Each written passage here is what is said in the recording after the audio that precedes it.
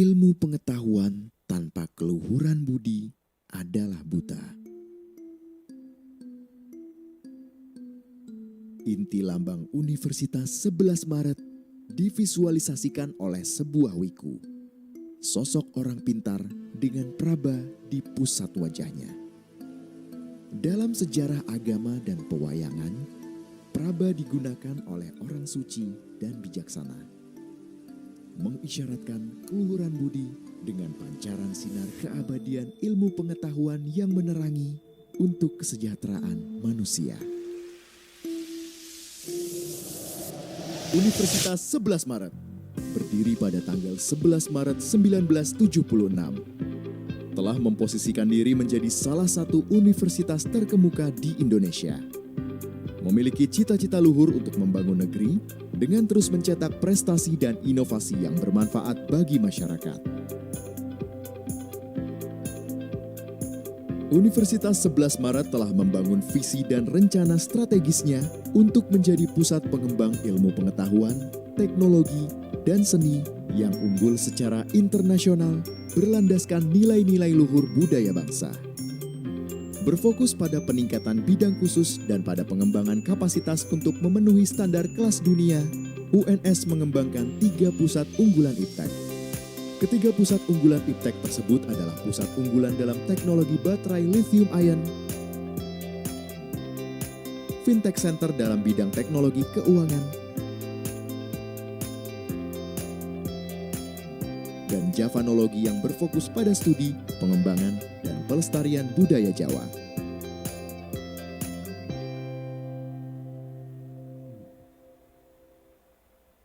Universitas 11 Maret terletak di kota Surakarta atau lebih dikenal dengan Solo. Sebuah kota yang sangat nyaman untuk ditinggali, di mana budaya Jawa dan kehidupan modern berpadu. Kehidupan kota Solo yang menjunjung tinggi harmoni telah membentuk lulusannya sebagai calon pemimpin masa depan yang berkarakter tangguh, kreatif, ramah dan murah hati, tenang, juga lentur adaptif. Untuk mewujudkan visi pendidikan tinggi Indonesia, Kampus Merdeka, Merdeka Belajar, Universitas 11 Maret memiliki berbagai program yang tersebar ke dalam 11 fakultas, sekolah vokasi, dan pascasarjana.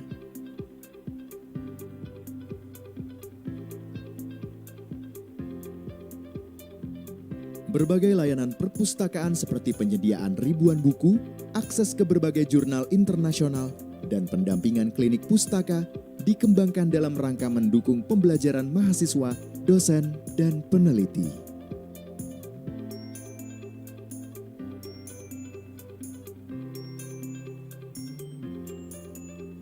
Dengan suasana akademik yang nyaman, kampus yang hijau, serta didukung sistem informasi yang terintegrasi, Universitas 11 Maret menumbuhkan budaya akademik yang berperspektif global dan berorientasi 4.0. Kemitraan aktif dan kolaborasi yang kuat telah menjadi bagian tak terpisahkan dari universitas.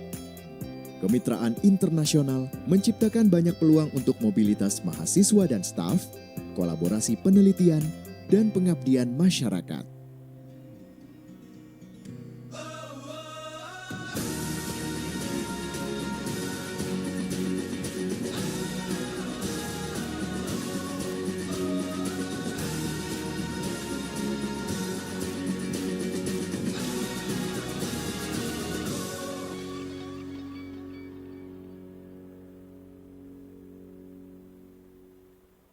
Selain menjadi pusat kepakaran, UNS juga menjadi rumah bagi mahasiswa dari 34 provinsi di Indonesia dan 33 negara di dunia.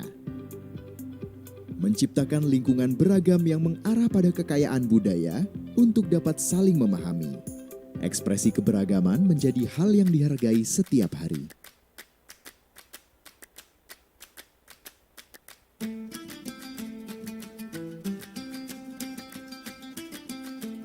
Di dalam area kampus, UNS memiliki 6 tempat ibadah untuk 6 agama dan kepercayaan yang diakui pemerintah Indonesia. Hal ini menempatkan UNS sebagai satu-satunya universitas di Indonesia yang memiliki 6 tempat ibadah di satu wilayah. Inilah bukti bahwa UNS telah menjadi tempat yang aman bagi berbagai latar belakang dan inklusif untuk belajar bagi mahasiswa penyandang disabilitas.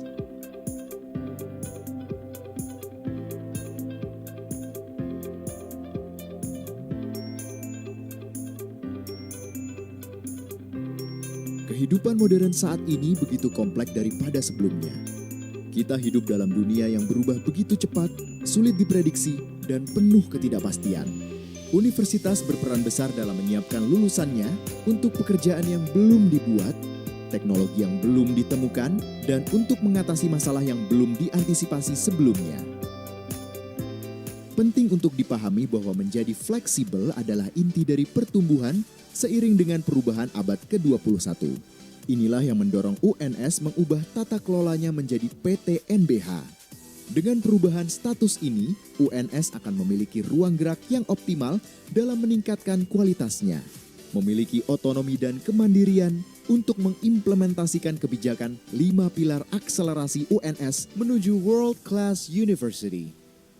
Universitas 11 Maret, bercita-cita luhur membangun negara.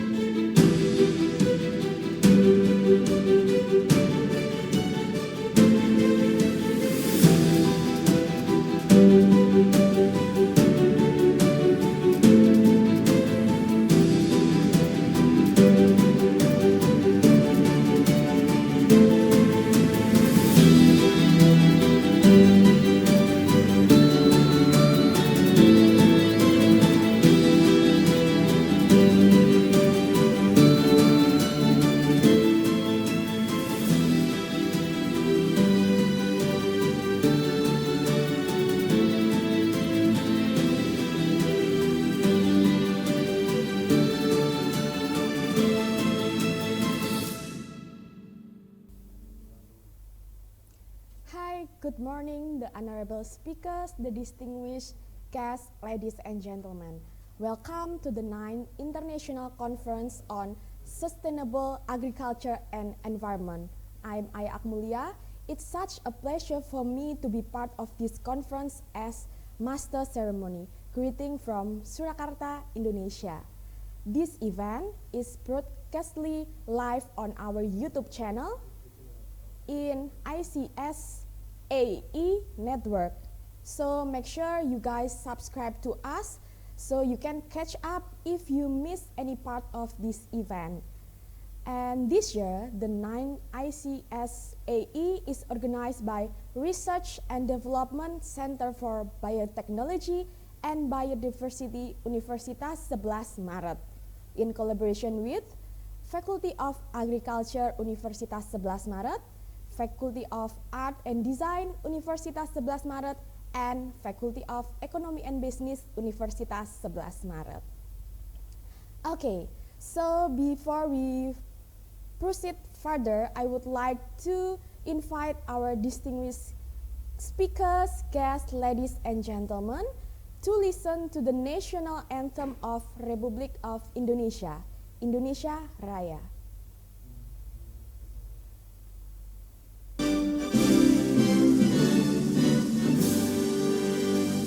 Indonesia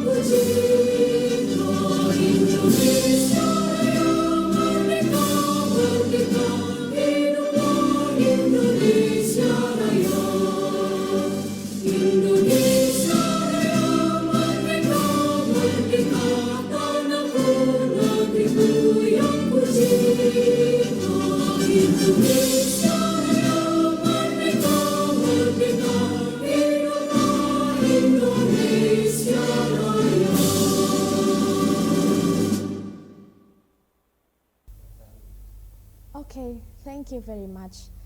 Okay, stepping to the next agenda, I would like to invite the Dean of Faculty of Agriculture Universitas 11 Maret to deliver a welcome address to Professor Dr. Insinyur Samanhudi. The platform is yours. Bismillahirrahmanirrahim. Good morning and Assalamualaikum warahmatullahi wabarakatuh. The Honorable Rector Universitas 11 Maret, invited speakers, distinguished guests, participants, ladies and gentlemen. First of all, it is our great pleasure and honor to extend a warm welcome to all of you at the 9th International Conference on Sustainable Agriculture and Environment on August 24 to 25, 2022. This conference is proudly organized by the Faculty of Agriculture and Center for Biotechnology and Biodiversity Research and Development, Universitas 11 Maret. This conference has been held online for the last 2 years due to the current COVID-19 pandemic circumstances, thus it has started to recover. Furthermore, to improve key performance indicators, this conference is supported by the Faculty of Art and Science and the Faculty of Economic and Business, Universitas 11 Maret. Stakeholders' exchange of knowledge and experiences is needed due to the rapid development of science and technology in agriculture and related sectors. The contribution of this conference to the development of food security is truly significant for introducing new scientific knowledge that is much needed in Indonesia to maintain a safe and secure environment and look at more effective ways to anticipate future challenges. We can see the great enthusiasm of the entire participants to present their latest research finding and share valuable information and knowledge. We invite some influential distinguished speakers to share their valuable information and knowledge for the plenary session at this conference. Furthermore, the papers presented at this conference will be published in IUP Conference Series Arts and Environmental Science indexed by Scopus. At this opportunity, I would like to thank the committee for their great contribution to making the conference successfully organized. To all participants, I hope this conference will enrich you with a new perspective of current knowledge and possible future partnership and collaboration in fostering the advancement of agriculture, the environment, and related sectors. In addition, I wish all the participants to have an outstanding achievement of success and enjoy the conference. We are looking forward to meeting you at a future event. Thank you. Wassalamualaikum warahmatullahi wabarakatuh. Okay, thank you, Professor Samanhudi. Okay, now we will have a greeting to participants from the head of the Institute of Research and Community Services, Universitas 11 Maret, to Professor Dr. Okit Parama. Astirin MS, the time is yours. Assalamualaikum warahmatullahi wabarakatuh. The Honorable Rector, Vice Rector of Academic and Student Affairs, Universitas 11 Maret, all the invited speakers, and all the participants. Good morning. Firstly, I would like to warmly greet all participants on the 9th International Conference on Agriculture and Sustainable Environment. This conference is organized by the Center for Biotechnology and Biodiversity Research and Development, one of the research centers under the Institute for Research and Community Services Universitas 11 Maret. International publication is one of the research outputs. One of the publication media is international conference. According to that, our institute support the international conference event. Organizing international conference is also of the agendas to improve Universitas 11 Maret's international reputation to be recognized globally. The conference event can be the venue to interact, exchange knowledge, and to be followed by further cooperation among the scientists. Universitas 11 Maret has many international conference agenda with many specific topics, and it's supported by the university grant. In this ICSAE-IX, specific topics for agriculture and the environment were promoted, which many involve several faculties, such the Faculty of Agriculture, Faculty of Economy and Business, and Faculty of Art and Design. Furthermore, through very nice agreement from organizing committee, I hope this conference will be successful. We wish to have a fruitful outcome with many articles published in international indexing proceedings. Finally, to all committee, thank you very much for your great effort, and to all participants, welcome to the venue. Billahi taufiq wal hidayah. Wassalamualaikum warahmatullahi wabarakatuh. Okay, thank you very much, Professor Okit. Okay, next session is opening remarks by Rector of Universitas 11 Maret that will be represented by the Vice Rector of Academic and Student Affairs, to Professor Ahmad Yunus. Time is yours. Assalamualaikum warahmatullahi wabarakatuh. Good morning, dear Excellencies, distinguished participants, ladies and gentlemen.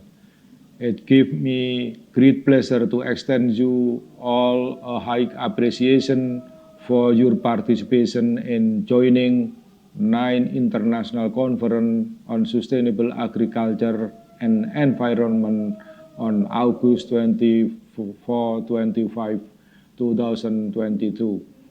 This conference is held online due to the current COVID-19 pandemic circumstance and is proudly organized by the Faculty of Agriculture, Faculty of Economic and Business, Faculty of Art and Design, and Center for Biotechnology and Biodiversity Research and Development, Universitas 11 Maret. The 9th ICSAE conference belongs to the ICSAE conference series. The previous conference were held in Surakarta, Indonesia, 2013 as the first, Konya, Turkey, 2015 as the second, Warsaw, Poland, 2016 as the third, Surakarta, Indonesia, 2017 as the fourth, Hammamet, Tunisia, 2018 as the fifth, Konya, Turkey, 2019 as the sixth, and Surakarta, Indonesia, 2020 as the seventh and eighth. We are sure that the 9th ICSAE will be the flagship conference for researchers, students, and professionals in the areas related to agriculture and environment. Sustainable is the key word in agriculture and environmental management to assure a global food security and maintain the high quality of human life. The sustainability concept of environmental management in global scope involve the management of the ocean, freshwater system, land, atmosphere, and energy. According to that, this conference is held to identify ideas, practices, and policy that constitute our concept of sustainable agriculture and environment. We aim to provide a platform for researchers, academics, and practicing professionals worldwide to present their research and professional development activities in agriculture, environment, food, and other relevant subjects. Finally, on behalf of the Universitas 11 Maret, I would like to thank all invited speakers, participants, and guests who support this conference. I also congratulate and appreciate the organizer for their outstanding effort to make this online conference successfully organized. Constructive conference and great discussion. Thank you very much. Wassalamualaikum warahmatullahi wabarakatuh. Okay, thank you, Professor Yunus, for delivering the warm remarks today. Ladies and gentlemen, now we are moving to the first plenary session.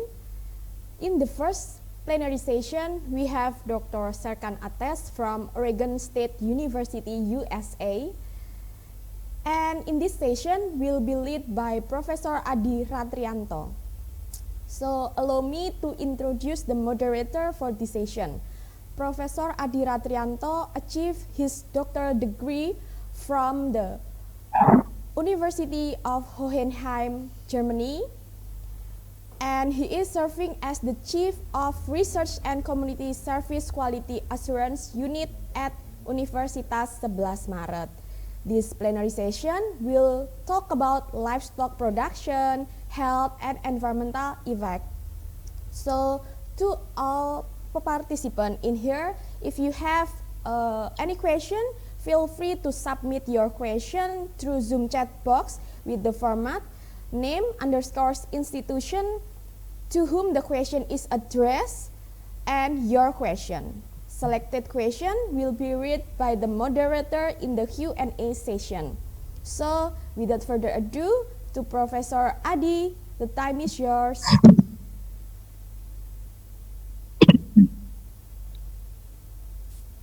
Dear invited speakers, distinguished participants, ladies and gentlemen, Assalamualaikum warahmatullahi wabarakatuh.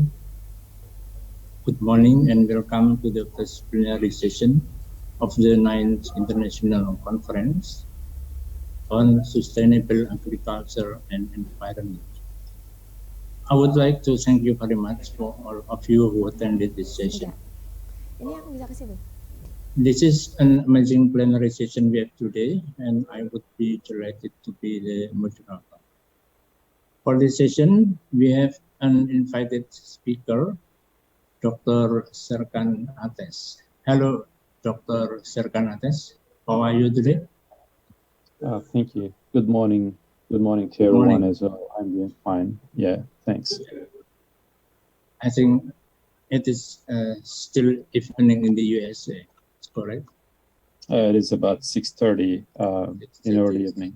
Yeah. It's morning in Indonesia. So we are really grateful for you for your willingness to join this plenary session.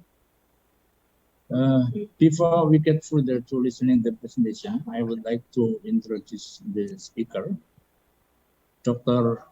Serkan Ates, and I heard that a few months ago you are promoted as associate professor.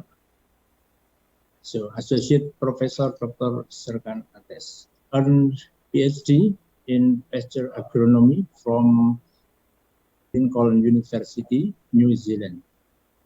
Currently, he is an associate professor at the Department of Animal and Rangeland Science, Oregon State University, USA.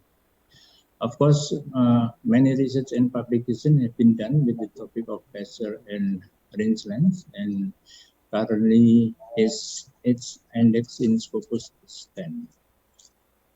All right, without further ado, for the presentation, we will have Dr. Serkan Ates, who will talk about livestock production, health, and environmental effects. I think it will be very interesting, particularly in Indonesia, since we always face a hot tropical environment that can depress animal performance. For the participants who want to ask a question, please kindly write it down in the chat panel and I will read it later. So, Dr. Ates, please, the time is yours for about 40 minutes. Thank you so much, Dr. Adit, for introducing me. And again, good morning to everyone. It's just really a great honor to be present today in this conference and addressing, you distinguished attendees as well. And also, I like to thank you, Dr. Ari, for the great introduction as well. Aside from that, I don't know, some of you guys already know me. My wife is also from Indonesia. I'm not really so foreign to you all, so it's kind of like the feeling like home in this conference as well. Hopefully, this year we'll be also visiting Indonesia, which I am really looking forward to. I will start sharing my screen for my proposal. Please let me know if you can see it clearly and if you can hear me clearly. So this is my presentation on the screen, if you can see it well. It's all about the sustainability in pasture-based livestock production systems. Basically, I will be talking about the importance of the diversification in pastures, but specifically the phytochemical type of diversification and their effect on the environment and in particular. I will also present some of our findings from related grazing studies as well. Before moving into the details, basically, I would like to give you a brief background information on the forages in livestock production in Oregon. So you will see why we do what we do in general. Overall, Oregon has a very diverse agroecological type of the conditions and agricultural commodities as well, from grass hay to hazelnut production. All these agricultural commodities, cattle and hay, mostly they are just the top agricultural commodities, and they are grown mostly the eastern side of Oregon, if I can show this one on this map. So we are right now in Pacific Northwest, our geographical location. Down south, we have got California. We are right now in somewhere like the western side of Oregon. We have got Washington in northern Oregon, and we have got Canada, British Columbia, and Vancouver is one of the major cities in here. So in the eastern side, as I was mentioning, cattle and hay production is just the main agricultural commodities. On the western side, where there's a little bit of more rainfall, we have got mostly dairy cows and high input production systems, and also grass and legume seeds.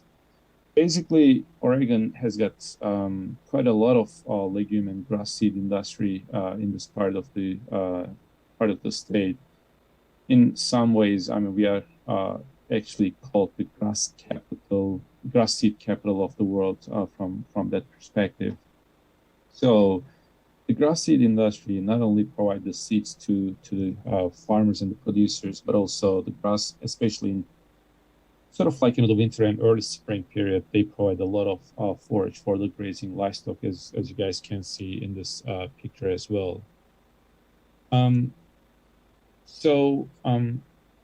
climate in Pacific Northwest, overall the region, is quite conducive to grow forages and pastures, but not always without the challenges, of course. In Corvallis, the city where we are in right now, receives around about 43 inches of rainfall, which roughly is a little bit over 1,000 millimeters. And this mostly falls between October and May during the cool season in here in temperate type of agroecologies, right? So, but rainfall is highly erratic, which means that from one year to another year, it may vary quite a lot. For example, just to give you a figure, last year in spring 2021, we received 65% less rainfall. In contrast, this year, this spring 2022, it was really miserably cold and rainy. We just had almost 50% more rainfall this year. So when it comes to June, the rain suddenly stops, and we have got almost like 3 months of dry period. So we also need to manage our pastures for this dry land and dry period of time as well. It's a little bit simplistic. Now I would like to talk a little bit about our pastures. Mostly, our pastures are composed of temperate type of grasses and legumes. It's a little bit, again, simplistic, but we can talk about two different types of pastures. If it is irrigated dairy pastures, it's a little bit high input. Farmers mostly like to put more fertilizer and irrigate those pastures because dairy cows require high energy, high quality type of forages, right? So they mostly use perennial ryegrass, white clover. That's kind of like the combination. And if it is dry land sheep and cattle pastures, there's hardly any irrigation, and from time to time, people or the farmers may irrigate it, but more drought tolerant type of pasture species like tall fescue and subclover, they are grown in those type of environment as well. But regardless of the production systems, they are mostly simple 2-3 type of like pasture species they use. So these simple pastures, or the keeping the pasture simple in the 1 or 2 species with one grass and legume, it's just really good in terms of the management standpoint. It's easy to manage these pastures, but at the same time, they miss the opportunities of diverse pastures provide, such as like the extending the grazing season, or like the more nutritious type of forages in most cases that they can provide, or increase type of forage production. Okay. So aside from the increased forage production and better quality type of forages, over the last, especially for 5 years, we have been focused on their impact on the environmental pollution or the environment, which is one of the I think main scopes of this conference, right? So in many instances, almost like every studies in the literature, they say diversification of the pastures, with including different pastures of pasture species from different functional and structural type of groups, can increase the forage production quality and extend the grazing season. But not always these studies can provide the results with lower environmental pollution, especially when it comes to greenhouse gas emissions, right? And the methane emissions and the nitrous oxide emissions from the livestock production. So there are some, the strong reasons for that one. For example, the bioactive compounds of the plants, condensed tannins. I'm sure that many of you guys have heard about the role of condensed tannins in animal production, right? Especially in protein metabolisms and their role in parasite branching and greenhouse gas emissions. So condensed tannins, for example, are the secondary compounds, can be found in some forages, and they can reduce the methane emissions typically. But when we look at those forages that contain condensed tannin, there's quite a bit of, divergence and variations, at least, within plant and within species and varieties. For example, sainfoin is one of those crops, one of those forages.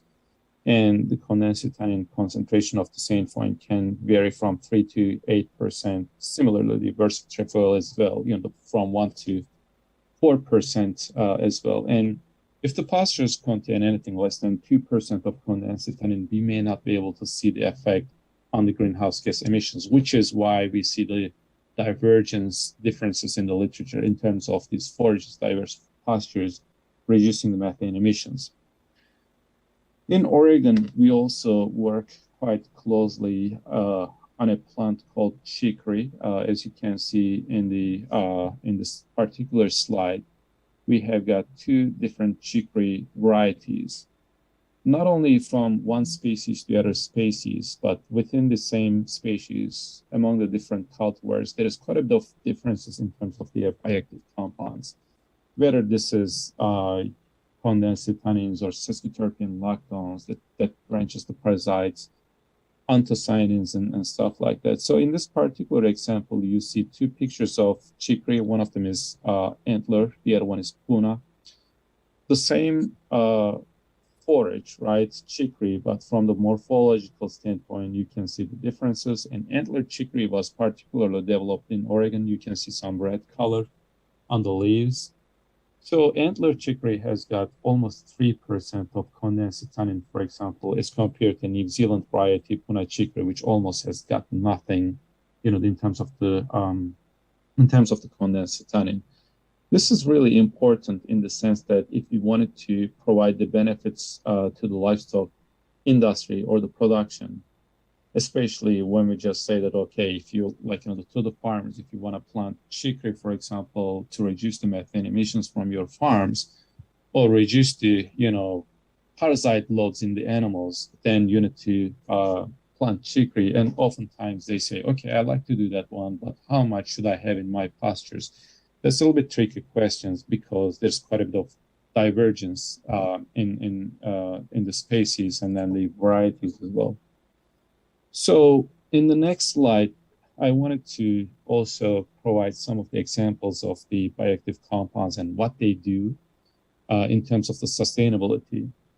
Many of these bioactive compounds, whether isoflavonoids, condensed tannins, secondary compounds, they have got a huge, the role in terms of the reduction in greenhouse gas emissions, provides a lot of benefits to the animal health, making their immune system stronger, improve the protein metabolism, as is the case of condensed tannin, for example, lowering the methane emissions, increasing the richness of biochemical richness of the milk, and reducing the parasite loads. We know that many of these secondary compounds, again, can provide a lot of benefits to the livestock production from the health and environmental effect standpoint.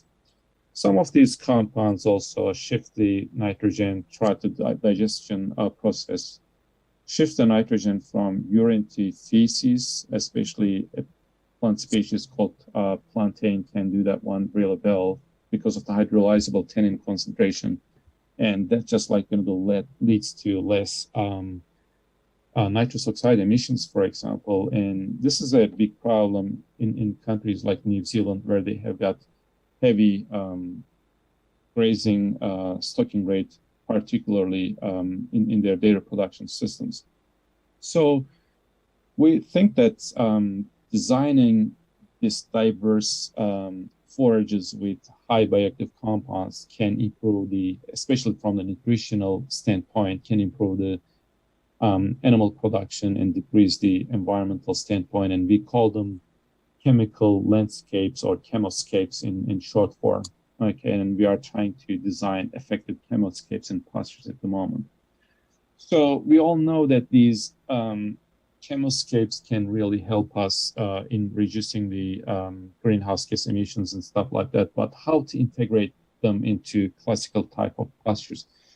We think that basically they can be incorporated in 3 different ways. One of them is diversification of the pasture mixtures. I will be talking about this one, giving examples from some of our studies. Also spatially separating the strips of plants, and I will also talk about this one. And also planting short rotation herbal layers or cover crops before pasture renovation. These can be really practical ways and methods to incorporate these chemical landscape or chemoscapes into our pasture systems. So let's talk a little bit about the results from our experiments. This was actually the first ever dairy grazing study at Oregon State University just about 5 years ago. When I came to Oregon State, almost invariably their old pastures was composed of simple grass clover pastures, as I was talking earlier in this presentation. And they receive a lot of rainfall in full season period. And that rainfall basically causes a lot of pugging damages if you put the animals onto those pastures, which basically muck up the pastures, because of the animal, footprints specifically, right? You can kill the plants very easily in that case.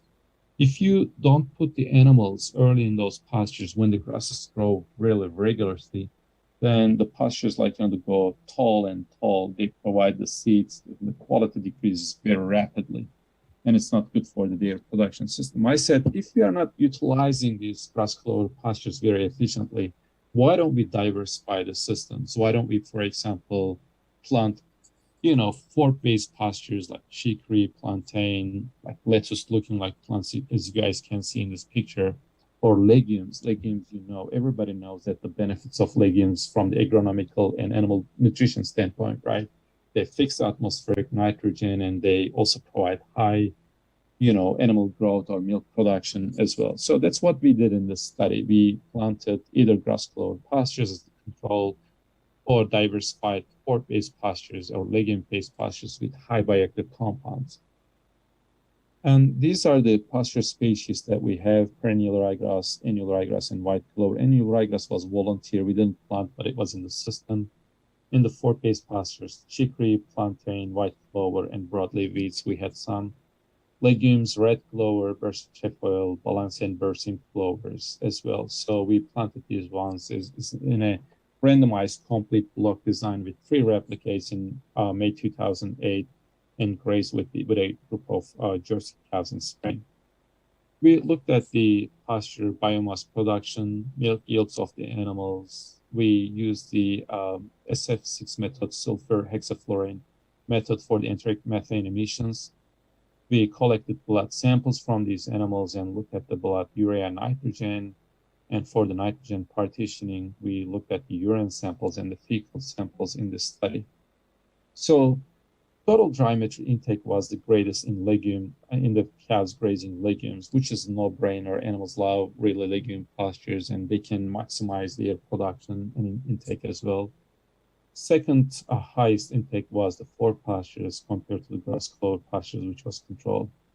Legume pastures had high nitrogen protein content, and they led to higher nitrogen intake, which is really important in the sense that higher nitrogen intake may lead to some nitrous oxide emission type of problems as well.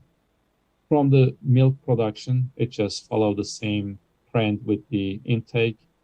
And then milk, urea, nitrogen, it was like in the higher in the animals grazing legumes, but much lower in the fork-based type of pastures. And almost invariably, again, all the grass-based type of systems, when people graze fork pastures, the milk, urea, nitrogen, and the blood nitrogen levels just decrease. And that's simply because of the lower nitrogen intake. It wasn't the case in this study, but lower nitrogen intake, and also some of those bioactive compounds. There wasn't a lot of differences in terms of the constituents of the milks or the composition of the milks, but one interesting result was that somatic cell counts in this graph. We had much lower somatic cell counts in the cows grazing fork pastures. And we thought that this might be because of some of the antimicrobial type of properties these forks might have. And we did a follow-up study in lactating sheep. Basically, we challenged the animals with Streptococcus uberus, but we didn't have the same results. So we cannot just confidently tell that fork pastures with high bioactive compounds can reduce the somatic cell counts overall, but this was almost the case in this particular study. Okay.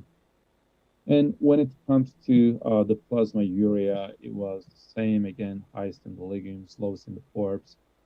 But one of the most interesting results was that the nitrogen efficiency was much higher in the animals grazing the fork pastures. So this was, in a way, like the success in this particular type of the study. From the methane emission standpoint, as you guys can see, the fork pastures also led to lower methane emissions because those forks had condensed tannin and hydrolyzable tannin as well, as compared to the grass and legume pastures. the results were not really consistent. I mean, from the statistical standpoint, we didn't get the differences, but in terms of the biological importance, probably it's just really still significant. For the dry matter intake per animal, it wasn't significant, at least per liter of milk or per the dry matter, per kilogram of dry matter intake of the animals. So in the same year, we did another study. In this study, we looked at the potential of diversification again, the pastures or spatial separations, which I will talk about the spatial separation, what it means and what it does in the pasture-based production systems. And we look at almost the same type of the parameters.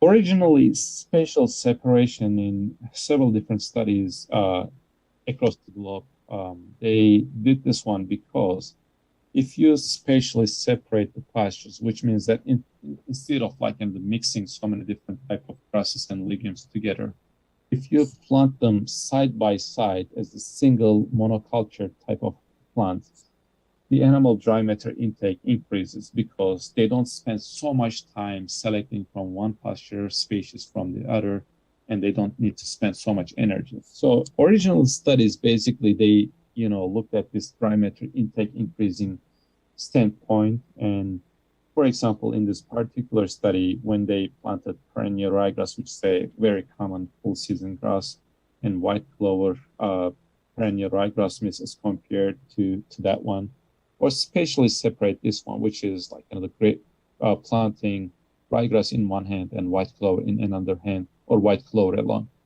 We know that legumes provide the highest animal productivity. Again, they are high, from the nutritional standpoint, they're superior to grasses, and their breakdown in the rumen is just quicker, so the animals can consume more. As is the case in this example, these cows were giving highest yield from the white clover. But when it comes to spatial separation, it's very close to legumes.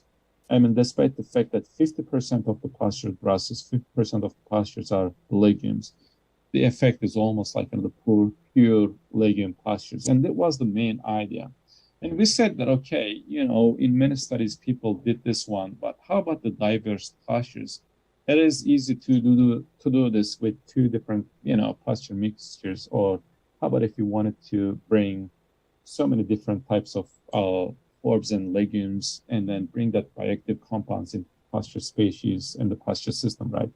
So we did this study with a simple mixed perennial ryegrass, white clover, where we spatially separated them, perennial ryegrass, white clover, perennial ryegrass, white clover, planted side by side, or multi-mixed diverse pastures, chicory, plantain, brushwood trefoil, white clover, festalolium, and plantain as a mixture altogether, or spatially separated side by side. And we graze these ones with Jersey cows.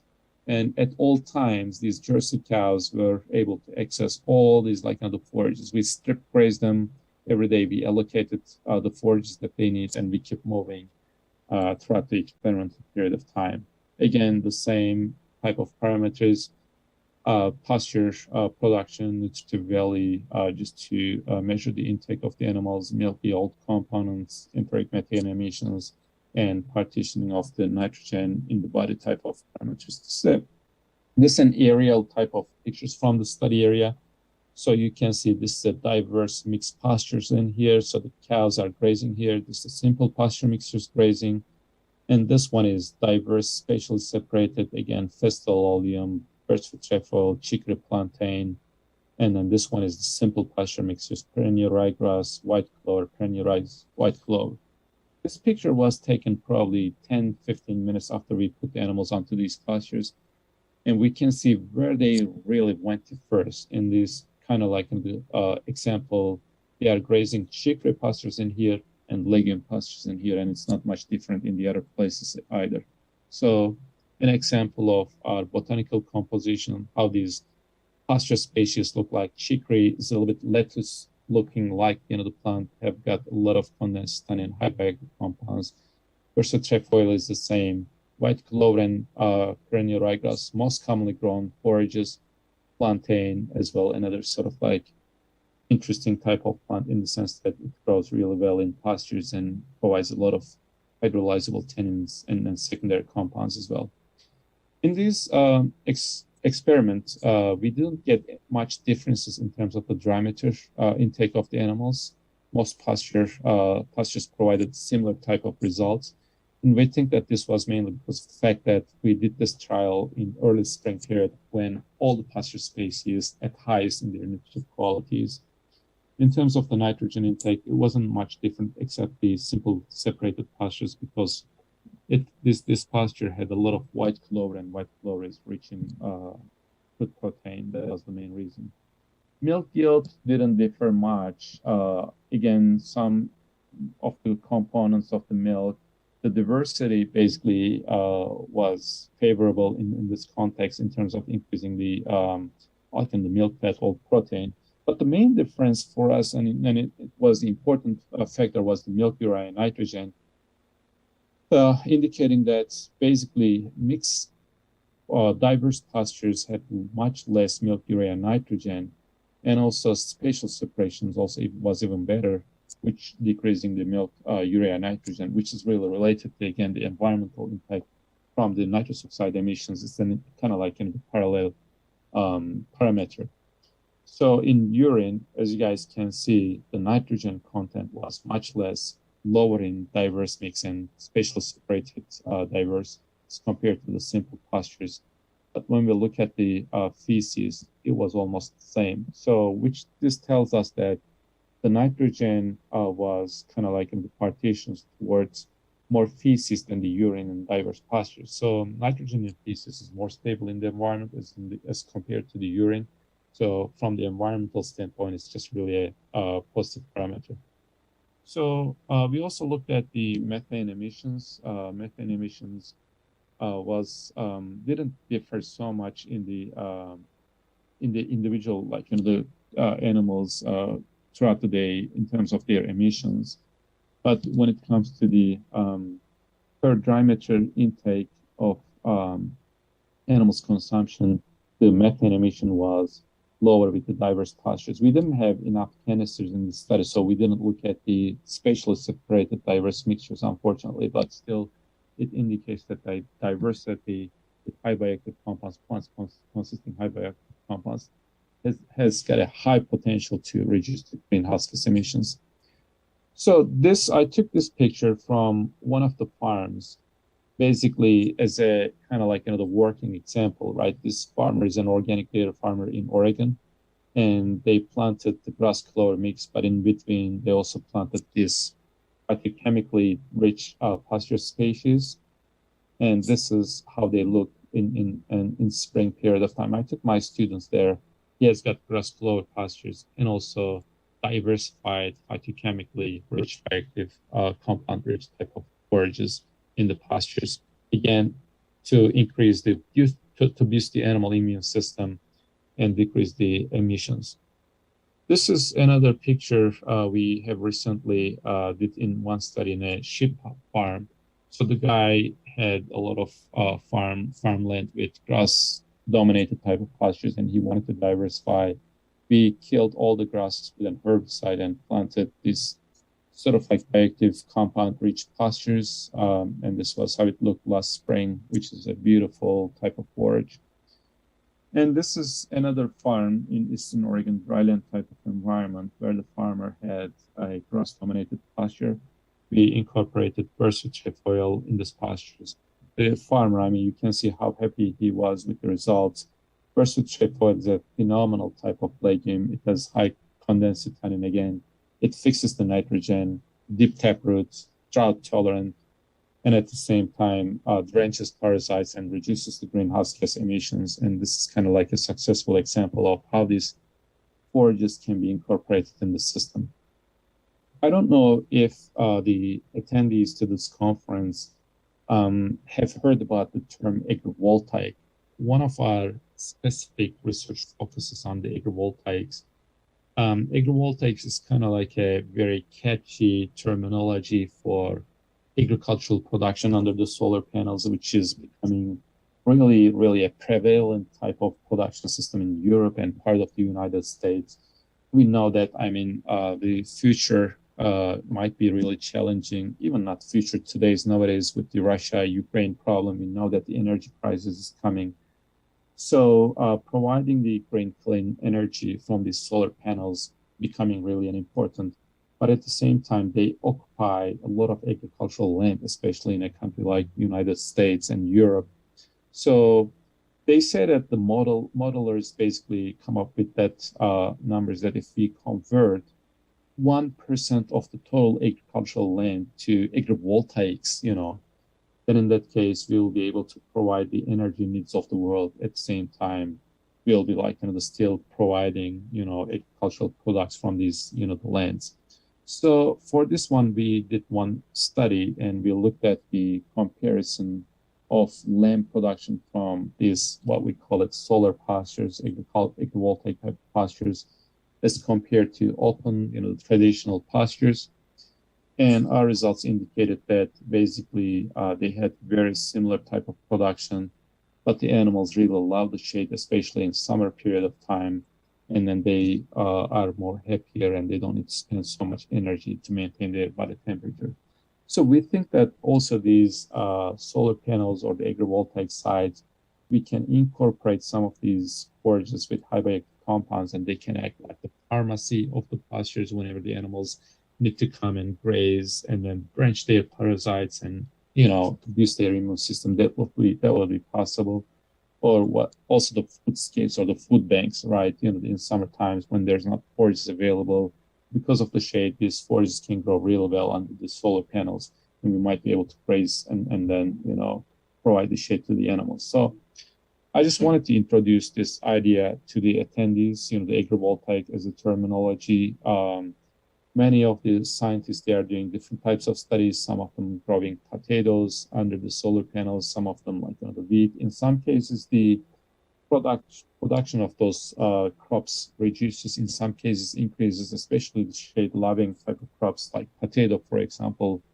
Potato yields increasing under the solar panels, while the wheat production decreases 10-20%. So this is one of the studies in terms of sustainability and pasture-based production systems at OSU. This particular picture I wanted to show because last year, as I mentioned at the beginning of my talk, it was a very, very dry year. And the animals basically didn't have a lot of forages outside in open pastures. Almost, virtually nothing, literally nothing was available outside in traditional pastures, but under the solar panels, we were able to graze it for 3 more weeks in summer, which was really phenomenal. I wanted to wrap up my talk today saying that these fork-based pastures containing chicory and plantain, especially the forks with high bioactive compounds, may provide real benefits from the environmental impact standpoint, better, the reducing the nitrous oxide emissions or methane emissions. And this designing or incorporating the chemoscapes in our pasture systems might really benefit the environment as well. But the important part at the beginning, we need to screen these forages in terms of their bioactive compounds, which species and which varieties of cultivars have got higher bioactive compounds that would provide those benefits is just the key factor in here, which we have been doing recently at OSU. So I like to thank for your attention. This may not be so much relevant to the tropical type of systems like Indonesia, in the sense that, most of the pasture species that we use in this study is just temperate type of cool season type of pasture species. But nonetheless, the same type of chemoscapes using the C4 type of pasture species can be possible in a place like Indonesia as well. This is all I wanted to say today. Again, I really appreciate the invitation and the opportunity to address this distinguished guests and attendees today. Thank you so much, and this is all from me. Thanks.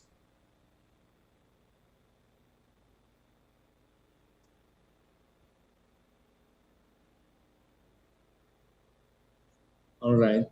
Thank you very much, Dr. Ates. What a great and interesting presentation from you. I believe there will be so many questions from the audience. Now it's time for us to get the discussion session, and I will read the question already available in the chat panel.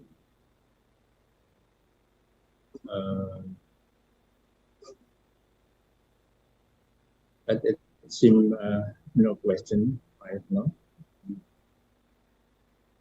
Maybe could you please explain what is the most appendix of the, what is it?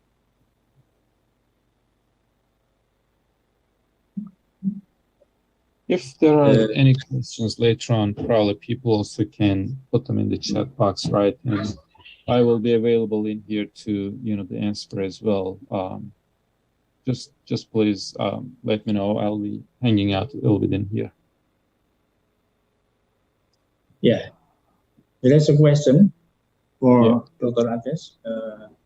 How to make sure that sustainable foliage protection in tropical condition. What effort can be done to make sure the sustainable foliage protection for the tropics? I think I will. Can you get the question? Yeah, if I understood correctly, the question is, again, like I mentioned, this was mostly the temperate type of forages in temperate type of environment. What forages can provide the same benefits in the tropical type of environment? Was it the question?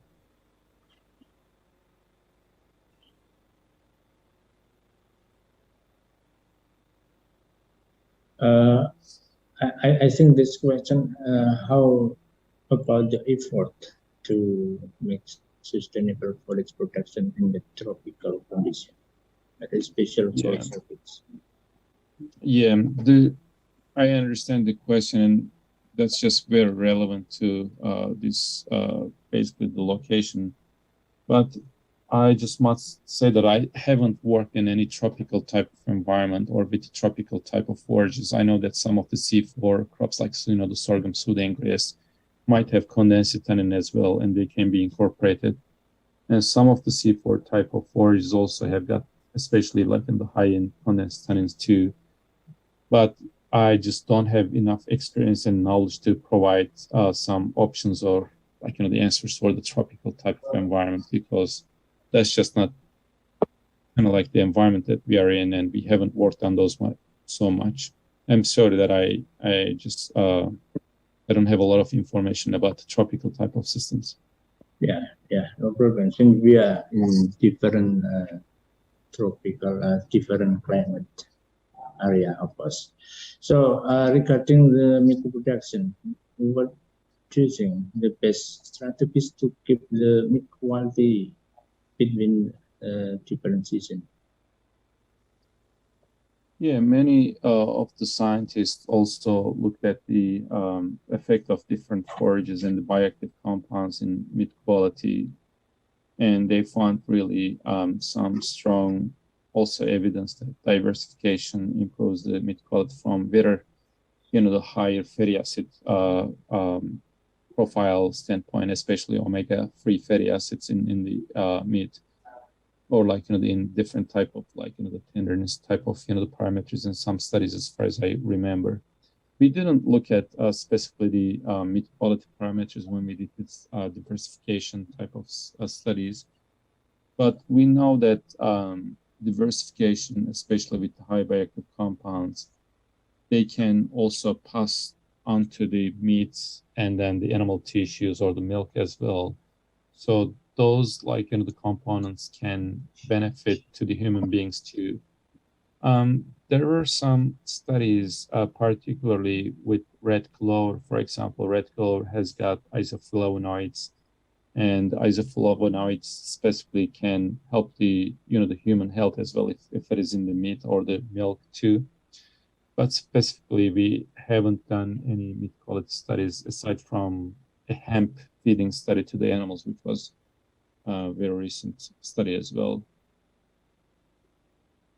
Yeah, thank you. And I think the pasture needs the fertilizer also. So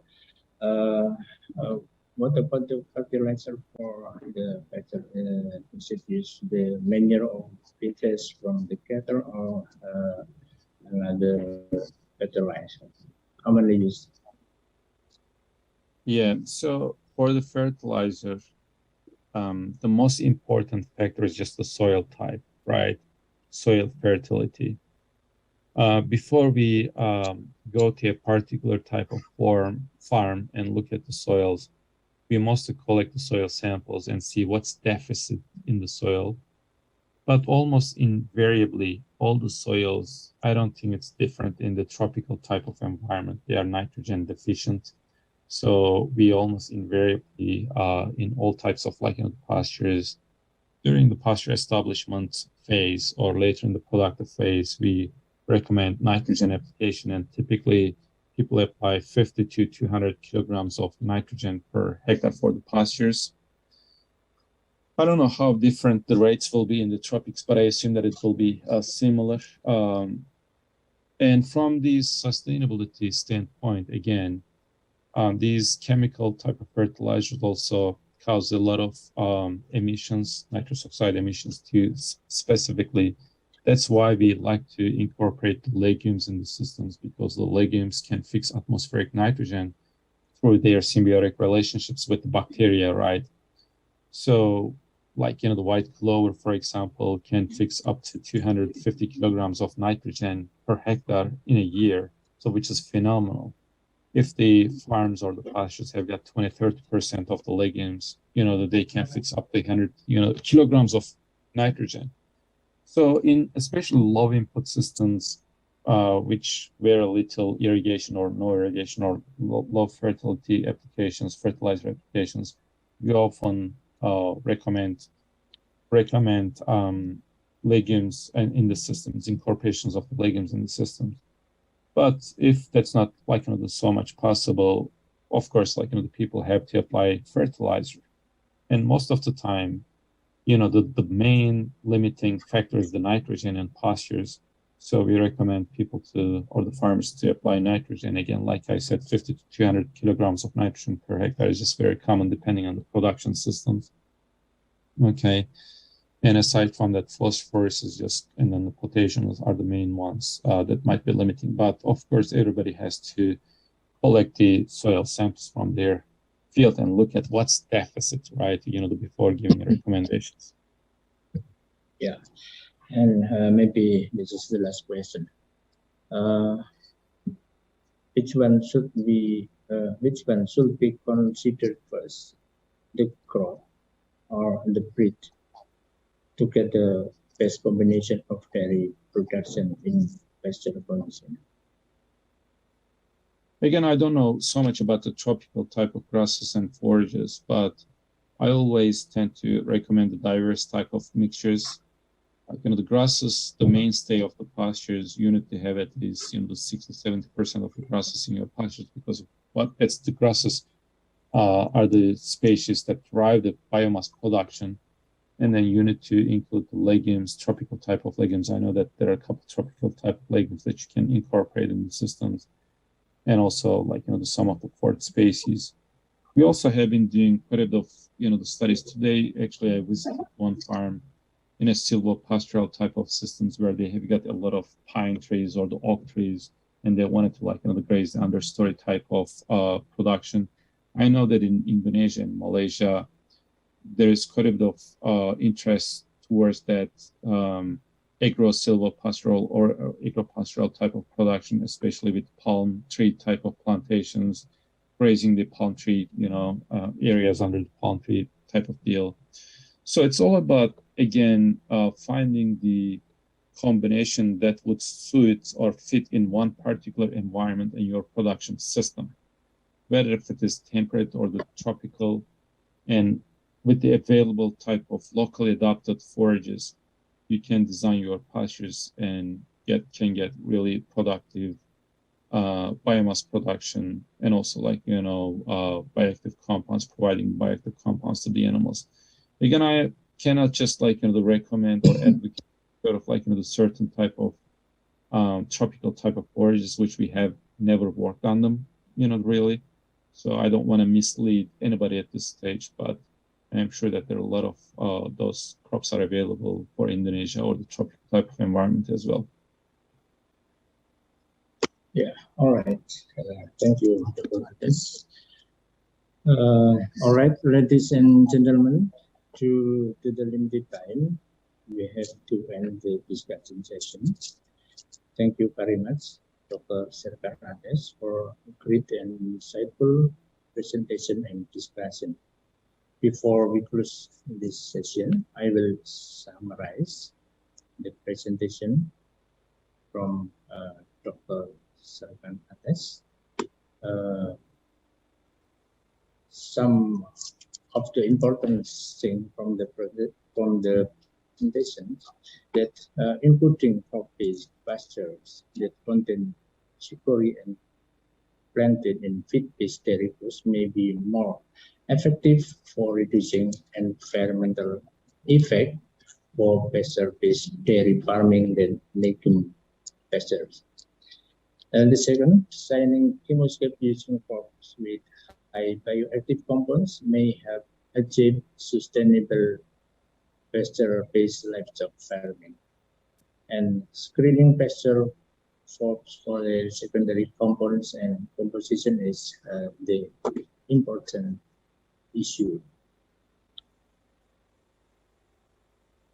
So, ladies and gentlemen, I think this is the end of this plenary session. Thank you very much, Dr. Serkan Antes. Also, thank you very much to all participants. We have a very great plenary session this morning. And now the time will be back to the MC. Thank you. Okay, thank you very much to Associate Professor Dr. Serkan Antes as a speaker and Professor Adri Ratrianto as a moderator from our first plenary session for the insightful discussion about livestock production, health, and environmental effects. Now we are moving to the second plenary session, and in this session we have Associate Professor Professional Technologist Dr. Samsiah Abdullah from University Teknologi Mara, Malaysia, and the moderator for this session is Professor Endang Yuni Astuti. So allow me to introduce the moderator for this session. Professor Endang earned her doctoral degree from Universitas Pajajaran Indonesia, and she is Professor in Plant Genetics, Faculty of Agriculture, Universitas 11 Maret. This plenary session will talk about plant breeding, genetics, and biotechnology. To Professor Endang, the platform is yours, Prof. Thank you, Ms. Aya, Master of Ceremony. Next time, I will take over in this session of the event. Good morning, everybody. Good morning, ladies and gentlemen, participants of the 10th International Conference on Sustainable Agriculture and Environment. Then with the second speaker, Associate Professor Technologist Dr. Samsiah Abdullah, with topic of plant breeding, genetic, and biotechnology. Before the seminar begin, allow me to introduce and second invite speaker. Our speaker is Associate Professor TS Technologist Dr. Samsiah Abdullah from University Mara, Malaysia. Good morning, Cikgu Dr. Samsiah. Good morning. How are you this morning? I hope you always happy and successful always. Yeah, thank you. Same to you. Dr. Samsiah, doctoral degree from Faculty of Science and Technology, University Kebangsaan Malaysia. Dr. Samsiah expertise in plant breeding, Genetic and Biotechnology. Currently, Dr. Samsia is Deputy Dean for Research and Industrial Linkage, Faculty of Plantation and Agri-Technology, University Technology Mara, Malaysia. So today, she will give us a lecture about plant breeding, genetic and biotechnology. Full her experience and knowledge about plant breeding, genetic and biotechnology will enrich our insight and knowledge. For the audience, if you have any question, please write down in the Zoom chat room, or you can directly ask after the speaker finishing the explanation. Next, I will give 40 minutes to present the script for Dr. Samsia. Please have the committee to set the PowerPoint script from Dr. Samsia. Please, Prof. Samsia, time is yours. Okay, thank you very much to Prof. Endang for the nice introduction. I hope you can hear me clearly. Okay. Okay, so let me share my PowerPoint presentation first. Yes.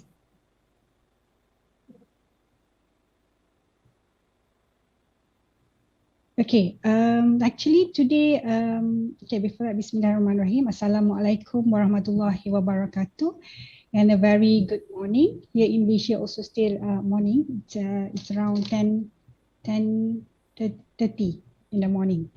Okay, today, first and foremost, Alhamdulillah for the opportunity to speak in this 9 ICSAE, International Conference of Sustainable Agriculture and Environment.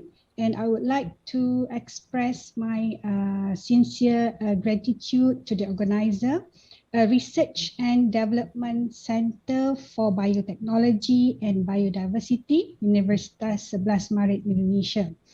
And thank you very much for inviting me to speak on the plant breeding and genetics. And today, I would like to share with all of you about the findings related to the current study that I carried now, which are related to the mutation breeding. So therefore, the title of my talk today is Induced Mutation Technology for Crop Improvement, and I will focus my presentation on the in vitro mutation breeding of banana on Musa acuminata cultivar Berangan. This is the one of the local cultivar consumed in Malaysia.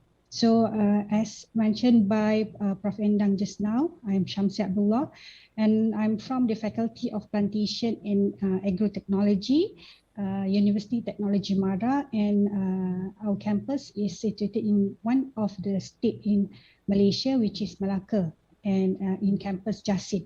So this is in Merlimau, Malacca. Okay, so okay, during the presentation, I will give some introduction. Okay, and I will let you know why and how I'm doing my research, my aim until the conclusion of the research. Okay, as an introduction. So first of all, let us maybe give some introduction on the mutation breeding. Okay, get to know what is mutation breeding, but I believe most of the participants, some of the participants, because I saw from the abstract book, there are presenters present their work on the mutation breeding. So this is not a new technology for all of us. So just give a brief introduction on the mutation breeding. So this is referred to the method of using the artificial mutagenesis to obtain new biological cultivar. So in this, in other words, this is one of the method where we use the maybe through the chemical or physical, which is radiation, to induce some changes in plant. And if you are talking about plant breeding, we are trying to produce or develop new plant, new crops with a better characteristic, or we can say with the desired characteristics. So we know that the plant breedings requires genetic variation. We need a variation of genetics in order for us to create better characters of new crops. Okay, so often, however, desired variation is lacking in some crops. The variation, the genetic variation in that particular crops is quite low. Okay, so how are we going to increase the genetic variation between the cultivar or between the species of the crop? One of it is through the mutagenesis, where we use the agents such as radiation. We also can use chemicals that can be used to induce mutation. They induce the mutation at the DNA level and create the new characters, okay, the new traits, maybe the desirable traits that can be selected for the future use. So this is a very important thing in the plant breeding, where we need a wide genetic variation in order for us to select or to develop a new crop or new varieties. Okay.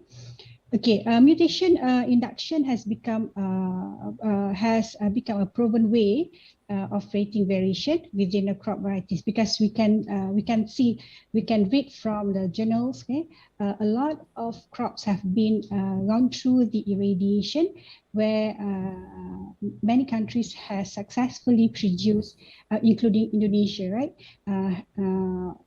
Produce these mutant lines, which has the better in terms of the characteristic. So now, because of this successful, so induced mutation has become increasingly popular in the plant molecular biology as a method of identifying the isolated genes, as well as studying their structure and function, because of the changes happen at the molecular level and at the NDA level. So further verification in terms of the changes can be done by using the molecular technique. So we can confirm what are the changes happen in that particular irradiated plant, and we want to know how this contribute to the changes. So this is good. We can say that this techniques plays a very vital role in the food security that we are facing now. The issue is related to the food security. So in this presentation, I'm not only going to talk about the mutation, but I actually combine the tissue culture techniques with the induced mutation, because you know that tissue culture technique is one of the techniques that we can increase or mass produce the crops. And in this case, we try to mass produce the mutant lines that we develop throughout the irradiation. Okay, so this will be a very significant contribution to the plant breeding program now and in the future. Okay, why I choose Musa acuminata? So this, especially the berangan variety we call here, is a berangan variety. So one of the reason is this is a very popular variety in Malaysia. Okay, and this is one of the favorite food of many, including me, and I think this is the popular snacking for the diet. Scientifically, it's known as Musa acuminata and variety berangan, and in terms of size, it's same small and medium in size. So it's around 10 to 18 centimeters, depending also on the environment factors, right? Because we know that the genetics will actually maintain in terms of the criteria, but the influence of the external factors also will actually determine what is the character that you will get for that particular crops planted in the particular area. So this is the cultivar, semi-sweet banana, primarily consumed as raw, and it high in the potassium, fiber, and also vitamin. So this is why I choose this cultivar as the subject of our research. Okay, so banana is ranked as the third most popular cultivated fruit crop with a yield of 370,000 within the 26,000 hectare of land. This is DOA is Department of Agriculture in 2022 in Malaysia. So however, the conventional breeding mainly hampered by pest infestation. So we know that the banana industry is facing the disease, okay? The infestation, pest infestation, and higher production costs, limited source of planting material, and lack of high yielding variety. So because of this, so we, as a plant breeder or person who work on the plant or crop improvement, I think this is a very solid reason for us to come up with a variety that can resist this kind of problem, okay, or tolerate in this kind of problem. And from that, I also choose the tissue culture because it provides better alternative than the traditional cultivation in terms of the high yield. So when we proceed with the tissue culture, of course, we have to choose the best mother plant, right, as the to obtain the explant. So with this kind of principles, we can actually create the mutant lines through the disease-free condition, and we look for the changes, and we multiply these mutant lines in order to get more in terms of the seedlings, okay, explant. And the mutation induction by gamma rays and in vitro culturing of the desirable mutants population through micropropagation propose a broad area of genetic variation. So we can deal with the disease-free planting material, and this is the good about combining the mutation induction and also the tissue culture work. Okay. Okay, why again? So because Musa just germplasm enhancement is low in reproductive fertility and slow propagation rate. So we know this is what we are facing now in Malaysia, especially. So this mutation breeding is an ideal method for genetic improvement because, as I mentioned to you just now, in order for us to proceed with the genetic improvement with the plant breeding, we need a pool of genetic variation, because from there, when we have a variation in terms of the genetic, in terms of the traits, yeah, we can choose what is the best for the plant that we want to develop, because the banana industry is facing a lot of issues now which decrease the production. So this is how you can help the banana industry by increasing the genetic variation and do the selection for the future development of the good variety for this particular species. Okay, so hence the utilization of mutagenesis coupled with in vitro potential means to ensure the continuous supply as well as genetic improvement of banana. So the tissue culture production of seedling for this banana is not is common now.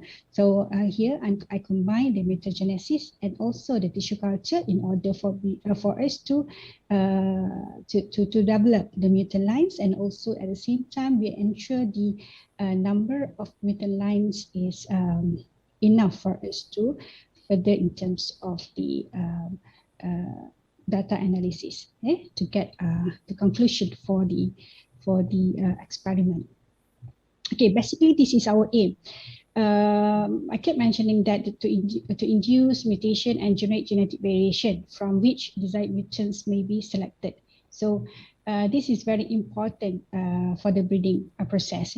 So I want to increase the genetic variation, and from there we will actually select because when we proceed with the breeding technique, so you need to do a selection, because during the process of mutation or during the process of other techniques in plant breeding, selection is the next steps, because you want to know whether the process of breeding that you have initiated before that is successful or not. So therefore, for this today presentation, I will reveal how I determine the effect of various gamma ray doses, because different dose will actually give different effect. Okay, so we will look at the effect on the growth and development of in vitro plantlets of the banana.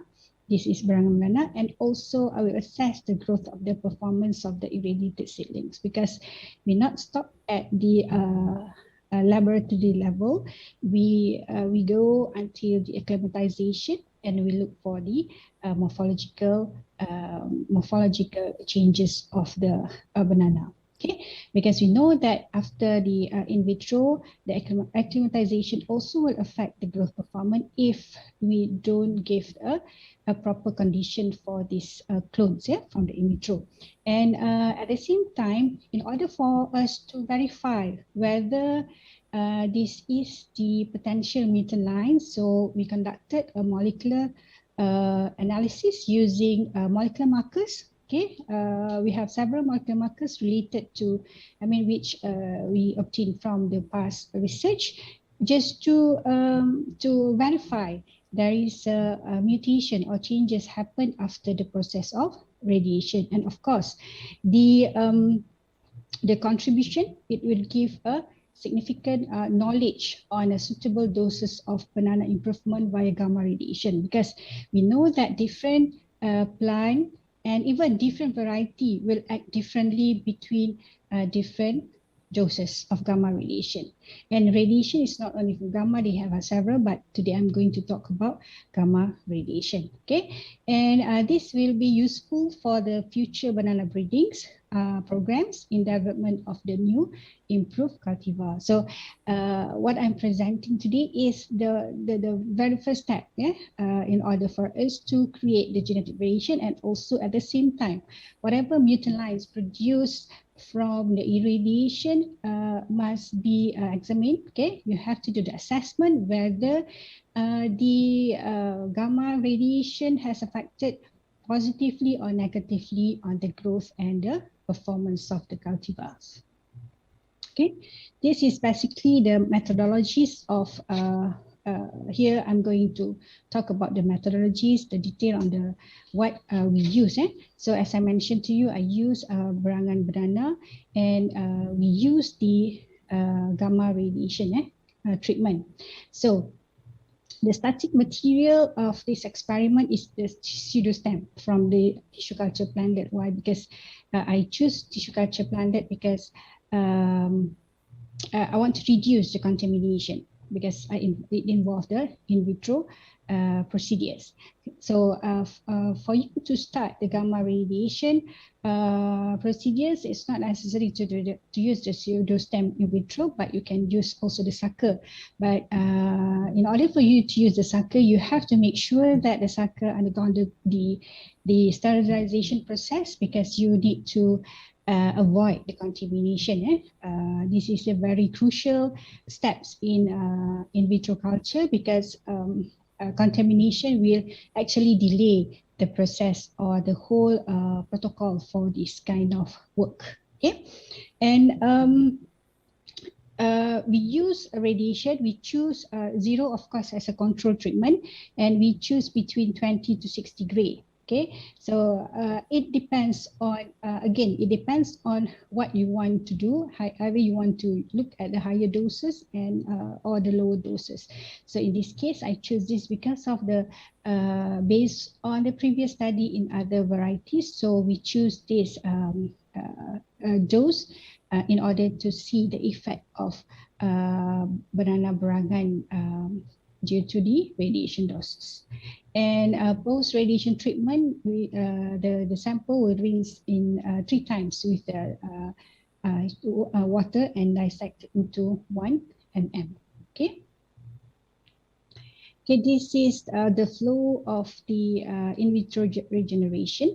The X-line that we produced from the previous slide just now, we put in the regeneration media, and then you use the microsection and regenerated the plantlet until we get the rooting and the shoot induction. So this is the common way of getting the in vitro plantlet. Okay, so this is the shoot and rooting media that we use in order for us to induce the shoot in the tissue culture media and also induce the rooting. So this is very important part of the tissue culture, because before you can actually transfer the plant or before the plant can actually be transferred in the acclimatization process, okay, proceed to the acclimatization process, you have to make sure that there is a shoot and a root, okay,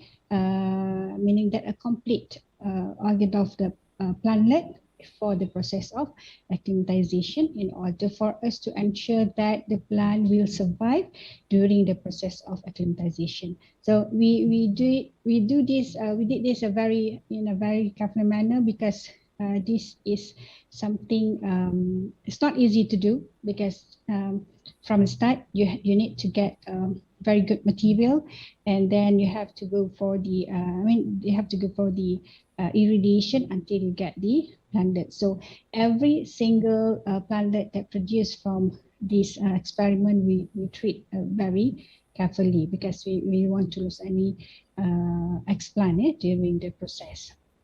Okay, so as I mentioned, in order for me to verify the changes happen at the DNA level, so we use our APD markers. Okay, we know that the molecular markers has helped in terms of the selections of plant, okay, in any breeding programs, because if we just depends on the conventional and also on the morphological changes, as I mentioned to you, the morphological changes may influenced by the environmental factors as well. So in order for us to verify the changes happen, so we use the RAPD markers. So as a common practice, we have to isolate the DNA, do the quantification until we get the gel visualization. And here, after the gel visualization, you have to do the band scoring in order for us to get the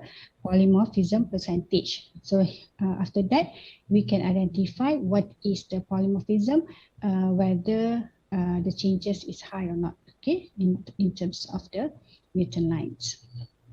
So this is part of the data collection. So we conducted in vitro culture and also acclimatized plant. And another one is on the molecular work, yeah, which involve the molecular markers. Okay. And this is common, okay, when you are actually conducting the gamma irradiation work, we need to find the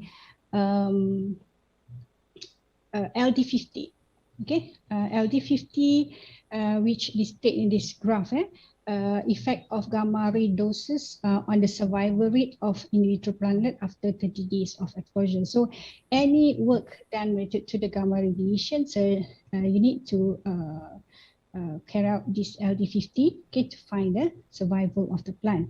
So here we can see that the reduction of the survival as the dose increases. So this is expected, because we know that irradiation can actually affect the cells, the growth of the cells inside the plant. So that's why we can see the reduction in terms of the survival. But here, since, okay, in a common practice, if you want to repeat with this radiation study with the same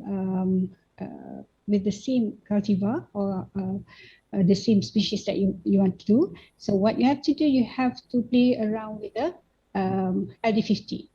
Okay, you expose the blood. You don't need to repeat from the 20 to 60. And here I just need to, since we obtain The LD50 is around 37 gray. So the next experiment, if I want to expose the banana berangan, so I will choose 37 and 20% below 37 gray and 20% above 37 gray.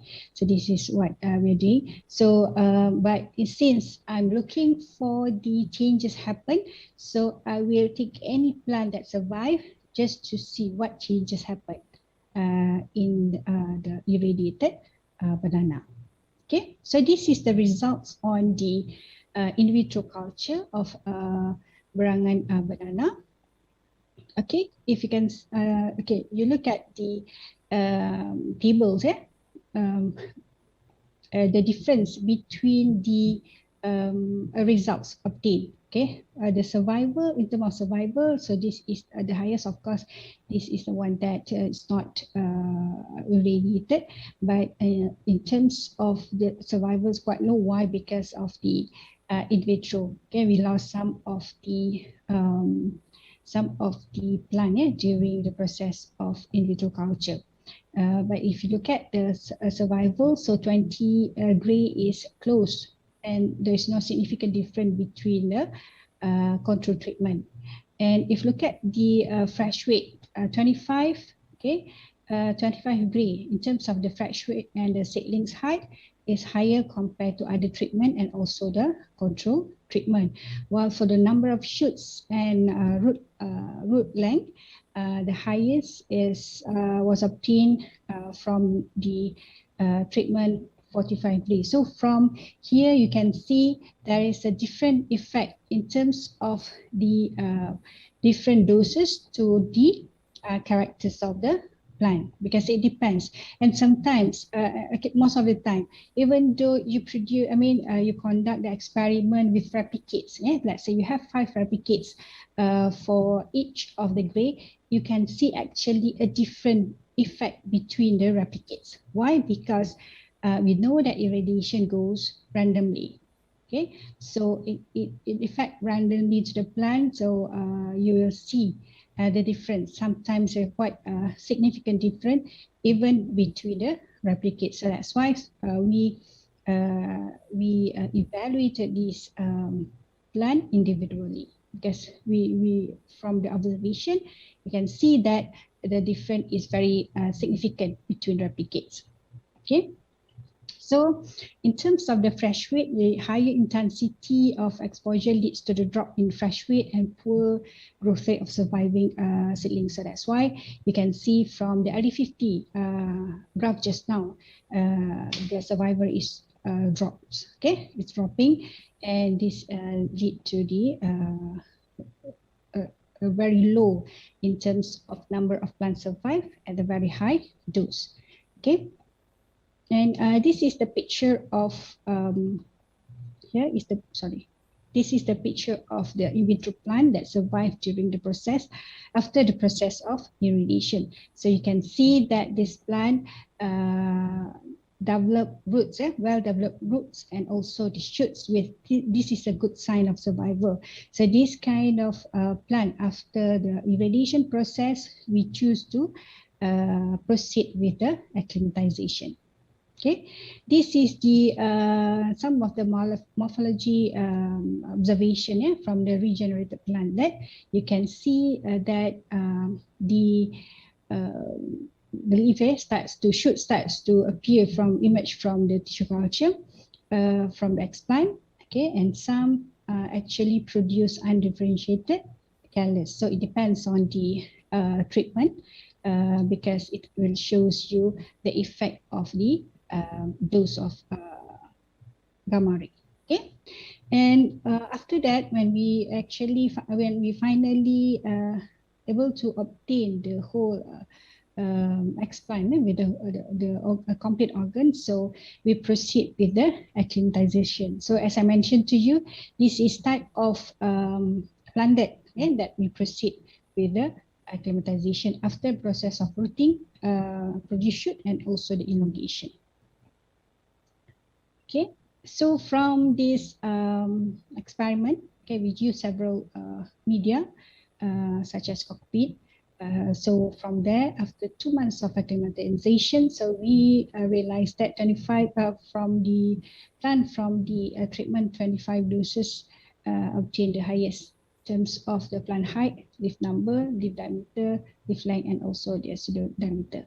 Okay, and during the acclimatization, it will give impact on the plant survival. So as I mentioned to you, the tissue culture, you give all these you supply all the nutrient, you give the good condition for all the surrounding for the in vitro culture. So when you transfer into the before you transfer into the field, so you have to do the acclimatization. So the changes in terms of the environment will actually affect in terms of the growth and the development of this plant. So that's why you have to be careful in terms of transferring this in vitro in order for you to make sure that the survival rate is higher.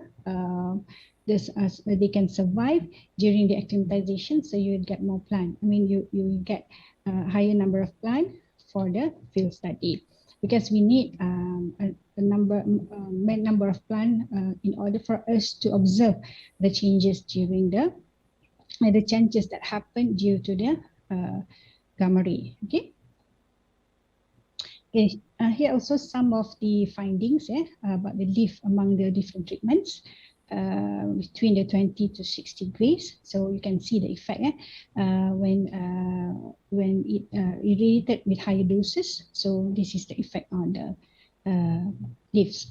Okay, this is also some of the leaves. Okay, I just want to share with you what happened. Okay, the experiment started just before the COVID-19. So in 2020 March, so Malaysia has implemented a movement control order where we cannot enter the university because it's closed due to the COVID-19. So what happened? I lost a lot of my culture and also the plant that already survived during acclimatization because we cannot enter the lab. So this is the only, samples that we managed to secure, can say, from the field and to proceed with the observation. But there's still a problem because we cannot cross the district in order for us to observe in terms of the performance of the plant. So some of the data we cannot collect to see the difference between, what are the changes in terms of the growth of the plant. So this is one of, this is a few plants that we transfer to the field with the help of the one farmers from Selangor, one of the state in Malaysia, where he planted this at the back of his backyard, his house, because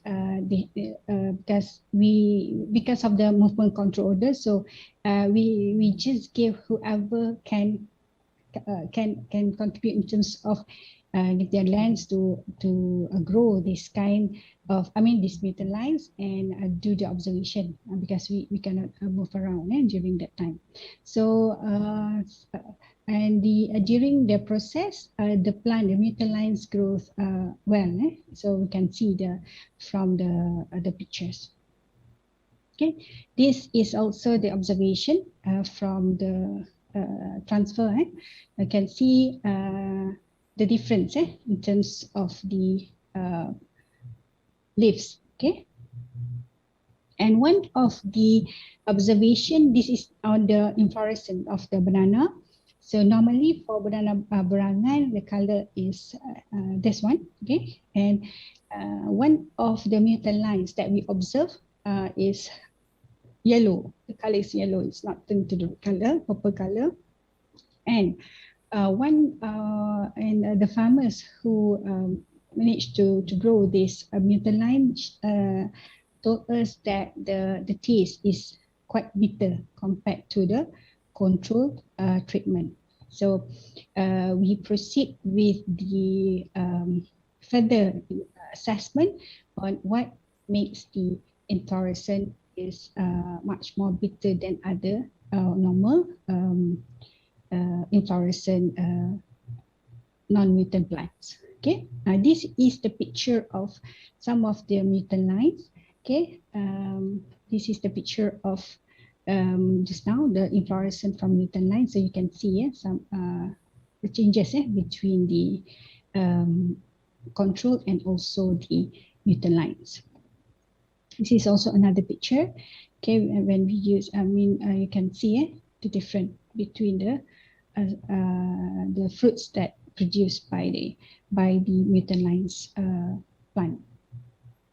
Okay, in terms of the fruit, so from here you can see that 20 gray and 25 gray shows the difference in terms of the length of the fruits. Okay, and the number of fruits and also the arrangement of the banana fruits. Okay, so this is part of the observation that we managed to get from the Newton lines.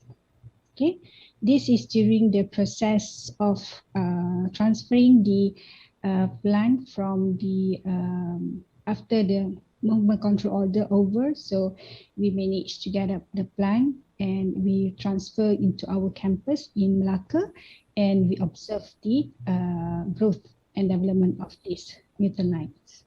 Okay. And this is the results from the RAPD analysis. So as I mentioned to you that this is very crucial because we want to know whether the changes happen or not. Okay, in terms of the molecular level. So we after using the 10 primers, molecular RAPD markers, we managed to conclude that the changes is successful. The irradiation process is successful because we managed to get the higher in terms of percentage of polymorphism. And this is the results of the RPD banding profile. And you can see that the difference between the control and also the Newton lines that we produce with different 5 different gel, meaning we use 5 different primers. Okay, so from there we use the dendrogram to separate the cluster, and from here you can see that there is a variation. Okay, because the control treatment is in the actually cluster alone. Okay, compared to others. Okay, they actually we can actually get 3 types of cluster. So we can see from here there is a difference in terms of the DNA level due to the gamma radiation. So this is a good sign, and this is a good result because we can see that the gamma radiation did change at the molecular level, the DNA level. However, we have to further assess in terms of the morphology. Okay, we want to look what kind of changes happen and what are the criteria or traits that is useful for the further development of the new banana variety. Okay, as a conclusion, so in terms of the changes, okay, each plant responded differently towards different doses of gamma ray exposure. So as I mentioned to you, even though we conducted the research with replications, we actually observe a variation of changes in the same treatment. So we have several replication for gamma ray 25, but the changes happen is differently between the replicates in 25 gray. So this is the common observation that not only in the banana but also in other plant that we conducted in our lab. Okay. And the RAPD markers can be used to identify the genetic variation. So if you would like to proceed with the banana variation, so the choice of molecular markers that we share can be used as the markers for the genetic variation. So as a recommendation for further screening for the effect of gamma radiation on other agronomic characters and also in subsequent generation must be done. So now we are conducting this kind of screening. So I don't have the because it's in progress, so I don't have the data to share with you. Okay. As I mentioned to you, besides banana, in our lab we also conduct mutation breeding in several other crops, such as this is on the capsicum annum, okay, chili, pepper. This is the in vitro. So for chili, I conducted the in vitro as well. This is on the ginger. So we managed to get ginger with higher yield, okay, after the process of irradiation. And in terms of the characters also improve, okay. And other than that, we have conducted on the rice, okay, the upland rice and also the lowland rice. We want to see what are the changes because we are facing the drought issues and also the disease, right? So after we conducted the mutation procedures, so we managed to get the mutant line. So we test this line on their tolerance or resistance towards the issues that I mentioned just now, such as drought tolerance or disease tolerance or salinity tolerance on the rice. And besides that, this is a stevia plant. Okay, we have also stevia plant in our lab. Okay, this is the picture of banana. Okay, this is stevia plant. So why we conduct this? Because this is natural sweetener. And to for your information, to cultivate stevia plant in Malaysia, it's not difficult, but just to increase in terms of yield is quite difficult. Why? Because stevia needs 13 days. It means 13 hours of light. Yeah? But in Malaysia, we have 12 and less. Yeah? So because of that condition, it induces flowering. And early flowering is not good for stevia. Why? Because it will decrease in terms of the yield of the leaves, and it decrease the steviocyte content, which will affect the production of the sweet content of the sweetener of the plant itself. So now we are trying to produce stevia which can thrive below 12 hours of light. Okay, so we proceed with for all these plants, we proceed with the PCR and also the dendrogram just to make sure to verify it is the changes happen at the molecular level. And before I end my presentation, I would like to acknowledge the contribution of my team from the Faculty of Plantation and Agrotechnology, UITM, and also my group members from the Malaysia Nuclear Agencies, and co-researchers from other institute, and of course my beloved students, undergraduate and postgraduate level, because they are the one who play the important role in this research, and also the external collaborators and agropreneur, the farmers. Okay, this is one of the farmers who willing to help us, okay, during the MCO to plan our to grow our mutant lines, in order to see the difference. So we also welcome new members and collaborators from Indonesia or any other countries to work with us who has the similar aims in order to increase in terms of the crop production for the food security issues. And before I end my presentation, so I just want to show you, this is the picture of our campus in Jasin Melaka. So this is Faculty of Plantation and Agrotechnology. Okay, this is the campus, the whole campus, and we have one pond here. And this is the pineapple farm in front of the campus. This is one of the project for the faculty. Okay, with that, thank you very much. Assalamualaikum warahmatullahi wabarakatuh. Thank you, Dr. Samsia, for sharing the article. Very interesting, especially for me, because in the same field of science and plant breeding, and also I have concluded research on banana plant in Indonesia. Oh, okay, good. About 1,000 cultivar with ID morphology character. Okay. And continued in vitro propagation.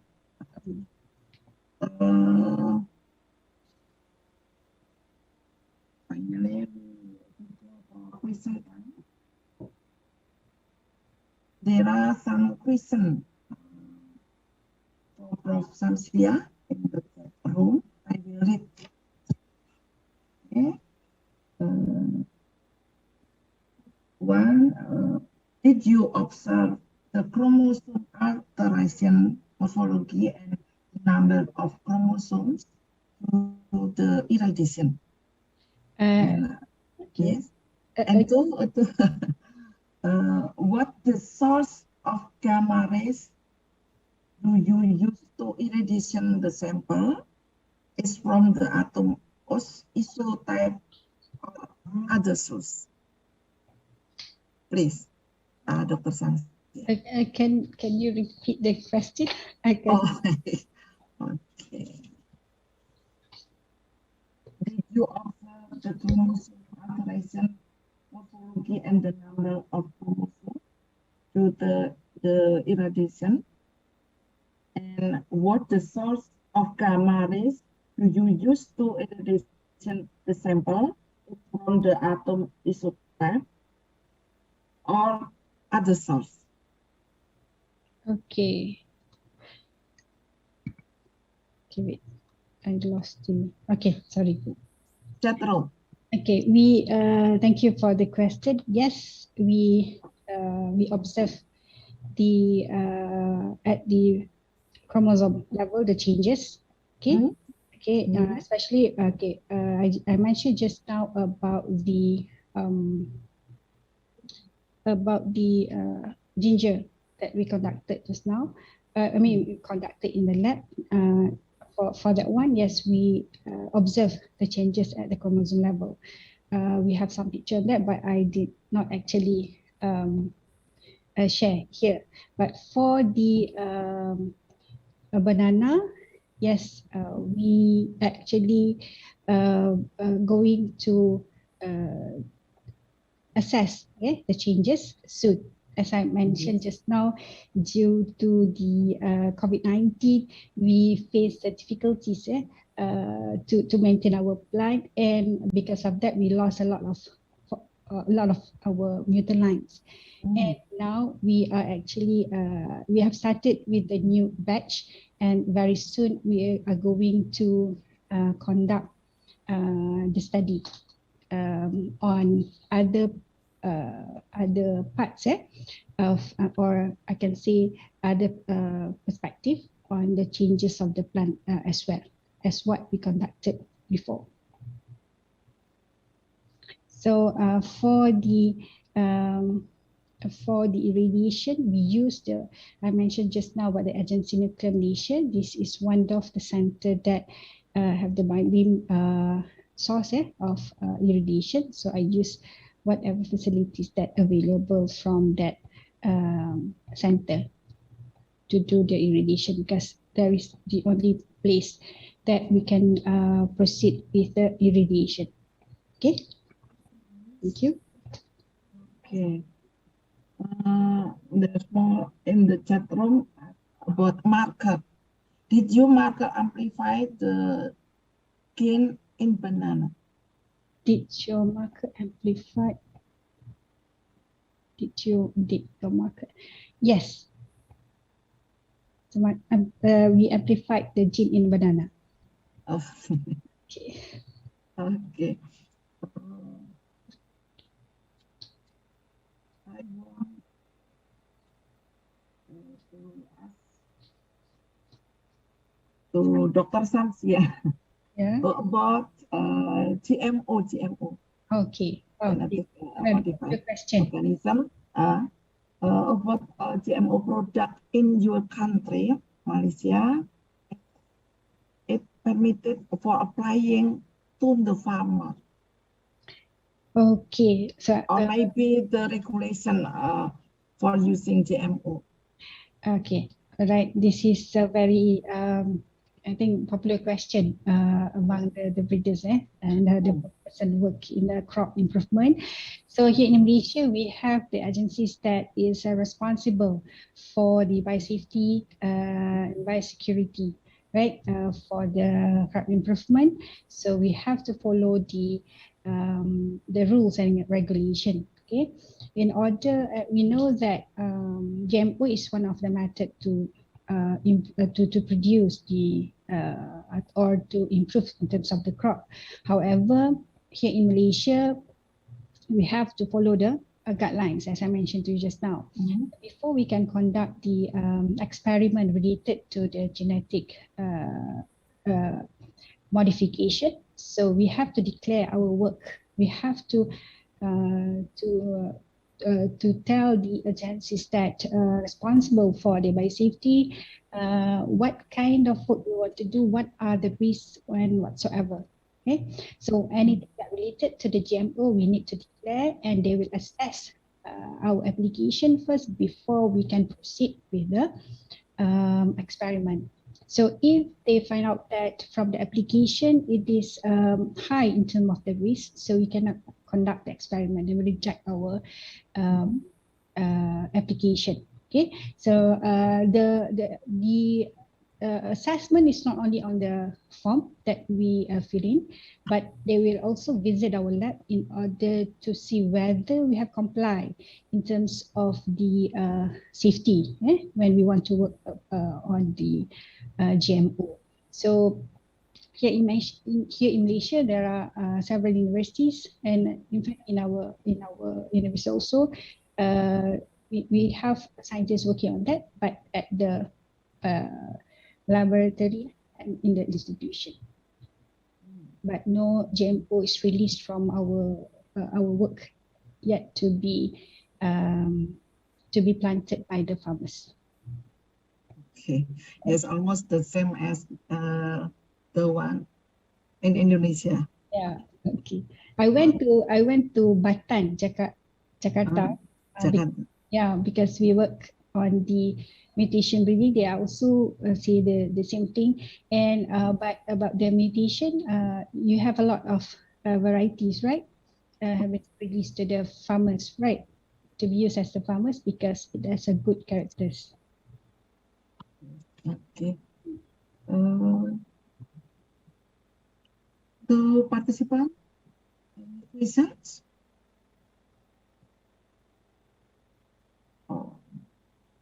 One small question from me while waiting for another question. Okay, Prof. Dr. Samsia. Yeah. I want to ask, is related to the banana breeding program, especially banana in Malaysia. In particular, there's several diseases that attack bananas. Is there any other purpose mutation treatment, irradiation, with gamma ray irradiation increase genetic diversity? For example, to reduce pest and disease attack. This, Dr. Samsia, explain, because I often do mutation in increase genetic diversity. Yeah, okay. We actually doing the similar work, Prof. Endang. I'm trying to increase in terms of the genetic variation. Yeah.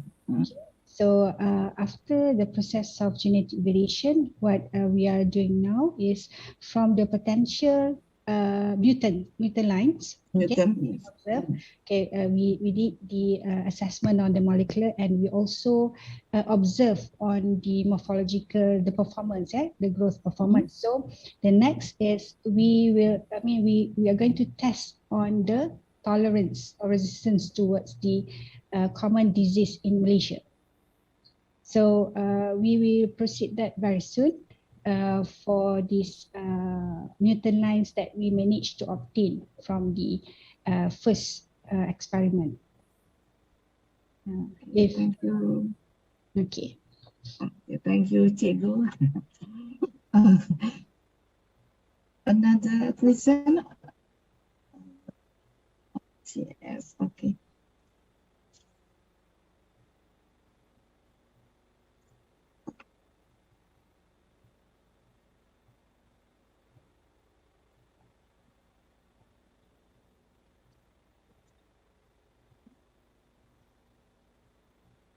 Before MC, I want to Dr. Samsia, please give your closing statement to me and participant conference international.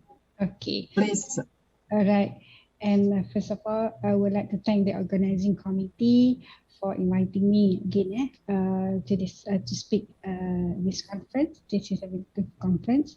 So this is I think this is the platform for us, not only me but also for other speakers and the participants to share whatever the findings. And in terms of the crop improvement, please, Prof. Endang and also others that working on the breeding, please don't stop, okay?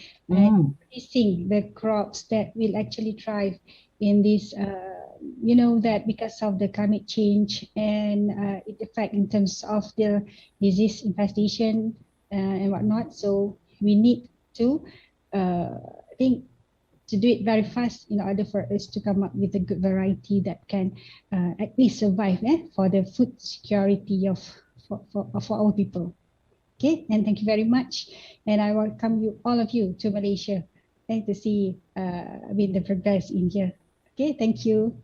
Yeah, before closing this second session, will I give a rima pantun? Oh, okay. For Cikgu Samsia and all participants. Di mana orang berhimpun, di sana pantun lantun. Di mana orang berunding, di sana pantun bergandeng. Ilmu dunia, ilmu akhirat, ilmu tersurat, ilmu tersirat. Ilmu dipakai membawa manfaat, ilmu disemak membawa berkat. Ilmu dikaji membawa rahmat, ilmu dipegang dunia selamat. Thank you. Before I turn to MC, and there are some notes about the Maitreya article that has been confined by Dr. Samsia. Namely, biotechnology will be able to help accelerate the plant breeding program, which the right breeding method will produce the plant varieties that we want. And to Dr. Samsia, thank you. And to all participant conference, thank you.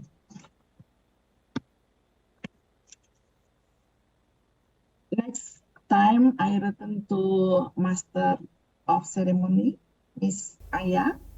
Thank you very much to all. Okay, thank you very much to Associate Professor, Professional Technologist, Dr. Samsia Abdullah and Professor Endang Yuni Astuti from our second plenary session that discussed about plant breeding, genetics, and biotechnology. I think that was interesting discussion. Okay, to all participants, I would like to inform you that this event is broadcastly live on our YouTube channel, ICSAE Network. So make sure you guys subscribe to us, and if you miss any part of this event, you can watch us in this YouTube channel. Okay, and once again, I would like to remind to all participants here to submit your question on our Zoom chat box with the format name _ institution and to whom the question is addressed and your question. Okay, and selected question will be read by the moderator in the Q&A session. Okay. Okay, the honorable speakers, the distinguished guests, ladies and gentlemen, I think step up in the next agenda, I think Prof. Harry has joined to the next session, and this is the third session. In the session we have Professor Ferry, right? And Professor G, from Edith Cowan University, Australia, and the moderator for this session is Dr. Kresna Bayu Sangka. Allow me to introduce him. Dr. Kresna Bayu Sangka graduated from Royal Melbourne Institute of Technology, University, Australia, with a doctoral degree in supply chain management and logistics. I think the session will be very interesting because we'll talk about supply chain sustainability. So to Dr. Kresna, the platform is yours. Okay, thank you, Miss Miss Aya. Thank you. Honorable speakers, Associate Professor Ferici, how are you? Welcome to the virtual conference right now. I believe you are here.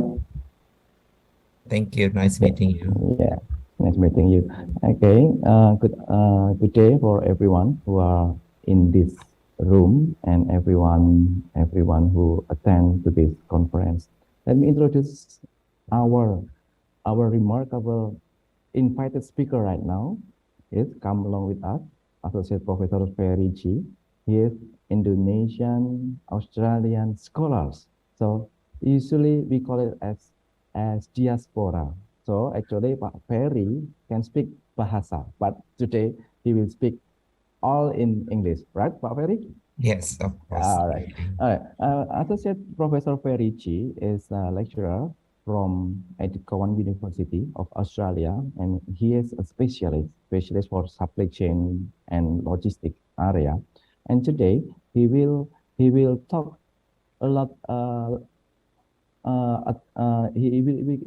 His topic today is regarding supply chain sustainability, maybe in the beef industry, cattle industry, and several things. Before we do that, Pak Ferry, the Associate Professor Ferry Chi, is actually my mentor. He was my co-supervisor when I conduct my PhD in Australia. So I believe he will give us a lot of insightful information, insightful research for our future direction. So, Pak Ferry, before you start, if everything checked? Yep, okay. Sure. All right. The platform is yours, and then Thank you. after you finish, we can open the Q&A session. Please. All right. Thank you.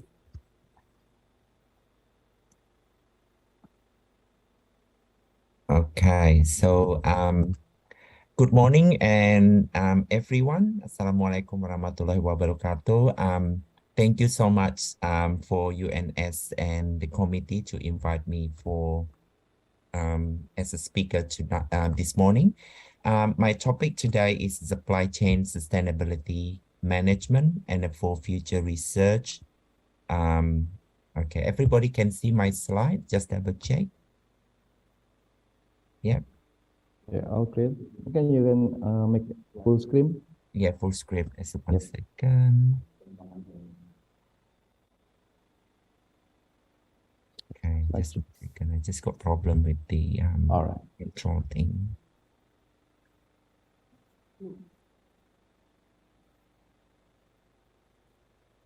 Okay, so I just find is some way. And the right bottom. Yeah.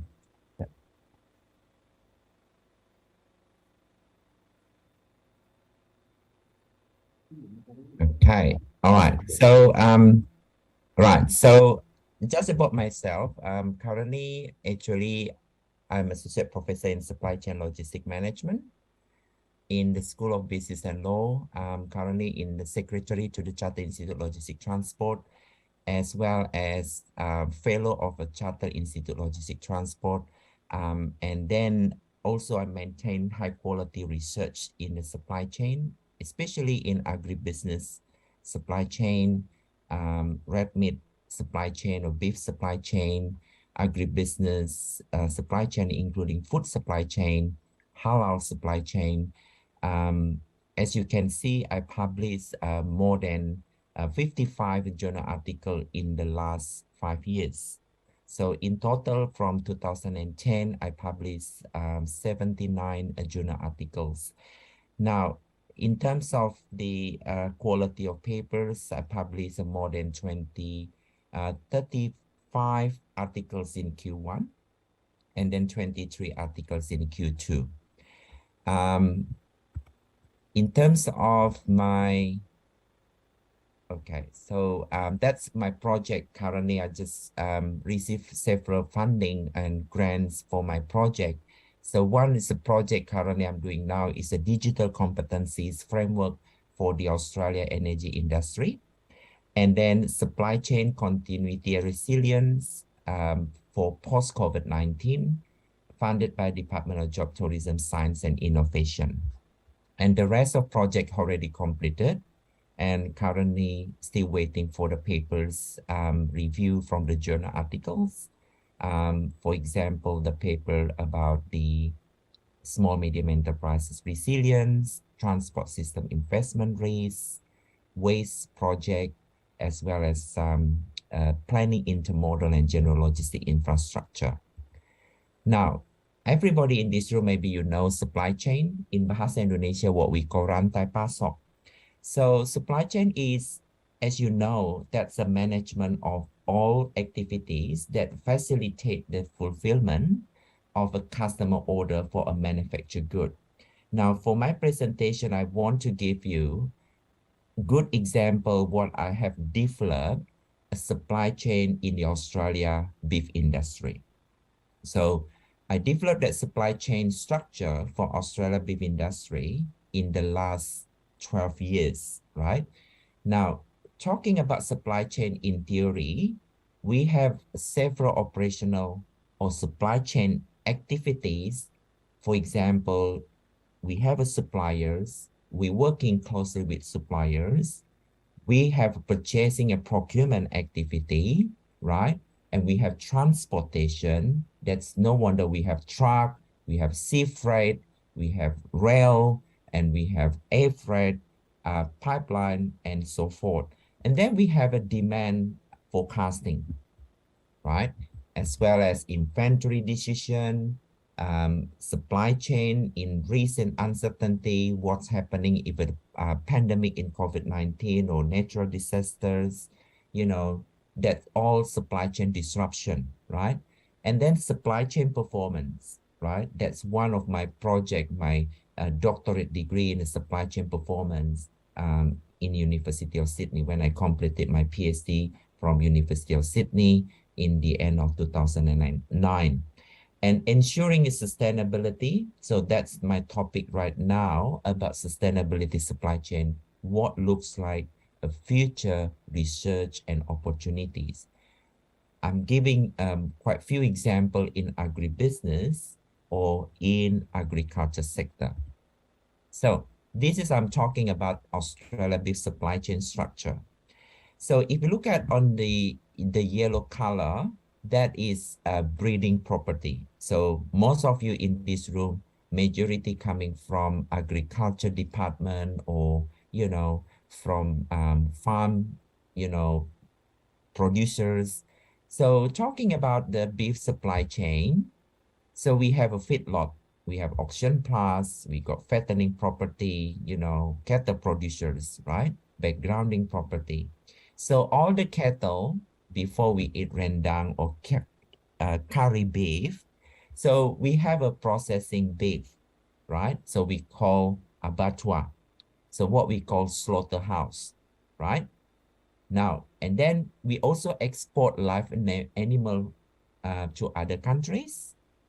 As you know, we export live cattle to Indonesia, to other countries, to America, Korea, China. So, and then we also export processed beef. And then if you look at downstream beef supply chain, we have wholesaler, we have butcher shop, we have a supermarket, and we have a domestic consumers, right? So thinking about supply chain, if you look at from farm to plate, from cattle producers to plate to final consumers. as you know, in Australia, for, red meat, meat consumption on average is 35 kilograms, right? For the red meat, for the beef or lamb, So this, we talk about downstream supply chain. So, in supply chain, we have upstream, we have a focal firm, and then, if you look at, this is another example like cereal. So you got focal firm, you got upstream with a different tier in supply chain. So you got flour, you got farmer, you got forest, at the third tier of the upstream supply chain. And then you have downstream, first tier, which is grocery, second tier retail, and final, the third tier is consumer. So supply chain is not only product, services from upstream to downstream, but also information planning, right? So that is supply chain. So just remember, supply chain is not only product movement, but also information, cash flow, planning, asset, that is supply chain. So now I just want to give you one video presentation about Woolworths Fresh Food People supply chain. So you'll be able to see, everybody can see the video, okay, so about Woolworths. So hang on, so everybody can see now. All right, so everybody can hear? Produce Operations Manager in Western Australia. It's my job to liaise with the operations and the buying team to ensure that we get the produce to our customers on time and the freshest possible way we can.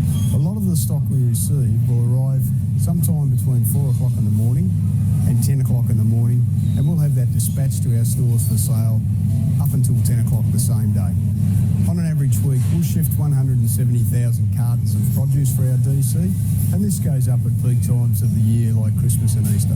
I'm Jim Trandos from Trandos Farms. Trandos Farms is a third generation company. It goes back to 1939. Trandos Farms supplies sweet corn and beans to Woolworths. I spend a lot of time in stores. I like to go and have a look at the product.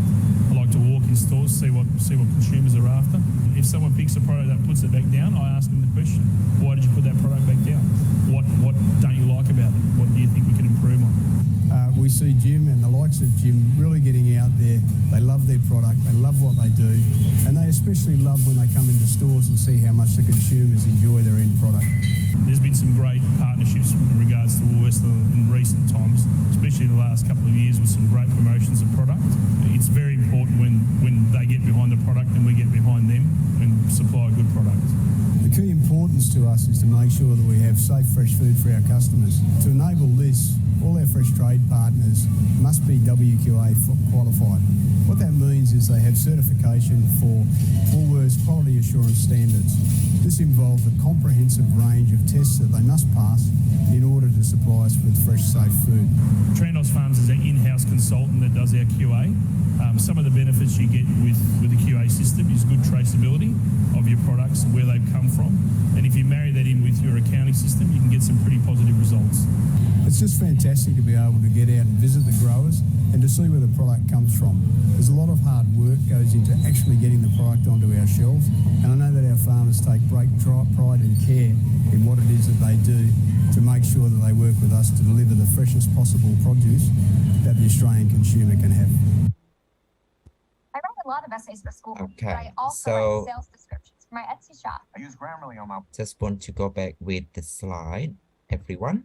So as you can see, one of the good example about Woolworths, Fresh Food People, as you know, Australia has the two largest supermarkets, Coles and Woolworths. So if we have time, so I can have another video about Coles supermarkets in terms of supply chain in Australia, largest supermarket, Coles and Woolworths. So I published a paper in the supply chain for the Australia largest supermarkets, Coles and Woolworths. Everybody can read and see the paper in the journal article. There are two case studies. Everybody can learn about supply chain, what we can learn from Australia in terms of managing supply chain, you know, in the two largest supermarket like Coles and Woolworths. I'm more than happy to share my slide to Pak Bayu, and Pak Bayu can circulate to the participants, and then they can take away and learn about supply chain sustainability, and just doing a lot of literature, you know, review in terms of this, you know, morning presentation. So just looking back, what is the supply chain? Talking about the evolution or history of supply chain. So as you know, supply chain pretty much, you know, more than 30 years now. If you look at in start early 1960, the activity is the more fragmentation. Supply chain is not there yet in 1960. So we have a demand, we have a purchasing, we have a MRP, which is material requirement planning, we got packaging, we got transportation, all about fragmentations, right? You know, to 1960. And then in 1980s, so that's why we have the purchasing and material management of physical distribution. And late in 1980, we have integrated logistics. So then in the early 1990s, so that's why we have supply chain management. So in 2010 beyond, we have a supply chain industry 4.0. So after COVID-19, we have a supply chain digital transformation, right? Or what we call supply chain digitalization. I have a couple slides, the background about supply chain digitalization, but again, it depends on the time, so you'll be able to see my slide, what is the supply chain digitalization. So, supply chain rantai pasok is about perencanaan, is about planning and management of all activities involved in sourcing, procurement, conversion, and all logistics management includes the coordination with all the supply chain partners, which are suppliers, third-party logistic providers, you know, intermediaries or focal firms, wholesaler, distributor centers, and finally, consumers. So if you look at three different definition supply chain from Council Supply Chain Management Professional, Institute for Supply Management in Texas, United States, and then we have another definition, Association for Operation Management in United States. Now, that's about supply chain. The topic right now is about sustainability supply chain. So everybody knows what is sustainability. So when I did literature review, the environmental aspect has integrated together with the traditional, what we call traditional supply chain practices, developing into the concept sustainability supply chain management. So, you know, that is 14, more than 10 years now, when we talk about environmental aspect in the traditional supply chain practices. And then sustainability supply chain is grounded upon the traditional concept supply chain, right? It's about 10, 12 years ago. So sustainability, right, in 1987 is defined as the ability to utilize resources to fulfill the present demands, the needs without compromising resources for the future generation. The underlying concept sustainability is the notion, the environmental, social, economics dimension. That's what we call triple bottom line, right? So in, you know, in these days, we call people, planet, and profit, right? Economic, social, and environmental, triple bottom line. So sustainability supply chain, SSCM, is the set of managerial practices that involve the flow of information, capital, product among organization, suppliers to the final consumers along the supply chain, considering economic, environmental, and social requirement in all stages of the chain, including product life cycle. Okay, so if you look at, you know, for the literature review, so I don't want to spend a lot of time, so I published quite a few papers in the sustainability supply chain, so everybody can read that paper. There are many influential factors that contribute to the adoption of sustainable supply chain management. For example, managers or top management support believe the environmental pressure, a supply chain economic pressure, the market influence, customer influence, community itself, government's pressure, technology capability, strategy collaboration, and internal strategy. So are among the most common factors to engage in sustainable supply chain. So the extensive belief incentive, for example, okay, so it's been for a while, I can see that, that the adoption of any environmental innovation has to be approved by, the managers in organization, such as, adoptions are dependent mostly on the focal manager interests. There are many reasons that may persuade organizations to participate in strategic supply chain. For example, the decision to strengthen the product life cycle, to improve their production. It is very important to look at the production while we produce a little environmental impact. This may lead to efficiency intensive strategy, reducing unnecessary waste that in line with the lean principle, what back then we called Toyota production system, to reduce waste. And then another literature we call supply chain economic structure, that most significant attribute is supply chain, sustainable supply chain adoption. So I'm giving you, this is very common for all doctorate student or even master by research student, even any researchers in this place.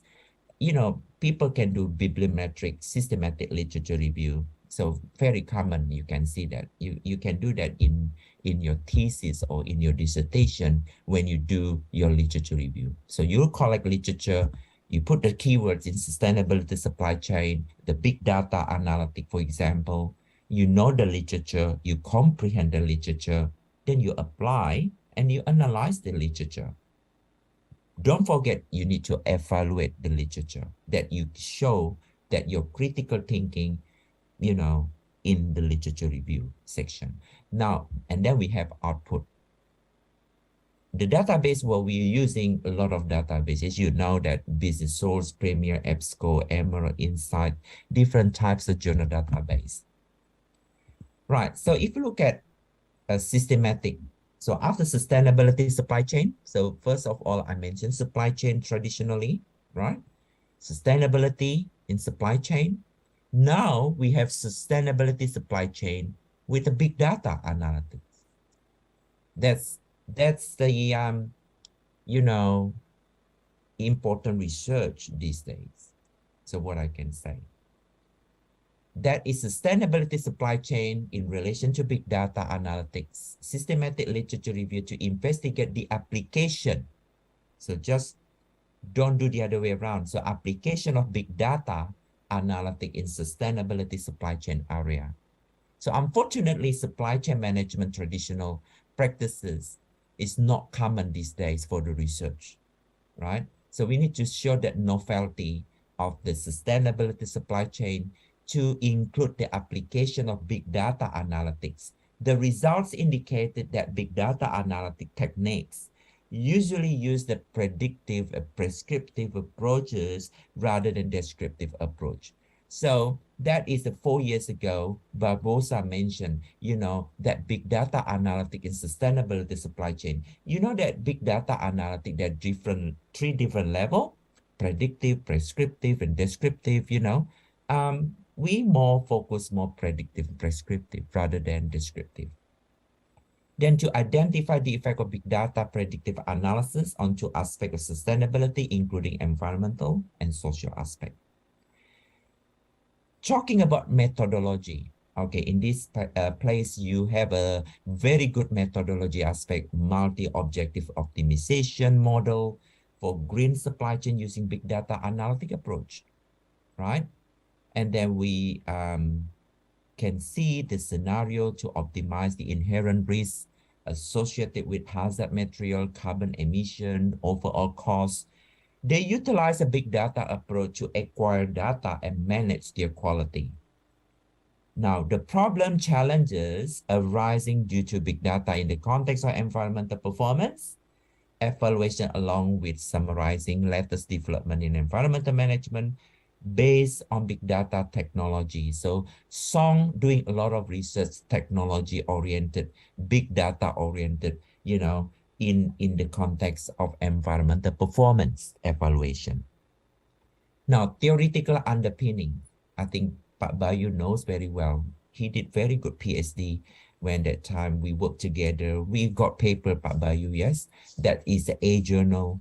Pak Bayu working hard, that's very good thesis and, you know, dissertation that time. And we working very closely the paper. So I really want to get a lot more Q1 Pak Bayu papers. So no more Q2 now. So we target Q1 paper. So then Pak Bayu can get Guru Besar very quickly, right? Now, theories, we talk about complexity theory.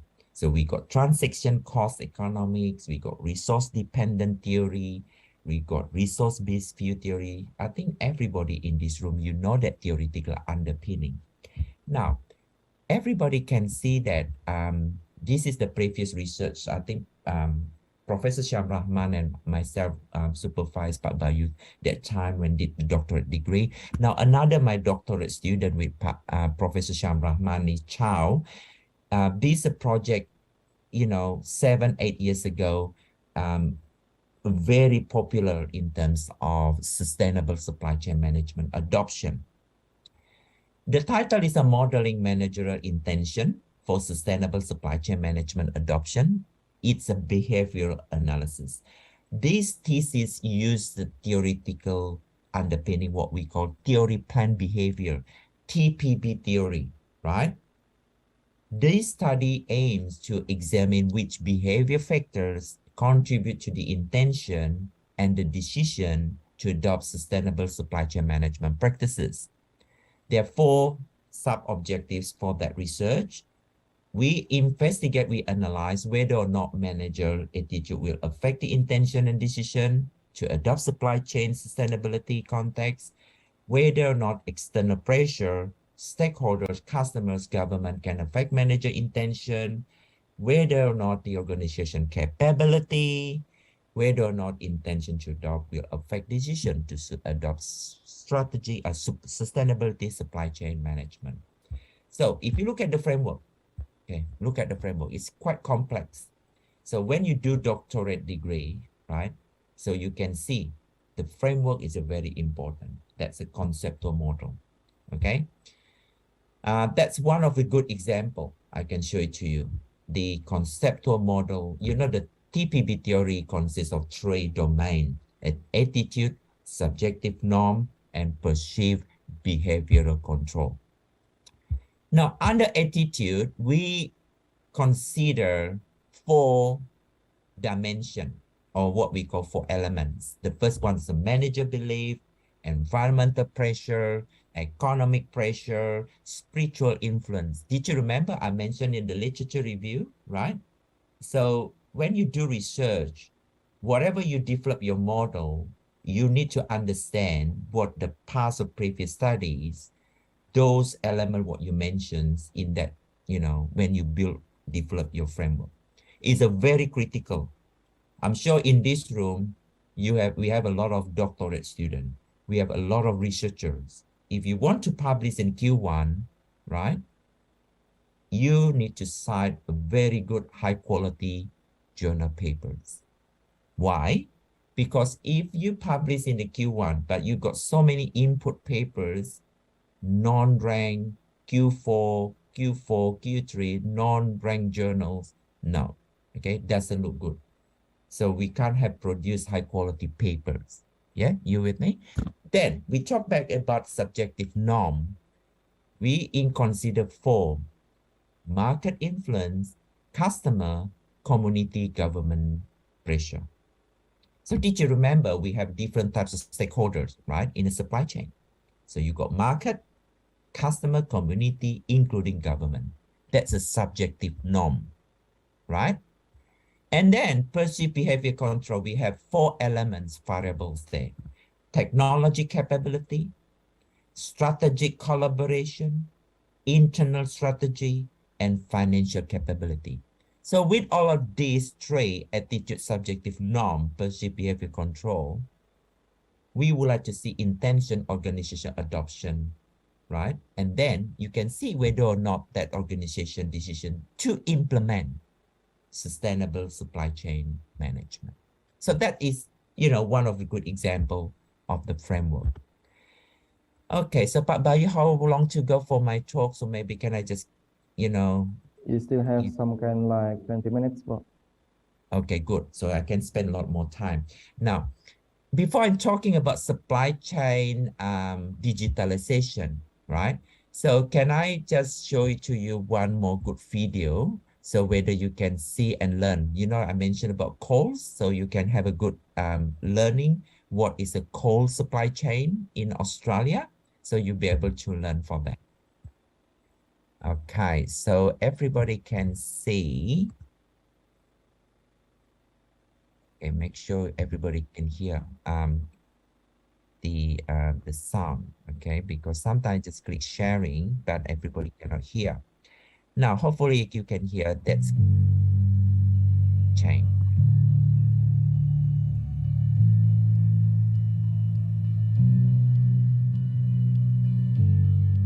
Coles has been part of the Australian retail environment for over 100 years. Starting from a single-stored Smith Street in Collingwood in 1914, we're now transformed into the nation's #1 supermarket with over 750 supermarkets, 800 liquor stores and 600 convenience stores. With a workforce of over 100,000 nationally, it's quite a big operation, as you can imagine, to move all of these products around the country. We have a distribution centre network of 25 DCs, which we have in every state with the exception of the Northern Territory, which move millions and millions of pallets every year and billions of individual items into store for sales to our customers. As you can imagine, on a business as large as Coles, we rely heavily on our business-to-business or B2B e-commerce. We use this in conjunction with our partners at GS1. We use a whole bunch of their tools, so our trade identification numbers, so all of the barcoding, etc., that you see, not only on the individual items you'll buy at store, but on the master cartons that move through our DCs on pallets, which allow us to efficiently and easily track everything moving through our system. This has real advantages for us at Coles in the fact that it allows us to utilise such things as the electronic data interface, and in particular the advanced shipping notices, ASNs. The real benefit of this is it allows our suppliers to send through to us in advance of all of the shipments they're sending into our DCs, which once the DC are aware of that and is coming in, allows them for fast and efficient receipt into the DC and further put away. And with millions and millions of cartons and pallets passing through our network every year, the ability to put these to bed quickly into the DC is really, really key. Another great feature from GS1 is their recall tool. It is a really fast and efficient tool that allows us to send an email through the system directly to all the distribution centres and stores and track where every single item that is under a recall notice is in our network, and it can be pulled as quickly as 30 minutes after we've got notification of a recall or withdrawal notice.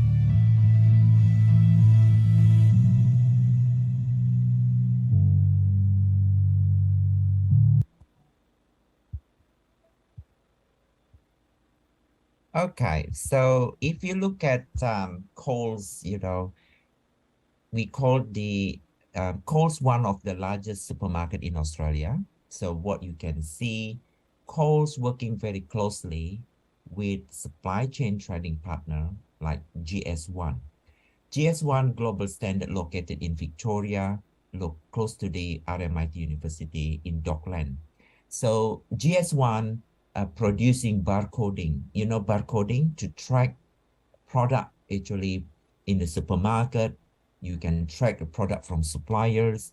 You can monitor and, measure the inventory level, and you can measure the product life cycle. For example, if we talk about a banana or avocado, for example, even for red meat, all the product in the supermarket, so you can see, because those are perishable products, right? Like, for example, if you look at banana, it's majority in the supermarket, you can't sell it, it's more than 4 or 5 days. And say, for example, like beef, you know, ram steak to make a rendang, for example, right? I love rendang. And that's what we call there. You can see it's a red meat. Is certain product. There are 2 different categories for the products there. You can see it's a best before. Say, for example, best before today is the 25th of August, right? So, and then you can use that, what we call use by 25th of August. It means that product is expired already by the end of today. So unfortunately, you cannot, you know, because it says a use by, right? So this is very important, using technology in supply chain to track, to monitor product, right? That gentleman mentioned about advanced shipment notification from suppliers. You can see the suppliers, you can see the product stock level, you can see whether the product actually in terms of their life cycle, right? And you can track the missing items in the store. Even you can check also for the online delivery to check the status of the online delivery. You know, for example, product is the delivery status, where we add that product here, including location, price, and quantities, etc. Right? So all of these, we can use the big data. That's what we call big data analytics. Now, looking back with the sustainability supply chain. So I'll go back with my slide, ladies and gentlemen. So everybody can see my slide. So after sustainability supply chain, so I just want to give everybody, you know, can follow my talk, my presentation. So first of all, I mentioned about supply chain, right? I'm giving you an example for the beef supply chain structure. And then I'm giving you what is sustainability itself. Then, you know, supply chain traditional practice there. We have a sustainability supply chain literature, and one of the supply chain sustainability in the big data, right? That's the is a future research. You can do that because it's very, you know, you can just get a lot of papers in the last 3-4 years, or the last 5 years about big data in the sustainability supply chain. And then I just showed one of the example from my doctorate student, child from Thailand. He completed his doctorate degree in 2014, right? About the using a theory plan of behavior in a sustainable supply chain management. So now I want to talk about the supply chain digitalization. So if you look at in the last 3 years, so AV Ferreira, they mentioned about the extent to which a focal plant implement novel digital technology in the supply chain processes to conduct business with its supplier and customer, and the degree to which these technologies transform supply chain capability and performance. So just remember, we have the technology, now we have the digital supply chain, novel digital technology in the supply chain, you know, that this technology transform that supply chain capabilities and supply chain performance. According to the literature, right, in the last 4 or 5 years, you know, have shown that digital technology play a critical role in the managing supply chain, including sustainability supply chain itself. Digital technology allowing for the integration of data, information from disparate sources and location to drive the production, distribution of goods and services. Now, there are a couple of videos, but it depends on the time, Pak Bayu. So I'm more than taking a lot more questions later on. But this video, you'll be able to watch and listen in your own time. You know, that's a very good video about digital supply chain. So you'll be able to click that link, then you'll be able to listen in your own time. Now, the next slide, I just want to talk about you know, Kenny in technology innovation for the future production. So I think this is the slide is a very common, everybody can see. In the longer term, right, we talk about the supply chain. Connected technology in the supply chain will unlock new mechanisms for creating, distributing value chain. What does it mean, the technology surrounding? We have Industry 4, we have Agri 4.0, you know, like Fakultas Pertanian. So this day, we need to understand the converging technology out there, you know, in order to support pertanian, agriculture, farming management system. We got Internet of Things, we got 3D printing, we got augmented reality, virtual reality, you know, a virtual twin, advanced analytics, is artificial intelligence, machine learning and deep learning, advanced robotic, for example, right? And drone technology, right? So currently, my university, I did Cowan University, has, you know, has a great collaboration with Ralentham Park, which is farm in Southwest. So in next month, I have a presentations in the field day about that Ralentham Park. So the technology like drone technology, you know, can capture, you know, that in the big farm. So you got cattle, you got sheep, you know, and in the big farm, sometimes you got foxes, you know, and foxes or any other animal try to attack sheep or, you know, cattle. So the drone technology can see, can capture, track, you know, which area having foxes or, you know, any particular animal disease, for example, and to monitor, to track, right? So the sensor using in the drone technology, so can capture where and where's the location and what particular problems in that location in terms of the animal, like cattle or sheep or any other things that animal. And even they can capture in terms of the product movement.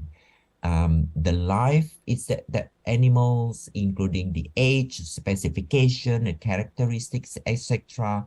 So that sensor can help. So that's we talk about converging technology.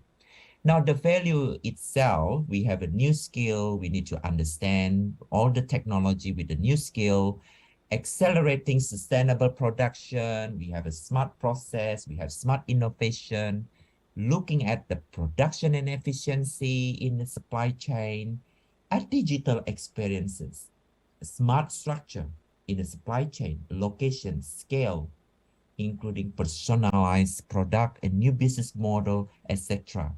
So this become a very good doctorate thesis or research in the longer term in terms of what kind of framework we talk about the value mechanism in order to promote the converging technology, you know, in relation to the agri supply chain context, right? If you look at on the left-hand side pillar, there's a value, stakeholders. What stakeholders here? We have individual, we got society, community, industry, organization, a factory or governments there.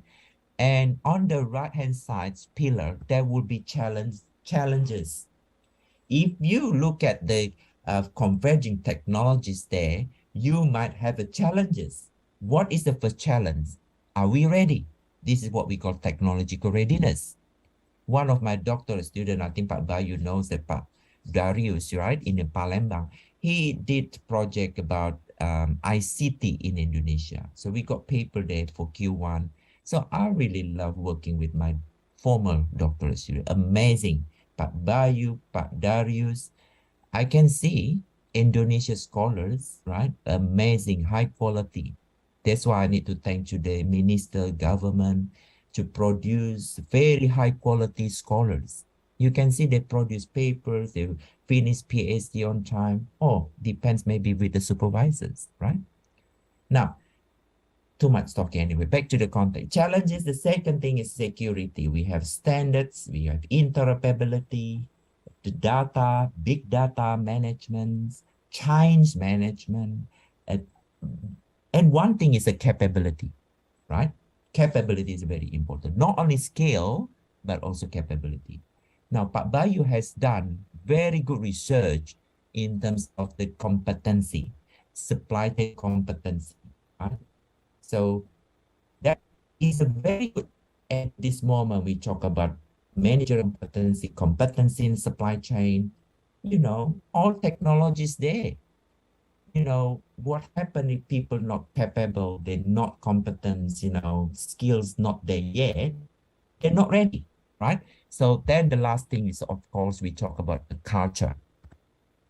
Now, future research in sustainability supply chain. So I can see I can just giving you good topic for all doctorate students. If you want to do research in the farm, agribusiness, agriculture, food supply chain, halal supply chain.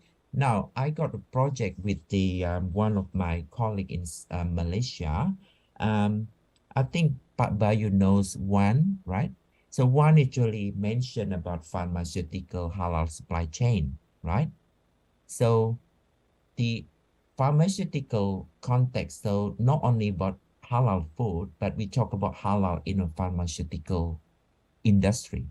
So that's maybe I can have a chat with Pak Bayu, whether we can do something in Indonesia about that, about halal in a pharmaceutical, cosmetics, talking about logistics itself, not only for the halal food, but in halal in pharmaceutical and cosmetics.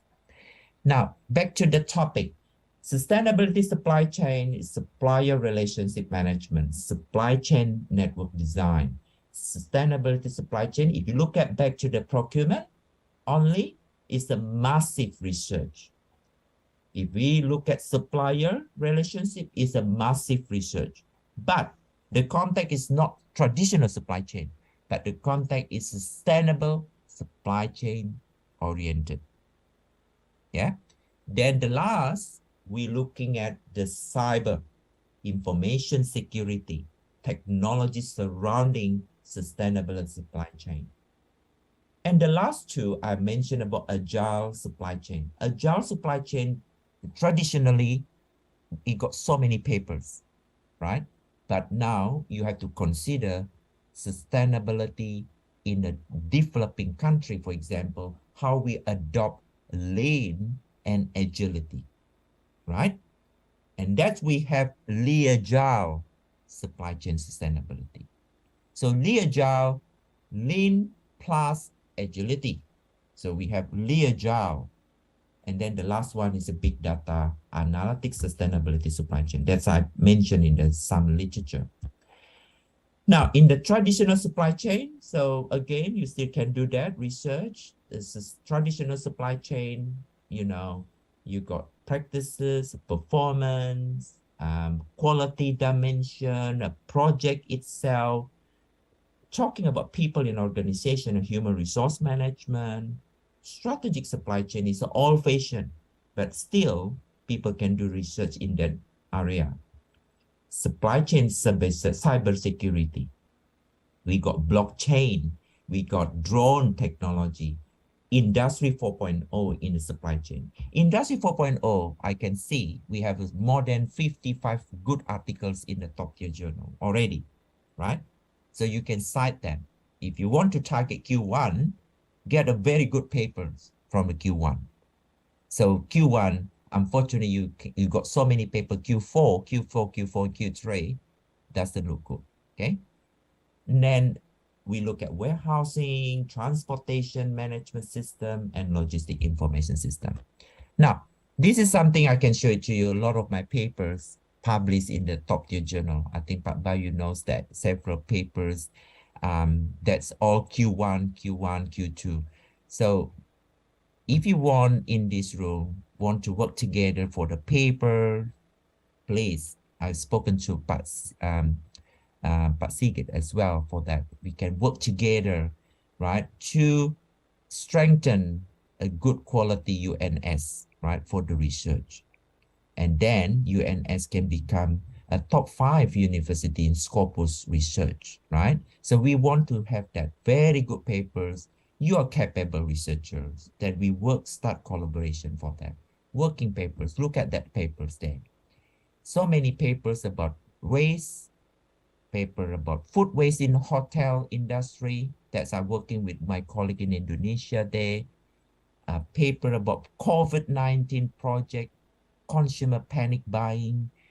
That's a Q1, A journal, working with my doctorate student with public procurement, and working with my colleague in Surabaya, in Medan, about ERP technology, green supply chain, and then Industry 4.0 is there. And again, a lot of my paper working with my colleague from Malang, I think, you know, Pak Ilyas Masudin, Pak Bayu, yes, that's halal supplier service quality and so forth. So we got a lot of paper. I think I got Pak Bayu papers too about manager competencies, supply chain competencies, yeah, which is International Journal Logistic Management. So we working one more paper with Pak Bayu, we can target in Q1, okay? So, all right.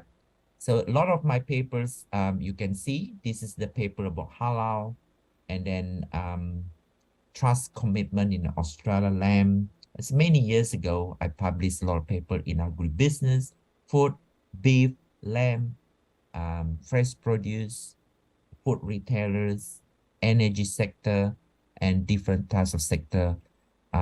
Yeah, all right. So thank you very much indeed for listening. So I'm more than happy taking a lot of questions, feedback, comments.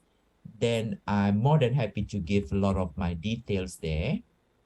That's my details. Everybody can take my email and also my watch apps if you want to start, you know, chatting in the collaboration for the paper research. So thank you so much, Pak Bayu. Thank you for inviting me for UNS and committee. Yeah, so Assalamualaikum warahmatullahi wabarakatuh. Waalaikumsalam. Yeah, thank you very much, Pak Ferry. It's very insightful. A lot of information that we maybe oh, this is very challenging for us here in Indonesia, especially in UNS, and we face a lot of things regarding the technology, the readiness, and everything. Okay, I give you the floor. Is there any question from the audience? Please ask many questions. If not asking, that means you don't understand. Yeah, audience can write on the chat, and I will read it for Pak Ferry. And then, still waiting for the question from the audience, I will ask you something, Pak Ferry. Sure. Yeah, regarding the red meat supply chain industry in Indonesia, it's here, you know, it's facing a lot of things such as halal, and then certification of health and cleanliness issue, and other considerations such as informal organization, SMEs. As you mentioned before, you just got grant, just finished, yeah, assisting SMEs in Australia. Is there any? Can you give us insight, or based on your experience, is there any effective way in Australia that we can adopt in Indonesian situation? Please. Yes. That's one of research. I think the paper I mentioned about. This is their three domains, yeah, Pak Bayu. We talk about benchmarking approach. I think benchmarking, you can see what best practices in order to managing halal. You know, I think my PhD student went, and also Hafiz, yeah, for the beef supply chain in Australia, comparisons, Australia and also Malaysia. So I think that's one context we're looking at is the best practices. We need to list what best practices managing halal supply chain. So talking about managing halal supply chain is an end-to-end supply chain, right? So one of the paper I mentioned about traceability, halal integrity, halal certification, halal in terms of from the suppliers, and then in terms of halal logistics. Why is now halal logistic is a very topical research. The product actually, when we talk about finished product, right?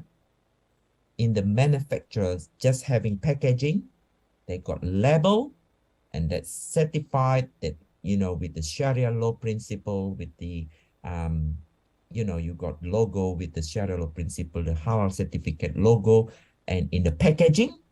Now, when it comes to the logistic transportation, Pak Bayu, what's happened?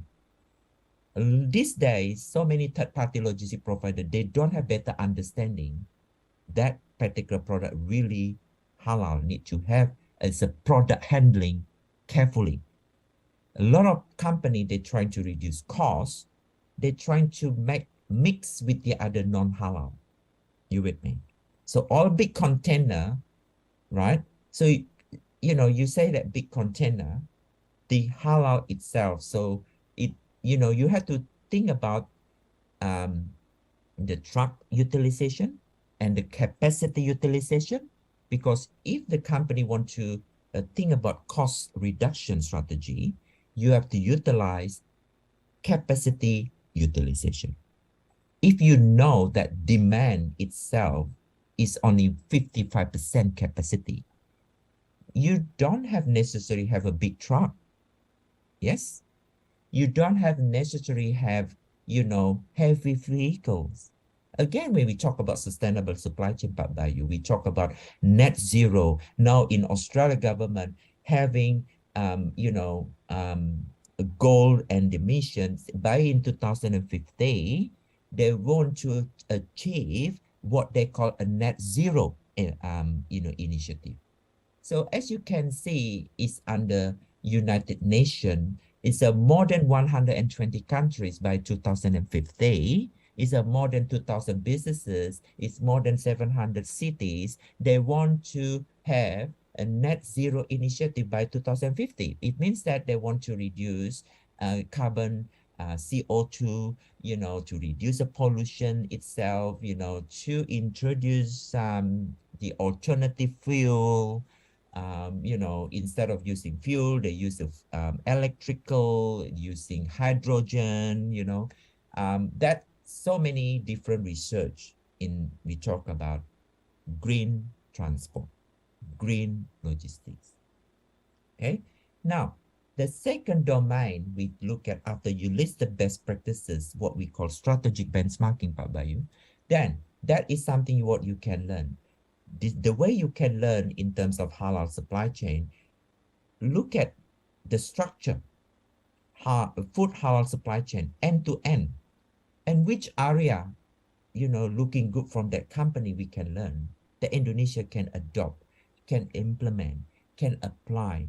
And again, we need to look at the stakeholders' understanding in that process, in that mechanism, whether or not that stakeholders really have the same voice, the same message. We want to have a supply chain efficiency in the halal, customer happy, customer trust, customer commit, they, you know, purchase a product in the supermarket.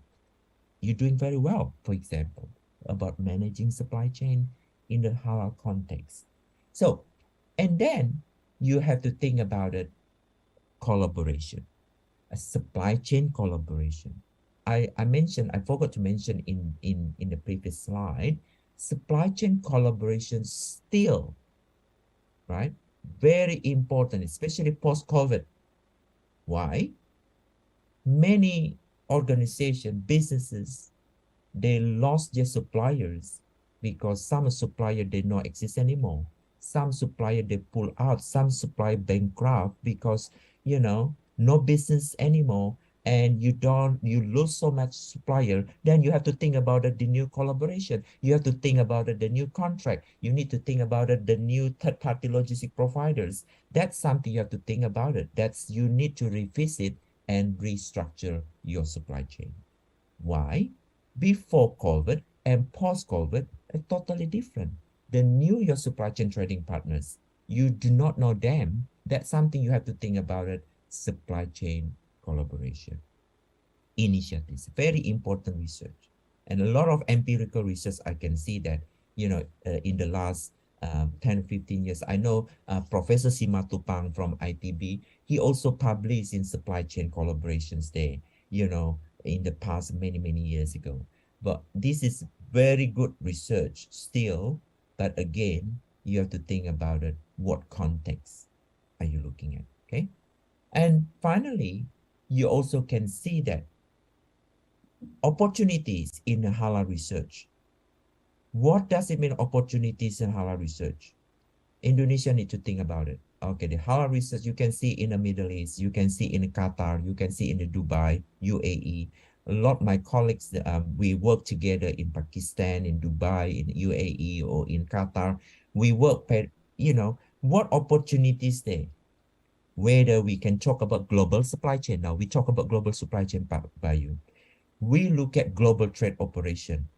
Indonesia needs to promote a lot more internationalization to promote the beauty of the promote that global supply chain, export, increasing the branding, the product, what you there, make sure the internationals acknowledging the product from Indonesia. We having high quality, having in terms of the cost and pricing mechanism is up to date, and of course, this is something we build up the trustworthy and commitment in the global supply chain context. So that's those area I can just mention that. Any question? Okay, I think it's one chatting box there. Is that the same question or similar? Okay. Similar. Okay. No more question. Okay. If there are no more questions from the audience, I will ask you more because it's always fun to talk with you, Pak Ferry. It's always, as always, insightful and a lot of things. Of course. Especially in this our conversation, we can build more research. We can apply hibah bersaing. I think I need to see more application from UNS. Hibah bersaing dari dikti. What happens, so many like UI, ITB or UGM, I would like to see more UNS. Now you compare with Undip di Tembalang, all right? So now what we can do more research grant, hibah bersaing, getting more papers, right? And then we can have more regular conversation. I really want to promote UNS. UNS is a beautiful campus. I remember Pak Bayo, I went there, so beautiful. I really miss UNS campus. One day I would like to visit Solo, right? I mentioned Pak Sigit, we can just, now we have open border, right? So not really far away from Perth. So, and then you also can visit me in Perth. Pak Bayu knows very well in Western. Sure. Thank you very much, Pak Ferry. We will think about that later. Okay, this is my question. Another question from my side. Okay, if we talk, we are talking about sustainability of supply chain, and then as well as a logistic. As far as my understanding, education system is also logistic. Yes. Right.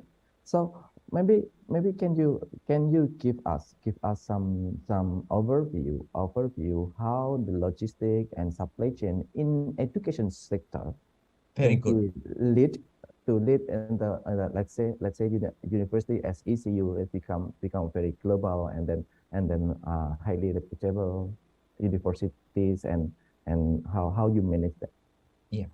Very good question. So as you can see, supply chain logistics not only product but also services. I think I forgot mention in one area. So this is what we call service supply chain. For example, education provider like university, like UNS or ECU or other education providers, for example. There are three areas for research in the domain of service supply chain or supply chain in a higher education or tertiary education.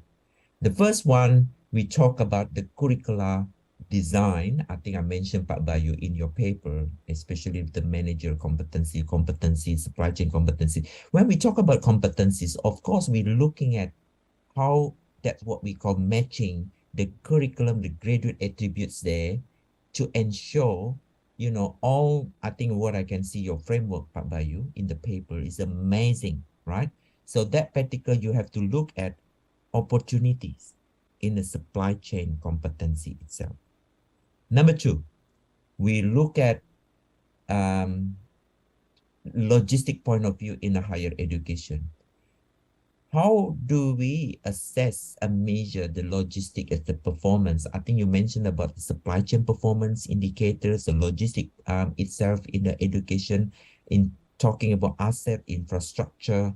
One particular element you have to think about it, you have to build and develop the structure and supply chain in higher education or in the service sector like hospital, hotel, universities, schools, colleges.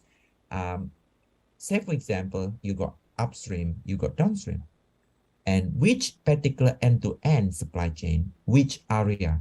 You can start, talking about the opportunity for research, actually,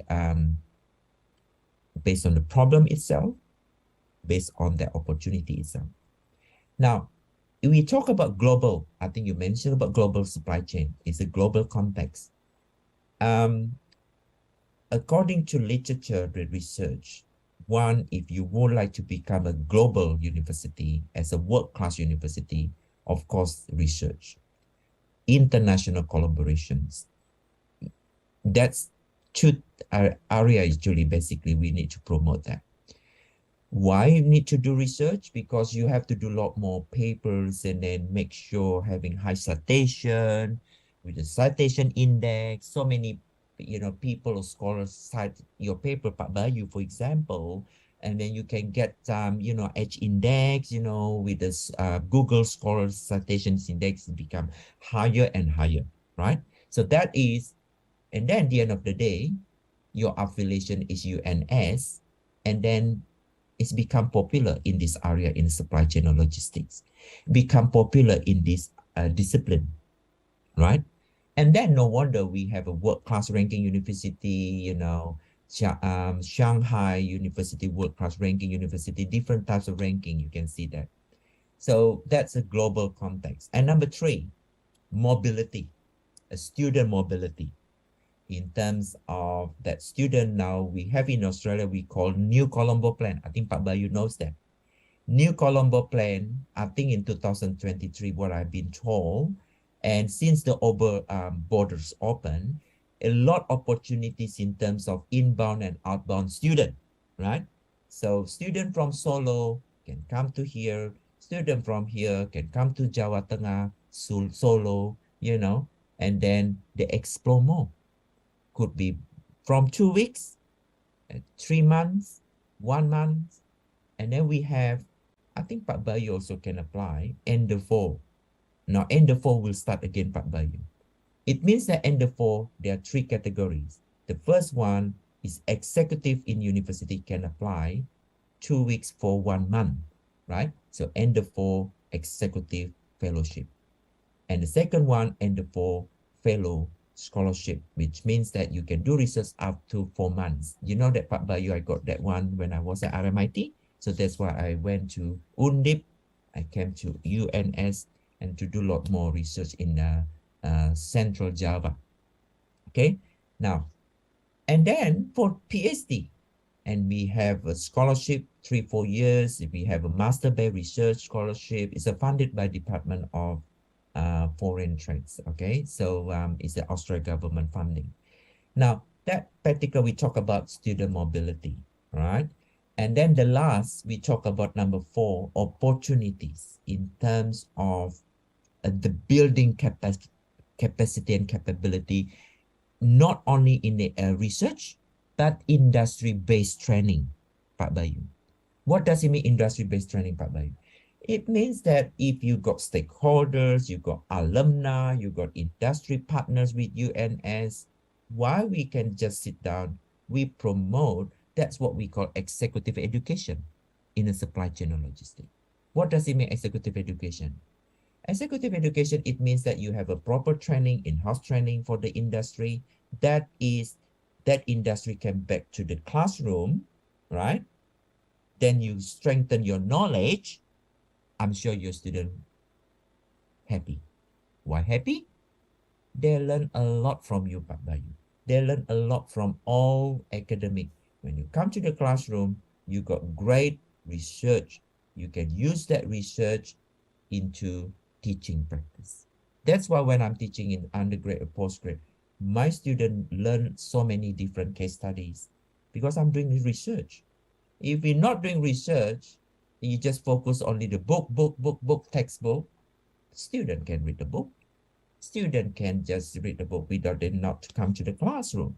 So that is something what I suggest, in terms of industry-based approach. You can just look at what we call triple helix model, right? Context. So hopefully I answer your question. So I'm so excited now because what happened when I answer it, because you know. Yeah. I'm so happy. Whatever I just have, I'm more than happy to share. Yeah. Right? Thank you, Pak Ferry. You're This is because it's fun. It's fun that now I have my colleague here want to ask you a question directly. Here we come, Yes. Dr. Sigit, please. Okay, thank you, Pak Ferry. It's nice talk. I'm really amazed with that. And you know that I'm not really expert in the supply chains topic, but as my background in animal industry, especially animal husbandry, what we have here in Indonesia, especially in Java area, that the production system is really on the smallholder farm. That means that the farmer which is having a small number of animals for dairy, either for dairy or for beef productions, and then they also have small area for their plantation for paddy or something like that. Then, in my opinion, it is will be costly when we are collect all the product from the farmer. Yes. That will be must be a strategy, in your opinion, how to reduce the cost, especially when we are talking about the industry. We need to keep the quality in the same, and we need to make the supply and sustain. Yeah. So, any opinion about that, Pak Ferry? Yes. Very good question. So, looking at the existing, the size, the scale of the farmers or the producers, it's a very important. I can see that this is gonna be problem in terms of logistic costs, right, in terms of distribution costs. Now there are several research. One particular you can look at. The first one, we look at more collaboration in the region. So I'm not suggesting. I think the second approach is a more centralized, or instead of decentralized. It means that you maybe suggest one particular, in Australia, in a certain region location, they have a cattle producers, pulling that particular the product actually before going to the slaughterhouse, and it's a lot easier in terms of transportation. It's a quicker, and then transportation, the logistic cost is quick. It's reduced, right? The only problem, if you got small and different location, the transportation costs become higher, and then the lead time become longer. And then you need to see the animal welfare, because now another project I need to look at is animal transport. The only problem now, animal transport in Australia, in Western Australia, because you got the cattle in the truck, or in, big truck or the train, and then you need to hire the feedlotter, yang memberi makan, because the cattle become stressed. It's a longer the transport, and it's gonna be problem in terms of the quality in the finished product. You with me, Pak Sigit? Yeah, correct. So that is a correlation between the quality, the stress of the animal, the transportation, the longer lead time, and it affects the quality as well as the cost in the supply chain costing. So can I suggest collaboration itself very important. Number two is centralization in supply chain is important. Number three, how we make sure the stress the animal, still maintaining equality, right? And of course, number four, you have to measure from time to time the supply chain performance in terms of costing analysis. You can't assume you done already in January, but you never do in August or in September, for example. So supply chain performance need to be measured, from time to time. So a lot of companies, the strategy, they just have a wrong way direction, because they just utilize the same strategy before COVID. It's a post-COVID. They have to think about it, the strategic supply chain for the short, medium to longer term. So now I'm talking about strategic supply chain, Pak Sigit.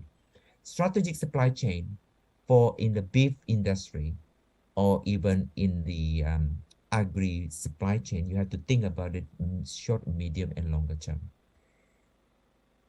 If you not consider take considerations carefully, that's a problem in terms of managing costs in the downstream or upstream supply chain, right? So managing strategic supply chain very critical, especially in the downstream.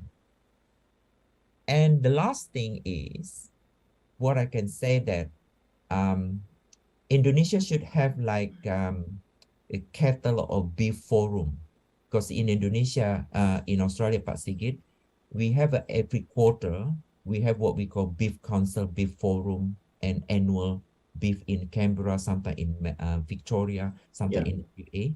So I think you have that, I believe, because all farmers, you know, and then they need to have a better upskilling, you know, understanding, you know, to improve their knowledge, right? So like in the last month, I came to the regional to give a very foundation introduction of principle and supply chain. So totally different when I presented in front of the academic scholar. I presented in front of the farmers. I presented in front to the industry. It's totally different. Industry farmer, they don't like it literature. They don't like it, you know, what they want is practical. What they want is logical.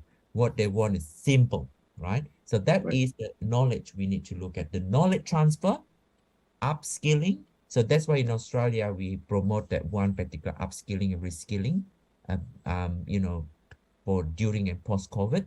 That's the initiative by the Australian government, right? Not only for the small producers, farmers, small, medium, micro, small, medium enterprises, right? So what we call MSME, isn't it, Pak Bayu? MSME, micro, small, medium enterprises. So I think, Pak Sigit, we can start with that research if you want to, Pak Sigit. Since I'm a supply chain scholar, and we can bring Pak Bayu and Pak Sigit expert in that particular, the production in terms of animal production, the cattle production, and you know, you got so many connection, right? The upstreams for the beef in Indonesia. Or maybe we can apply Hiba Bersaing. We can measure. I think we can improvement.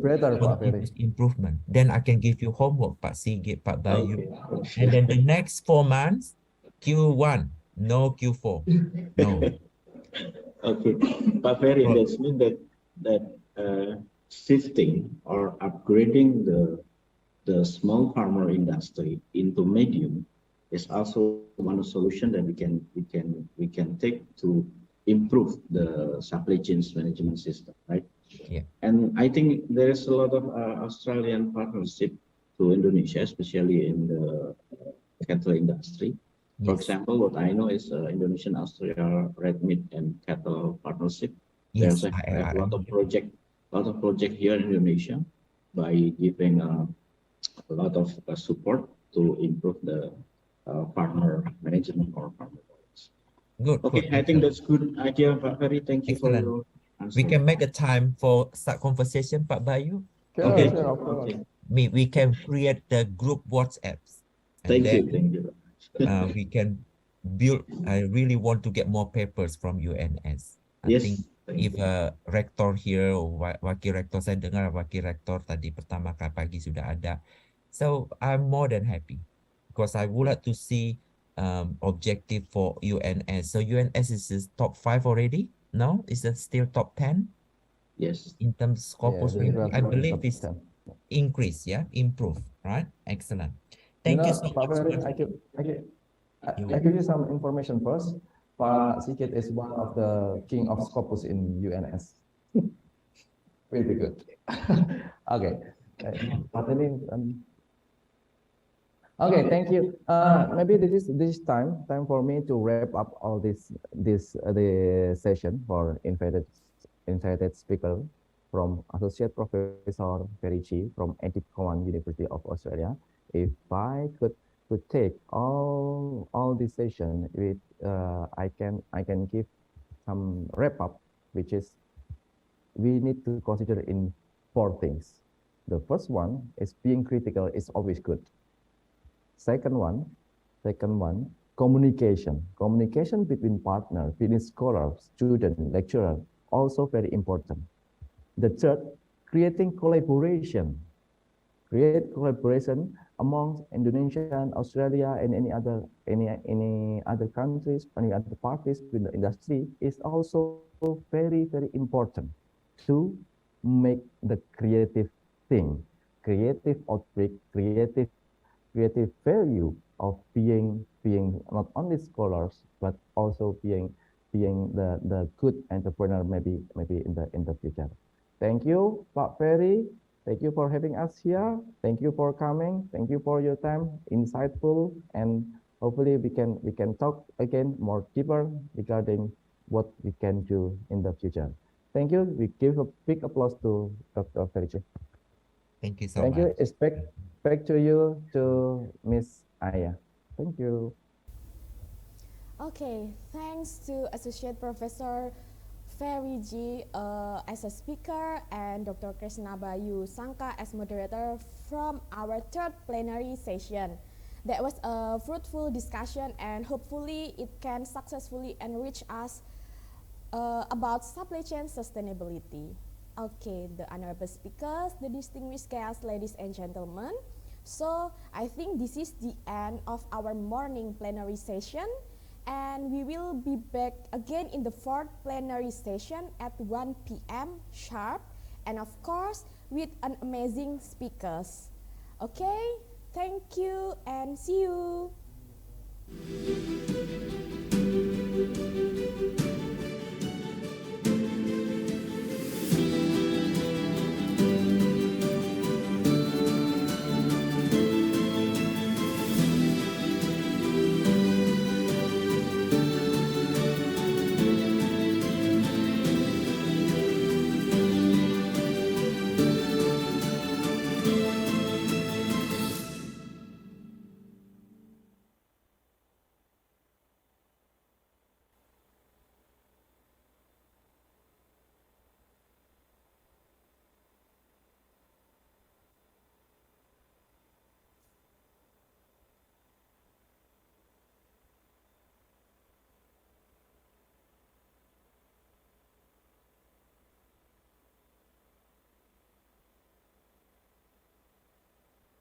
Merdeka Belajar Kampus Merdeka atau MBKM adalah kebijakan Kementerian Pendidikan, Kebudayaan, Riset, dan Teknologi yang bertujuan mendorong mahasiswa untuk menguasai berbagai keilmuan yang berguna untuk memasuki dunia kerja.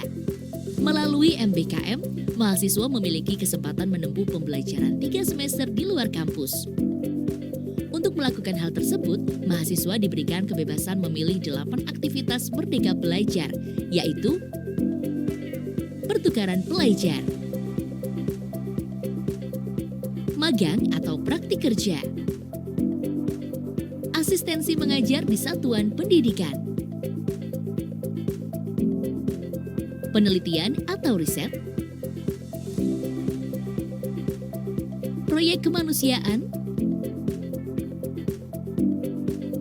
kegiatan wirausaha, studi atau proyek independen, membangun desa atau kuliah kerja nyata tematik, bela negara. UNS juga memiliki beberapa tawaran program MBKM, antara lain Indonesian International Student Mobility Awards atau ICSAE, hibah program holistik pembinaan dan pemberdayaan desa atau PHBD, program magang kampus Merdeka Bank Indonesia, kampus mengajar, pertukaran pelajar atau outbound Permata Sakti, pertukaran belajar atau outbound Permata Konsorsium, magang keahlian, pelatihan, dan course online EDX, program magang dan studi independen atau MSBI, program hibah MBKM mahasiswa UNS, program kredensial mikro mahasiswa Indonesia, pejuang muda Indonesia.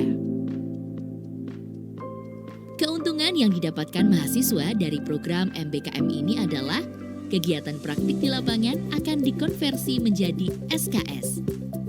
Eksplorasi pengetahuan dan kemampuan di lapangan selama lebih dari 1 semester. Belajar dan memperluas jaringan di luar program studi atau kampus asal. Menimba ilmu secara langsung dari mitra berkualitas dan terkemuka. Dengan pelaksanaan program MBKM yang baik, mengantarkan Universitas 11 Maret mendapatkan penghargaan sebagai juara capaian IKU tahun 2020 untuk kategori Liga PTN BLU dari Kementerian Pendidikan, Kebudayaan, Riset, dan Teknologi. IKU adalah ukuran atau indikator kinerja suatu instansi. Utamanya dalam mencapai tujuan dan sasaran tertentu, setiap lembaga atau instansi pemerintah wajib merumuskan IKU dan menjadikan hal itu sebagai prioritas utama. Di tahun dan teknologi Republik Indonesia, sebagai peraih poin tertinggi capaian indikator kinerja utama atau IKU 7 tahun 2021 dan atas capaian posisi tertinggi top 10% IKU tahun 2021 pada Liga Perguruan Tinggi Negeri Badan Hukum atau PTNBH. Pelaksanaan MBKM secara intensif, terstruktur, dan terukur akan menjadikan MBKM menjadi sebuah explicit knowledge bagi sivitas akademika Universitas 11 Maret. Oleh karena itu, melalui penerapan program MBKM, UNS berkomitmen menciptakan pendidikan yang berkualitas bagi terciptanya bangsa yang inovatif dan berdaya saing.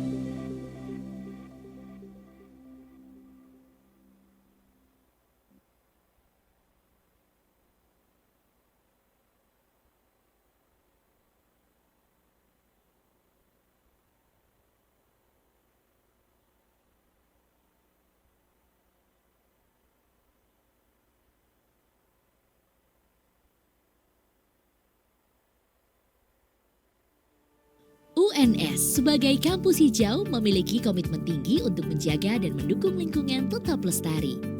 Komitmen ini diperkuat dengan keikutsertaan secara aktif dalam pemeringkatan Universitas Indonesia Green Metric atau UIGM sejak tahun 2013.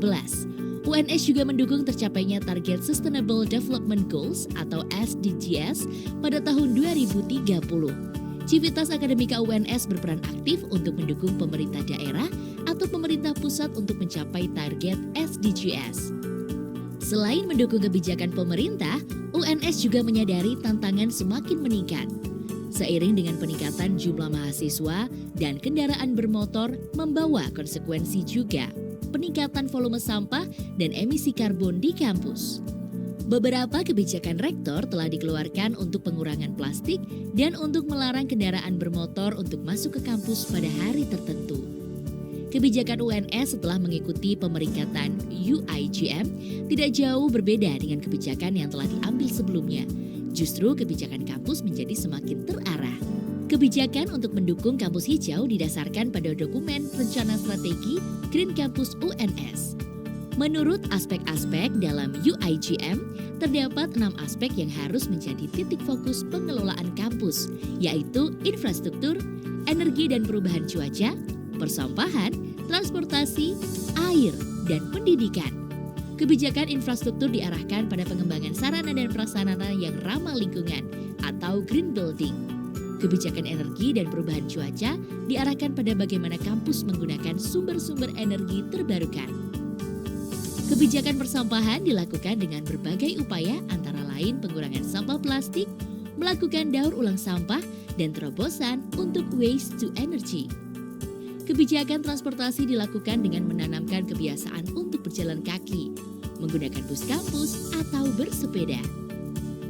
Kebijakan pengelolaan air diupayakan untuk melakukan penghematan penggunaan air bersih melalui pemanenan air hujan, pengelolaan air wudhu untuk penyiraman di lingkungan kampus. UNS menyadari kebijakan bidang pendidikan sangat signifikan untuk membangun karakter generasi muda. Oleh karena itu, mata kuliah yang berkaitan dengan lingkungan diperbanyak. Tidak kalah menarik adalah kebijakan kampus untuk memberikan prioritas pendanaan pada penelitian dan pengabdian dengan tema lingkungan.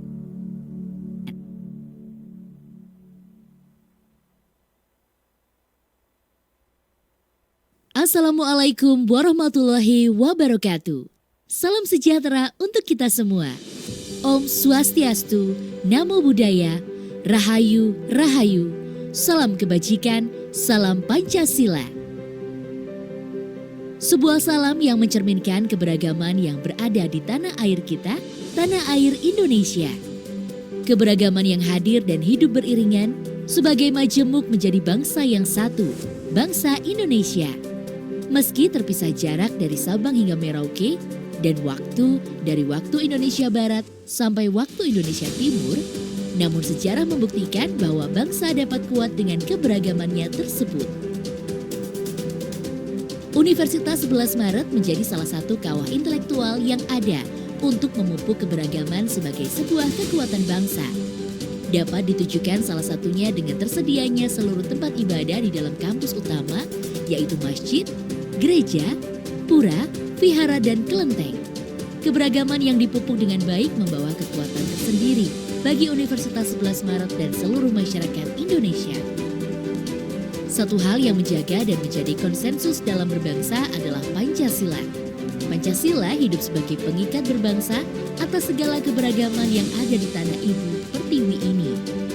Dan semangat Pancasila tersebut itu juga selalu dijaga Universitas 11 Maret dalam menderukan langkahnya demi menjaga kemajuan bangsa.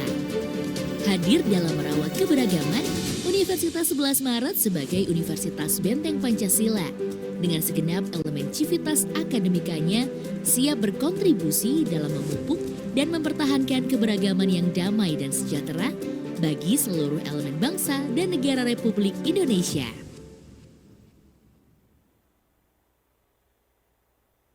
Merdeka Belajar Kampus Merdeka atau MBKM adalah kebijakan Kementerian Pendidikan, Kebudayaan, Riset, dan Teknologi yang bertujuan mendorong mahasiswa untuk menguasai berbagai keilmuan yang berguna untuk memasuki dunia kerja.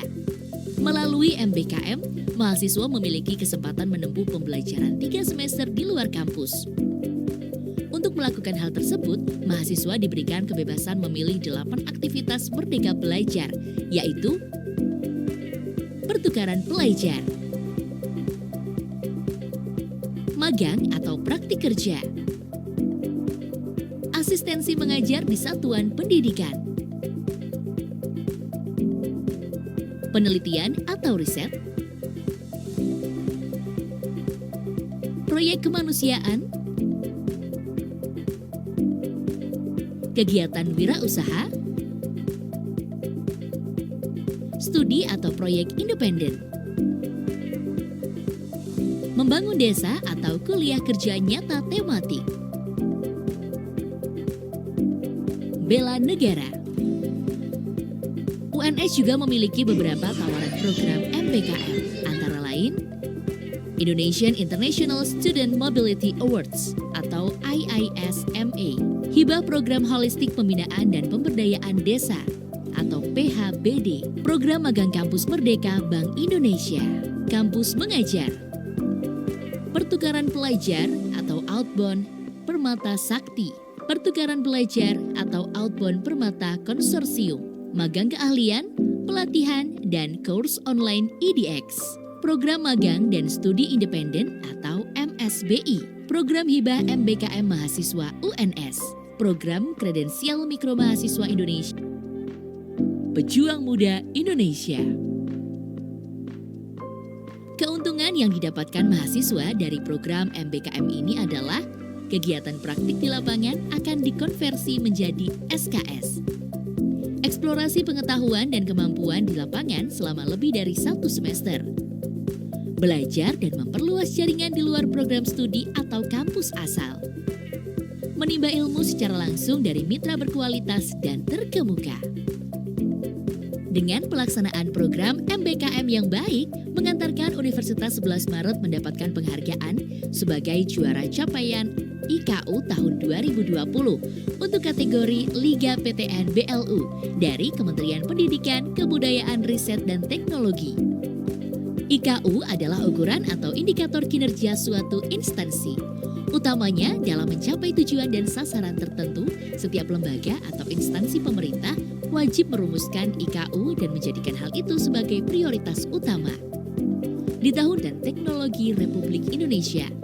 Sebagai peraih poin tertinggi capaian indikator kinerja utama atau IKU 7 tahun 2021 dan atas capaian posisi tertinggi top 10% IKU tahun 2021 pada Liga Perguruan Tinggi Negeri Badan Hukum atau PTNBH. Pelaksanaan MBKM secara intensif, terstruktur, dan terukur akan menjadikan MBKM menjadi sebuah explicit knowledge bagi Sivitas Akademika Universitas 11 Maret. Oleh karena itu, melalui penerapan program MBKM, UNS berkomitmen menciptakan pendidikan yang berkualitas bagi terciptanya bangsa yang inovatif dan berdaya saing.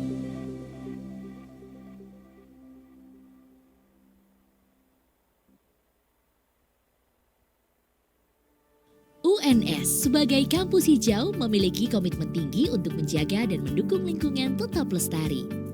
Komitmen ini diperkuat dengan keikutsertaan secara aktif dalam pemeringkatan Universitas Indonesia Green Metric atau UIGM sejak tahun 2013. UNS juga mendukung tercapainya target Sustainable Development Goals atau SDGs pada tahun 2030.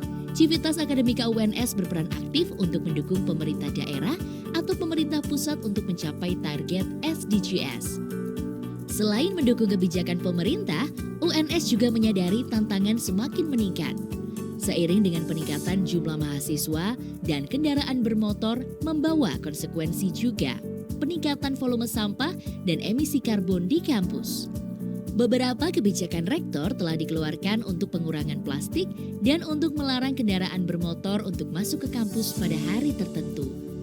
Kebijakan UNS setelah mengikuti pemeringkatan UIGM tidak jauh berbeda dengan kebijakan yang telah diambil sebelumnya. Justru kebijakan kampus menjadi semakin terarah. Kebijakan untuk mendukung kampus hijau didasarkan pada dokumen rencana strategi Green Campus UNS. Menurut aspek-aspek dalam UIGM, terdapat 6 aspek yang harus menjadi titik fokus pengelolaan kampus, yaitu infrastruktur, energi dan perubahan cuaca, persampahan, transportasi, air, dan pendidikan. Kebijakan infrastruktur diarahkan pada pengembangan sarana dan prasarana yang ramah lingkungan atau green building. Kebijakan energi dan perubahan cuaca diarahkan pada bagaimana kampus menggunakan sumber-sumber energi terbarukan. Kebijakan persampahan dilakukan dengan berbagai upaya antara lain pengurangan sampah plastik, melakukan daur ulang sampah, dan terobosan untuk waste to energy. Kebijakan transportasi dilakukan dengan menanamkan kebiasaan untuk berjalan kaki, menggunakan bus kampus, atau bersepeda. Kebijakan pengelolaan air diupayakan untuk melakukan penghematan penggunaan air bersih melalui pemanenan air hujan, pengelolaan air wudhu untuk penyiraman di lingkungan kampus. UNS menyadari kebijakan bidang pendidikan sangat signifikan untuk membangun karakter generasi muda. Oleh karena itu, mata kuliah yang berkaitan dengan lingkungan diperbanyak. Tidak kalah menarik adalah kebijakan kampus untuk memberikan prioritas pendanaan pada penelitian dan pengabdian dengan tema lingkungan.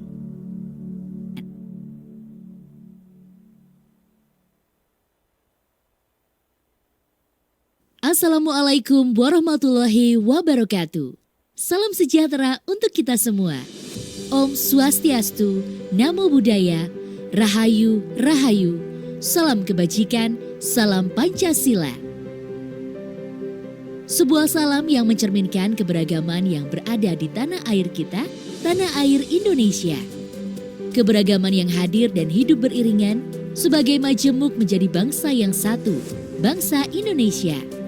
Meski terpisah jarak dari Sabang hingga Merauke dan waktu dari waktu Indonesia Barat sampai waktu Indonesia Timur, namun sejarah membuktikan bahwa bangsa dapat kuat dengan keberagamannya tersebut. Universitas 11 Maret menjadi salah satu kawah intelektual yang ada untuk memupuk keberagaman sebagai sebuah kekuatan bangsa. Dapat ditujukan salah satunya dengan tersedianya seluruh tempat ibadah di dalam kampus utama, yaitu masjid, gereja, pura, vihara, dan kelenteng. Keberagaman yang dipupuk dengan baik membawa kekuatan tersendiri bagi Universitas 11 Maret dan seluruh masyarakat Indonesia. Satu hal yang menjaga dan menjadi konsensus dalam berbangsa adalah Pancasila. Pancasila hidup sebagai pengikat berbangsa atas segala keberagaman yang ada di tanah ibu pertiwi ini. Dan semangat Pancasila tersebut itu juga selalu dijaga Universitas 11 Maret dalam menderukan langkahnya demi menjaga kemajuan bangsa.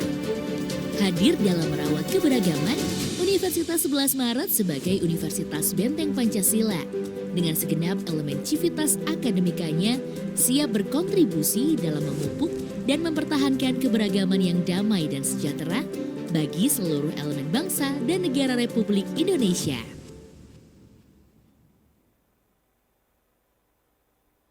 Merdeka Belajar Kampus Merdeka atau MBKM adalah kebijakan Kementerian Pendidikan, Kebudayaan, Riset, dan Teknologi yang bertujuan mendorong mahasiswa untuk menguasai berbagai keilmuan yang berguna untuk memasuki dunia kerja. Melalui MBKM, mahasiswa memiliki kesempatan menempuh pembelajaran 3 semester di luar kampus. Untuk melakukan hal tersebut, mahasiswa diberikan kebebasan memilih 8 aktivitas Merdeka Belajar, yaitu pertukaran pelajar, magang atau praktik kerja, asistensi mengajar di satuan pendidikan, penelitian atau riset, proyek kemanusiaan, kegiatan wirausaha, studi atau proyek independen, membangun desa atau kuliah kerja nyata tematik, bela negara.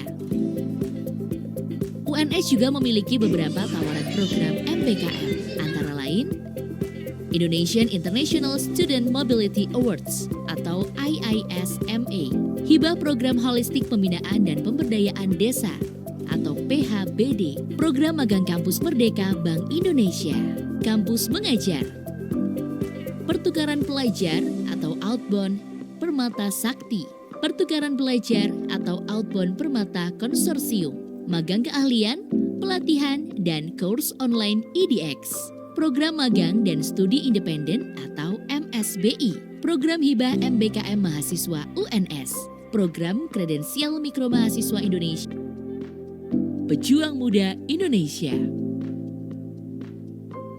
Keuntungan yang didapatkan mahasiswa dari program MBKM ini adalah kegiatan praktik di lapangan akan dikonversi menjadi SKS. Eksplorasi pengetahuan dan kemampuan di lapangan selama lebih dari 1 semester. Belajar dan memperluas jaringan di luar program studi atau kampus asal. Menimba ilmu secara langsung dari mitra berkualitas dan terkemuka. Dengan pelaksanaan program MBKM yang baik, mengantarkan Universitas 11 Maret mendapatkan penghargaan sebagai juara capaian IKU tahun 2020 untuk kategori Liga PTN BLU dari Kementerian Pendidikan, Kebudayaan, Riset, dan Teknologi. IKU adalah ukuran atau indikator kinerja suatu instansi. Utamanya dalam mencapai tujuan dan sasaran tertentu, setiap lembaga atau instansi pemerintah wajib merumuskan IKU dan menjadikan hal itu sebagai prioritas utama.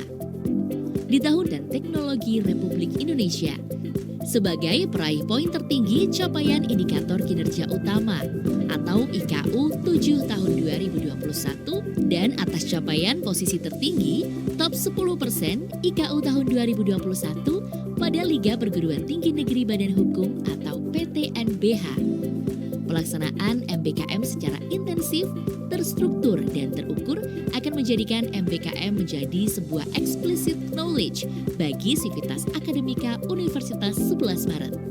Oleh karena itu, melalui penerapan program MBKM, UNS berkomitmen menciptakan pendidikan yang berkualitas bagi terciptanya bangsa yang inovatif dan berdaya saing.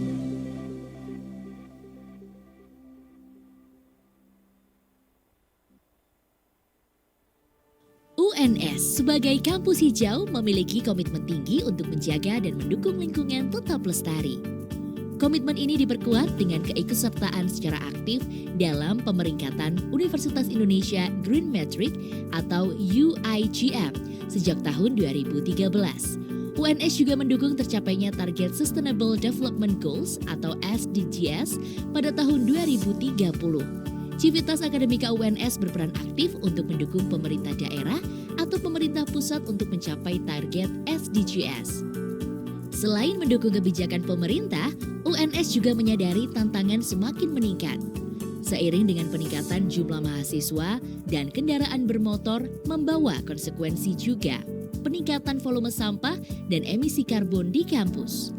Beberapa kebijakan rektor telah dikeluarkan untuk pengurangan plastik dan untuk melarang kendaraan bermotor untuk masuk ke kampus pada hari tertentu. Kebijakan UNS setelah mengikuti pemeringkatan UIGM tidak jauh berbeda dengan kebijakan yang telah diambil sebelumnya. Justru kebijakan kampus menjadi semakin terarah. Kebijakan untuk mendukung kampus hijau didasarkan pada dokumen Rencana Strategi Green Campus UNS. Menurut aspek-aspek dalam UIGM, terdapat 6 aspek yang harus menjadi titik fokus pengelolaan kampus, yaitu infrastruktur, energi dan perubahan cuaca, persampahan, transportasi, air, dan pendidikan. Kebijakan infrastruktur diarahkan pada pengembangan sarana dan prasarana yang ramah lingkungan atau green building. Kebijakan energi dan perubahan cuaca diarahkan pada bagaimana kampus menggunakan sumber-sumber energi terbarukan. Kebijakan persampahan dilakukan dengan berbagai upaya antara lain pengurangan sampah plastik, melakukan daur ulang sampah, dan terobosan untuk waste to energy. Kebijakan transportasi dilakukan dengan menanamkan kebiasaan untuk berjalan kaki, menggunakan bus kampus, atau bersepeda. Kebijakan pengelolaan air diupayakan untuk melakukan penghematan penggunaan air bersih melalui pemanenan air hujan, pengelolaan air wudhu untuk penyiraman di lingkungan kampus. UNS menyadari kebijakan bidang pendidikan sangat signifikan untuk membangun karakter generasi muda. Oleh karena itu, mata kuliah yang berkaitan dengan lingkungan diperbanyak. Tidak kalah menarik adalah kebijakan kampus untuk memberikan prioritas pendanaan pada penelitian dan pengabdian dengan tema lingkungan.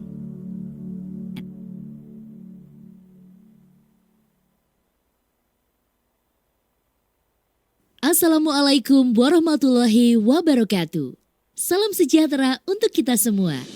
Om Swastiastu, Namo Buddhaya, Rahayu, Rahayu, salam kebajikan, salam Pancasila. Sebuah salam yang mencerminkan keberagaman yang berada di tanah air kita, tanah air Indonesia. Keberagaman yang hadir dan hidup beriringan sebagai majemuk menjadi bangsa yang satu, bangsa Indonesia.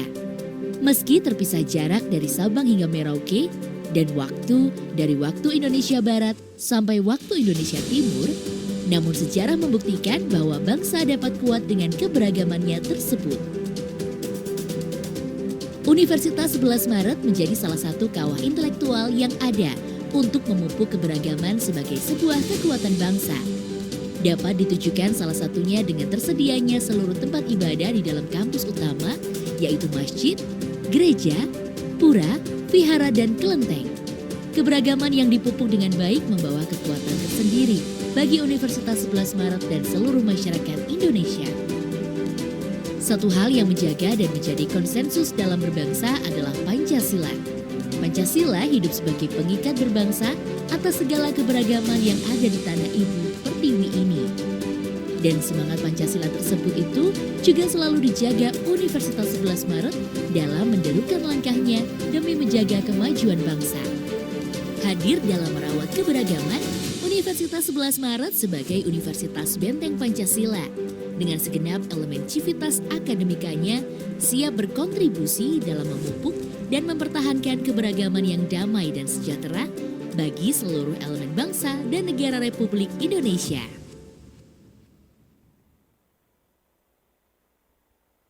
Merdeka Belajar Kampus Merdeka atau MBKM adalah kebijakan Kementerian Pendidikan, Kebudayaan, Riset, dan Teknologi yang bertujuan mendorong mahasiswa untuk menguasai berbagai keilmuan yang berguna untuk memasuki dunia kerja. Melalui MBKM, mahasiswa memiliki kesempatan menempuh pembelajaran 3 semester di luar kampus. Untuk melakukan hal tersebut, mahasiswa diberikan kebebasan memilih 8 aktivitas merdeka belajar, yaitu pertukaran pelajar, magang atau praktik kerja, asistensi mengajar di satuan pendidikan, penelitian atau riset, proyek kemanusiaan, kegiatan wirausaha, studi atau proyek independen, membangun desa atau kuliah kerja nyata tematik, bela negara. UNS juga memiliki beberapa tawaran program MBKM, antara lain Indonesian International Student Mobility Awards atau ICSAE, hibah program holistik pembinaan dan pemberdayaan desa atau PHBD, program magang kampus merdeka Bank Indonesia, kampus mengajar, pertukaran pelajar atau outbound Permata Sakti, pertukaran belajar atau outbound Permata Konsorsium, magang keahlian, pelatihan, dan course online EDX, program magang dan studi independen atau MSBI, program hibah MBKM mahasiswa UNS, program kredensial mikro mahasiswa Indonesia, Pejuang Muda Indonesia. Keuntungan yang didapatkan mahasiswa dari program MBKM ini adalah kegiatan praktik di lapangan akan dikonversi menjadi SKS. Eksplorasi pengetahuan dan kemampuan di lapangan selama lebih dari 1 semester. Belajar dan memperluas jaringan di luar program studi atau kampus asal. Menimba ilmu secara langsung dari mitra berkualitas dan terkemuka. Dengan pelaksanaan program MBKM yang baik, mengantarkan Universitas 11 Maret mendapatkan penghargaan sebagai juara capaian IKU tahun 2020 untuk kategori Liga PTN BLU dari Kementerian Pendidikan, Kebudayaan, Riset, dan Teknologi. IKU adalah ukuran atau indikator kinerja suatu instansi.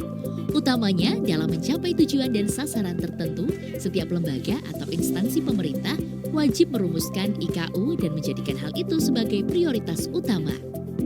Di tahun dan teknologi Republik Indonesia, sebagai peraih poin tertinggi capaian indikator kinerja utama atau IKU 7 tahun 2021 dan atas capaian posisi tertinggi top 10% IKU tahun 2021 pada Liga Perguruan Tinggi Negeri Badan Hukum atau PTNBH.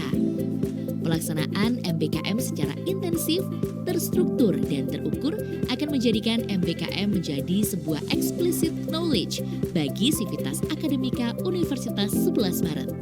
Oleh karena itu, melalui penerapan program MBKM, UNS berkomitmen menciptakan pendidikan yang berkualitas bagi terciptanya bangsa yang inovatif dan berdaya saing.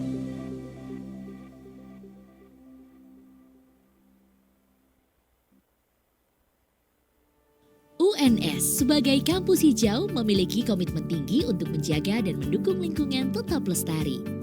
Komitmen ini diperkuat dengan keikutsertaan secara aktif dalam pemeringkatan Universitas Indonesia Green Metric atau UIGM sejak tahun 2013. UNS juga mendukung tercapainya target Sustainable Development Goals atau SDGs pada tahun 2030. Civitas Akademika UNS berperan aktif untuk mendukung pemerintah daerah atau pemerintah pusat untuk mencapai target SDGs. Selain mendukung kebijakan pemerintah, UNS juga menyadari tantangan semakin meningkat. Seiring dengan peningkatan jumlah mahasiswa dan kendaraan bermotor membawa konsekuensi juga peningkatan volume sampah dan emisi karbon di kampus. Beberapa kebijakan rektor telah dikeluarkan untuk pengurangan plastik dan untuk melarang kendaraan bermotor untuk masuk ke kampus pada hari tertentu. Kebijakan UNS setelah mengikuti pemeringkatan UIGM tidak jauh berbeda dengan kebijakan yang telah diambil sebelumnya. Justru kebijakan kampus menjadi semakin terarah. Kebijakan untuk mendukung kampus hijau didasarkan pada dokumen Rencana Strategi Green Campus UNS. Menurut aspek-aspek dalam UIGM, terdapat 6 aspek yang harus menjadi titik fokus pengelolaan kampus, yaitu infrastruktur, energi dan perubahan cuaca, persampahan, transportasi, air, dan pendidikan. Kebijakan infrastruktur diarahkan pada pengembangan sarana dan prasarana yang ramah lingkungan atau green building. Kebijakan energi dan perubahan cuaca diarahkan pada bagaimana kampus menggunakan sumber-sumber energi terbarukan.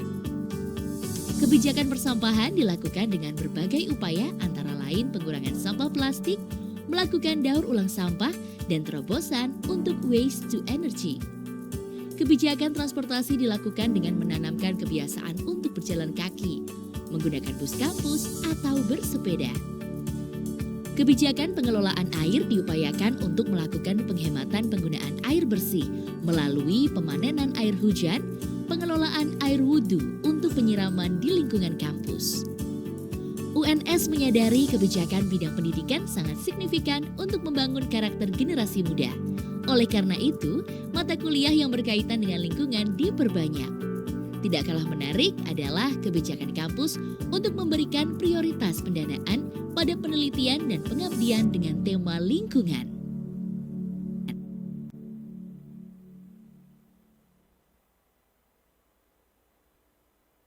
Assalamualaikum warahmatullahi wabarakatuh. Salam sejahtera untuk kita semua.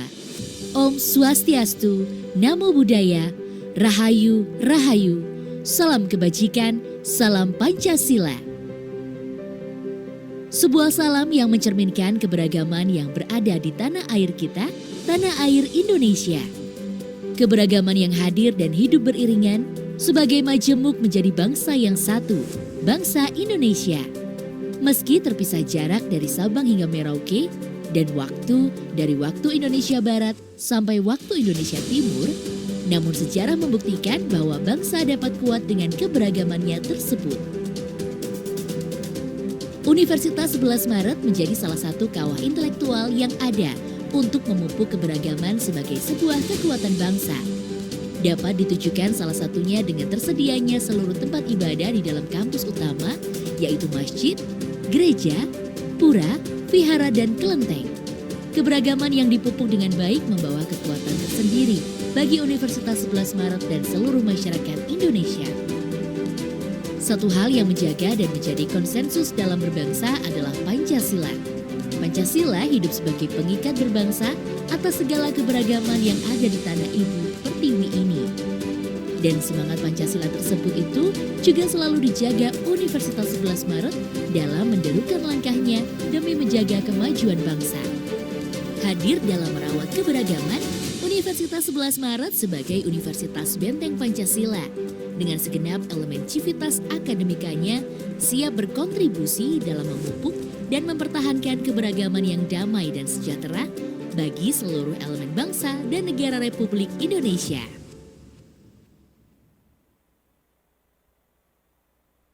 Merdeka Belajar Kampus Merdeka atau MBKM adalah kebijakan Kementerian Pendidikan, Kebudayaan, Riset, dan Teknologi yang bertujuan mendorong mahasiswa untuk menguasai berbagai keilmuan yang berguna untuk memasuki dunia kerja. Melalui MBKM, mahasiswa memiliki kesempatan menempuh pembelajaran 3 semester di luar kampus. Untuk melakukan hal tersebut, mahasiswa diberikan kebebasan memilih 8 aktivitas Merdeka Belajar, yaitu pertukaran pelajar, magang atau praktik kerja, asistensi mengajar di satuan pendidikan, penelitian atau riset, proyek kemanusiaan, kegiatan wirausaha, studi atau proyek independen, membangun desa atau kuliah kerja nyata tematik, bela negara.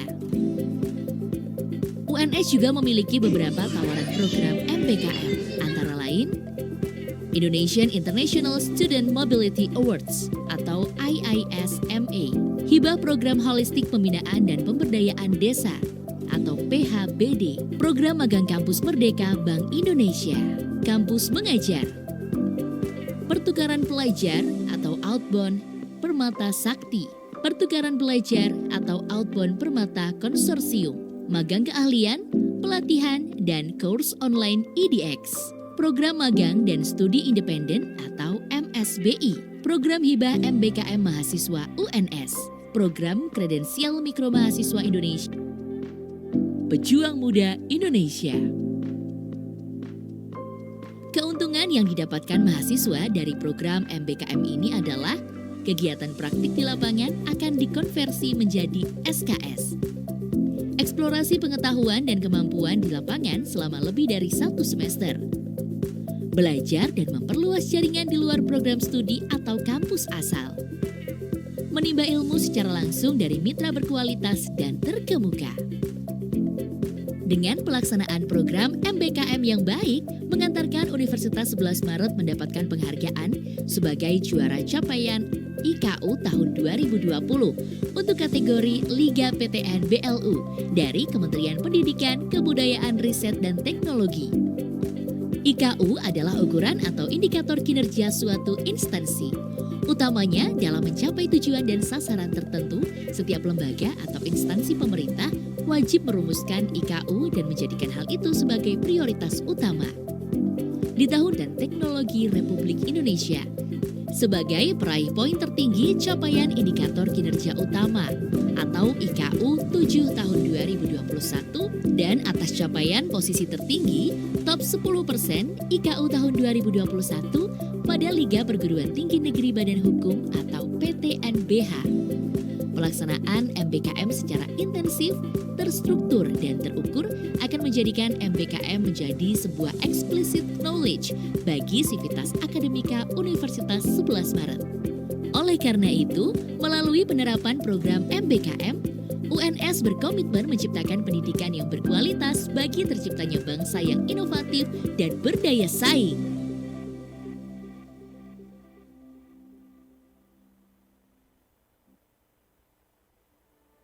UNS sebagai kampus hijau memiliki komitmen tinggi untuk menjaga dan mendukung lingkungan tetap lestari.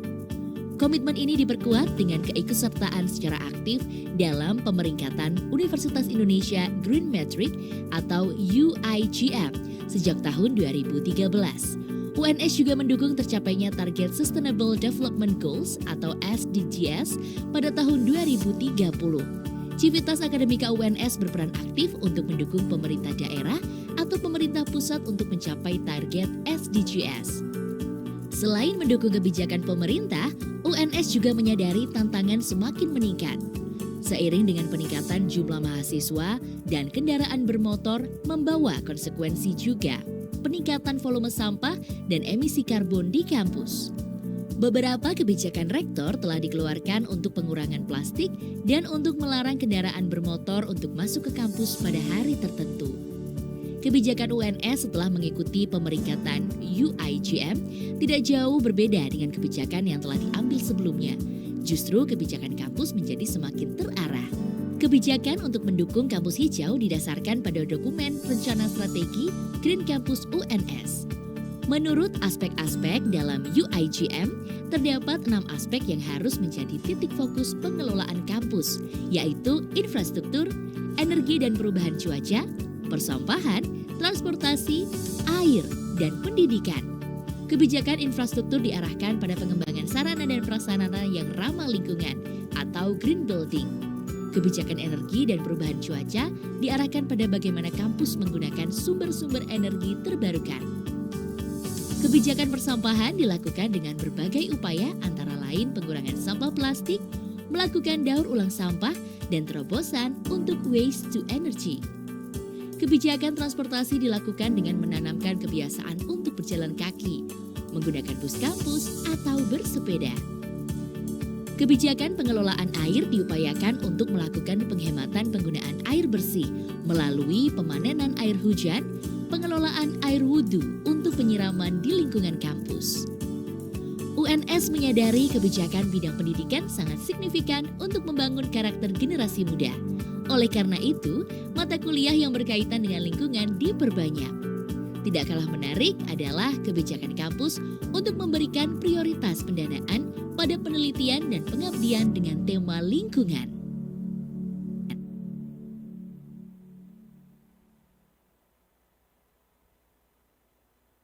Assalamualaikum warahmatullahi wabarakatuh.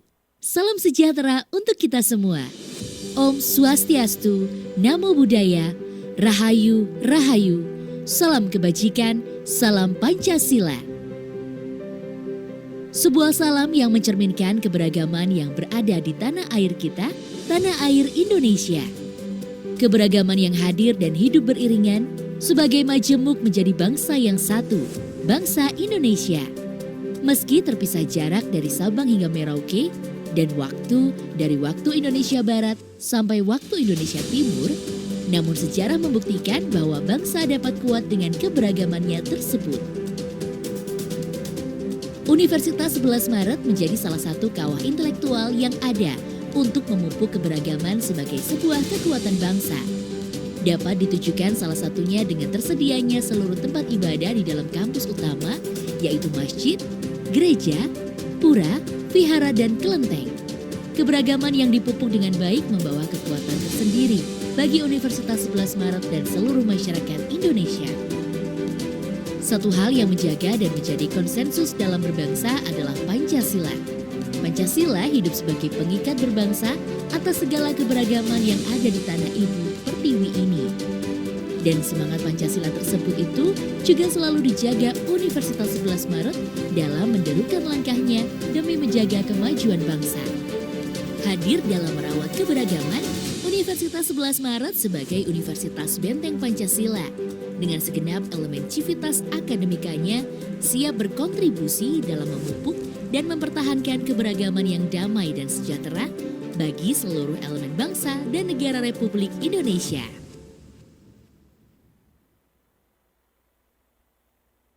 Merdeka Belajar Kampus Merdeka atau MBKM adalah kebijakan Kementerian Pendidikan, Kebudayaan, Riset, dan Teknologi yang bertujuan mendorong mahasiswa untuk menguasai berbagai keilmuan yang berguna untuk memasuki dunia kerja. Melalui MBKM, mahasiswa memiliki kesempatan menempuh pembelajaran 3 semester di luar kampus. Untuk melakukan hal tersebut, mahasiswa diberikan kebebasan memilih 8 aktivitas Merdeka Belajar, yaitu pertukaran pelajar, magang atau praktik kerja, asistensi mengajar di satuan pendidikan, penelitian atau riset, proyek kemanusiaan, kegiatan wirausaha, studi atau proyek independen, membangun desa atau kuliah kerja nyata tematik, bela negara.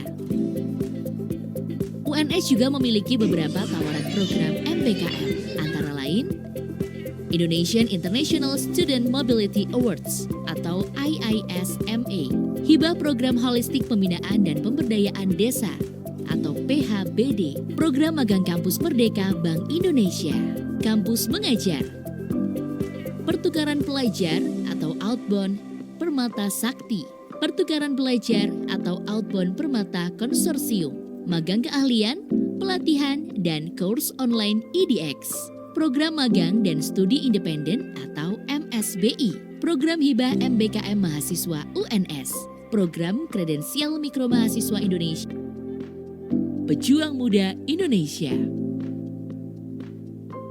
Keuntungan yang didapatkan mahasiswa dari program MBKM ini adalah kegiatan praktik di lapangan akan dikonversi menjadi SKS. Eksplorasi pengetahuan dan kemampuan di lapangan selama lebih dari 1 semester. Belajar dan memperluas jaringan di luar program studi atau kampus asal. Menimba ilmu secara langsung dari mitra berkualitas dan terkemuka. Dengan pelaksanaan program MBKM yang baik, mengantarkan Universitas 11 Maret mendapatkan penghargaan sebagai juara capaian IKU tahun 2020 untuk kategori Liga PTN BLU dari Kementerian Pendidikan, Kebudayaan, Riset, dan Teknologi. IKU adalah ukuran atau indikator kinerja suatu instansi. Utamanya dalam mencapai tujuan dan sasaran tertentu, setiap lembaga atau instansi pemerintah wajib merumuskan IKU dan menjadikan hal itu sebagai prioritas utama. Di tahun dan teknologi Republik Indonesia, sebagai peraih poin tertinggi capaian indikator kinerja utama atau IKU 7 tahun 2021 dan atas capaian posisi tertinggi top 10% IKU tahun 2021 pada Liga Perguruan Tinggi Negeri Badan Hukum atau PTNBH. Pelaksanaan MBKM secara intensif, terstruktur, dan terukur akan menjadikan MBKM menjadi sebuah explicit knowledge bagi sivitas akademika Universitas 11 Maret. Oleh karena itu, melalui penerapan program MBKM, UNS berkomitmen menciptakan pendidikan yang berkualitas bagi terciptanya bangsa yang inovatif dan berdaya saing.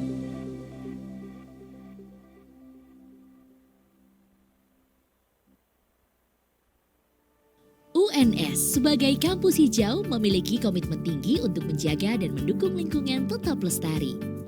Komitmen ini diperkuat dengan keikutsertaan secara aktif dalam pemeringkatan Universitas Indonesia Green Metric atau UIGM sejak tahun 2013. UNS juga mendukung tercapainya target Sustainable Development Goals atau SDGs pada tahun 2030.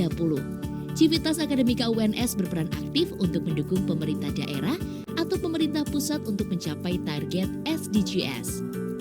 Selain mendukung kebijakan pemerintah, UNS juga menyadari tantangan semakin meningkat. Seiring dengan peningkatan jumlah mahasiswa dan kendaraan bermotor membawa konsekuensi juga peningkatan volume sampah dan emisi karbon di kampus. Beberapa kebijakan rektor telah dikeluarkan untuk pengurangan plastik dan untuk melarang kendaraan bermotor untuk masuk ke kampus pada hari tertentu. Kebijakan UNS setelah mengikuti pemeringkatan UIGM tidak jauh berbeda dengan kebijakan yang telah diambil sebelumnya. Justru kebijakan kampus menjadi semakin terarah. Kebijakan untuk mendukung kampus hijau didasarkan pada dokumen rencana strategi Green Campus UNS. Menurut aspek-aspek dalam UIGM, terdapat 6 aspek yang harus menjadi titik fokus pengelolaan kampus, yaitu infrastruktur, energi dan perubahan cuaca, persampahan, transportasi, air, dan pendidikan. Kebijakan infrastruktur diarahkan pada pengembangan sarana dan prasarana yang ramah lingkungan atau green building. Kebijakan energi dan perubahan cuaca diarahkan pada bagaimana kampus menggunakan sumber-sumber energi terbarukan. Kebijakan persampahan dilakukan dengan berbagai upaya antara lain pengurangan sampah plastik, melakukan daur ulang sampah, dan terobosan untuk waste to energy. Kebijakan transportasi dilakukan dengan menanamkan kebiasaan untuk berjalan kaki, menggunakan bus kampus, atau bersepeda.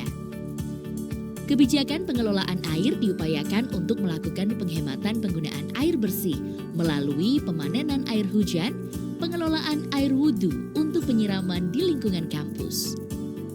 UNS menyadari kebijakan bidang pendidikan sangat signifikan untuk membangun karakter generasi muda. Oleh karena itu, mata kuliah yang berkaitan dengan lingkungan diperbanyak. Tidak kalah menarik adalah kebijakan kampus untuk memberikan prioritas pendanaan pada penelitian dan pengabdian dengan tema lingkungan.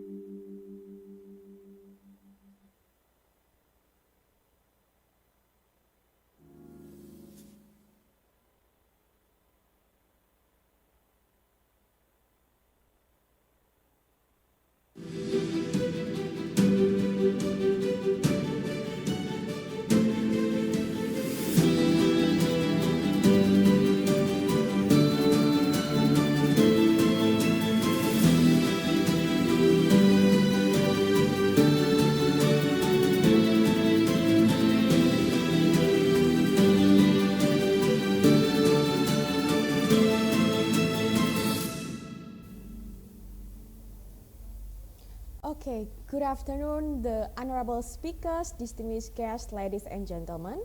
Welcome back. Thank you for tuning in the 9th International Conference on Sustainable Agriculture and Environment. So now we are moving to the 4th plenary session, our last session today. And in this session, we have two speakers. The first one is Dr. Alexandra Crosby from University of Technology, Sydney, Australia. And our second speaker is Dr. Andi Setiawan from Universitas 11 Maret. Then allow me to introduce the moderator for this session.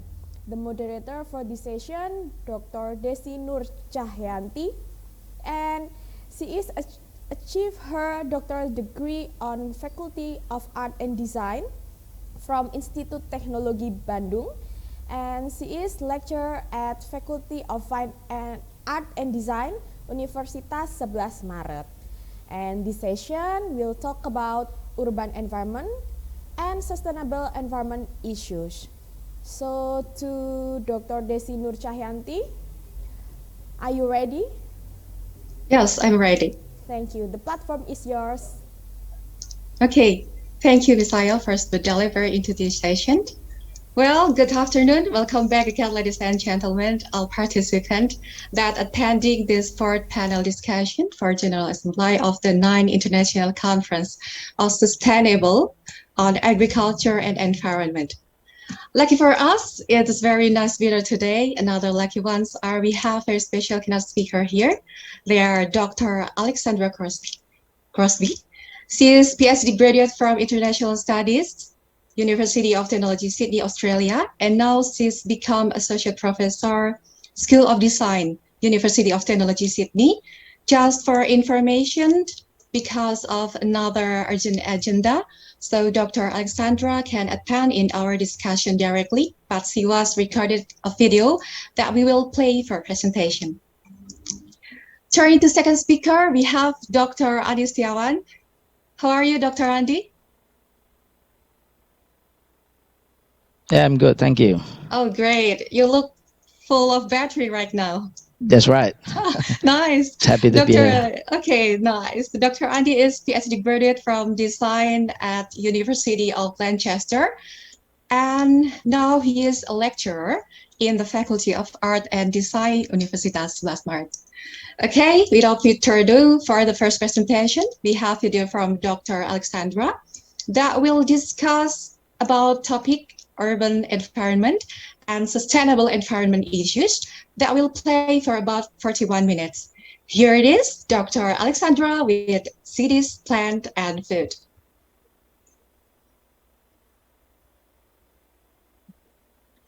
Good morning, selamat pagi, selamat siang. I'm very sorry I can't be there today in Surakarta. I've read the abstracts for the conference and I really look forward to the presentations. First of all, I would like to say thank you, terima kasih, to the Research and Development Centre for Biotechnology and Biodiversity in collaboration with the Faculty of Agriculture, the Faculty of Art and Design, the Faculty of Economics and Business at the Universitas 11 Maret, Indonesia. And I would also like to say thank you to Dr. Andi Setiawan, who reached out to me about this wonderful conference, and I'm really glad to be part of it.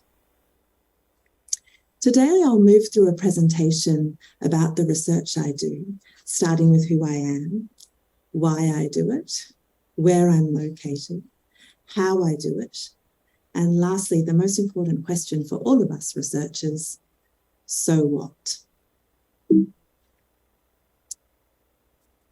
So before I begin, I would like to acknowledge the Gadigal, Wangal and Dharawal people and all the traditional owners of the Sydney Basin where I live and work and present from today.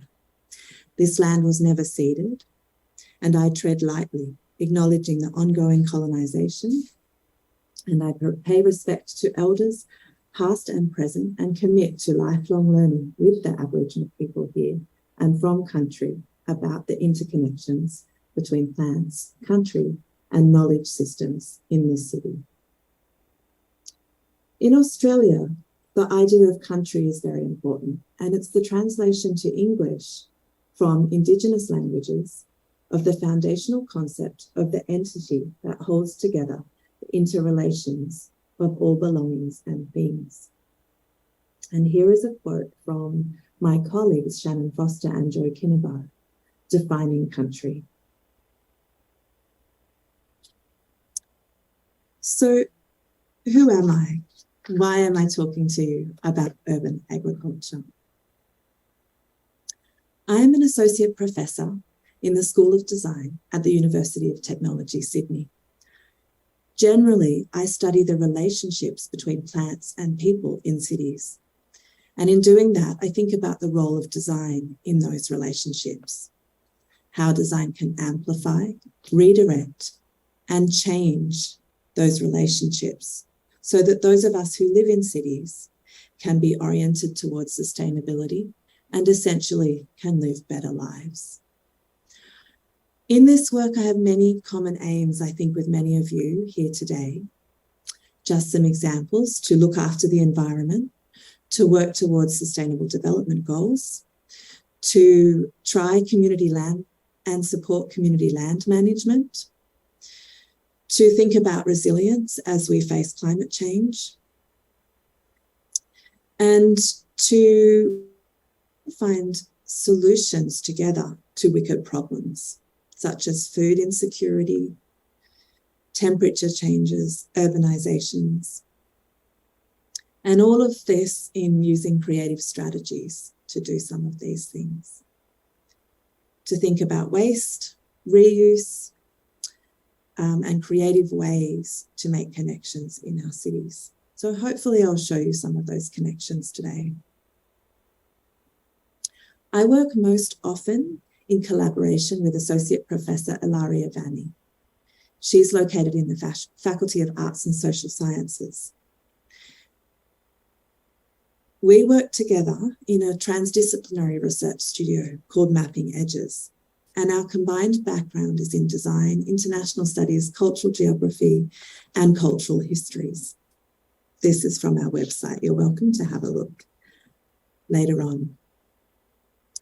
Again, generally, Mapping Edges looks at this question: how does our understanding of cultural, environmental, and social histories of place change if we let ourselves be guided by plants? So why would we do this? What is so important about plants and cities? And does plants and cities mean urban agriculture, just a synonym? Well, the answer is kind of. What we mean is by studying practices that connect people and plants with place. And these practices are things like growing plants together, foraging, sharing food.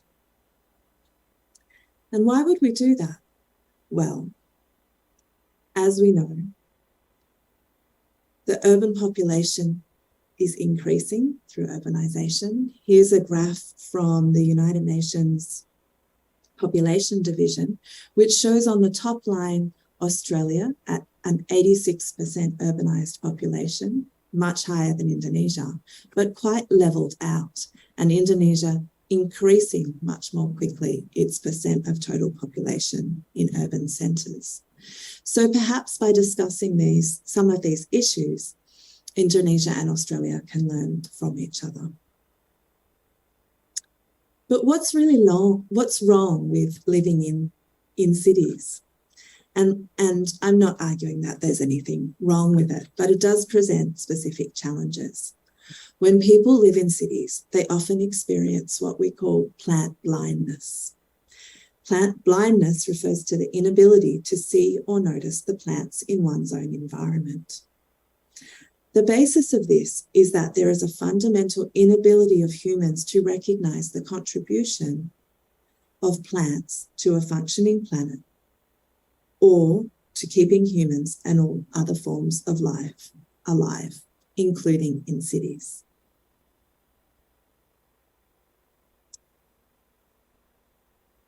So one of the wicked problems associated with urbanization is, of course, food security. And it's a problem for all people in cities in the world. I'm going to tell you a little story about lettuce. Here in Sydney, we've recently experienced dramatic price hikes for humble vegetables and fruits. Here is a picture of my local supermarket with one lettuce costing $9.99, and that's the rupiah amount. So I'm not an economist, but multiple issues can cause inflation. And the main drivers this year have been the pandemic, of course, and shortages in Australia in the labour market. But most importantly, severe floods caused by La Nina weather events, which you may have seen from Indonesia. Floods earlier this year along the coastline ruined crops in northern New South Wales and Queensland, which are the crops which usually supply vegetables to Sydney, our biggest city. So expensive lettuces went viral here. They became a hot topic in the media. And some argue that they even shaped our recent national election because journalists put politicians on the spot about increased cost of living, and lettuces were often an example. So can the price of lettuce and this little anecdote in Australia help us understand the link between climate change, plants, and food practices in the city? So we've got expensive lettuces. What are the alternatives? One of the questions that we explore at Mapping Edges, and this is one of the sub-questions to that earlier question, is what food is being grown at the edges of private and public space? And this relates to plant blindness. What is growing that we don't necessarily see? Because of an excellent food growing climate in the Sydney Basin, abundant water and fertile soil, Sydney is good for growing food. And because of its complex histories and cultures, its intense current growth, it is also a good laboratory for plant food people experiments. Enter Mapping Edges. There is a consensus, and I'm sure many of you are discussing it in this conference, that increasing access to fresh and locally produced food is a good way to combat food insecurity, to cut down on the carbon footprint of food production, and to ensure positive health outcomes. So we're addressing many of the Sustainable Development Goals when we talk about food. Yet what is grown in a city garden is not yet food. It's plants. And I think in Indonesia, many of you understand this better than people in Australia. You grow padi, but padi becomes beras, which becomes nasi. You don't grow nasi. In Australia, especially in cities, this is sometimes less well understood because culturally we're often quite removed from plants. Notions of urban green, green space, sustainable urban development, for example, are sometimes connected to food practices. Community gardens, for instance, are sites where anyone can learn to grow fresh food. This is a community garden right near our campus at UTS.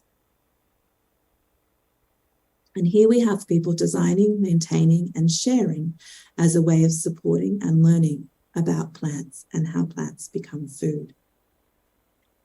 By growing plants, people can also learn other practices and about other systems, like how to collect rainwater. You can see in the back of this home garden, there's lots of buckets collecting water, and how to recycle food scraps in compost heaps and worm farms. In front yards, here we have some lettuces in a suburban front yard. In backyards, alongside ornamentals.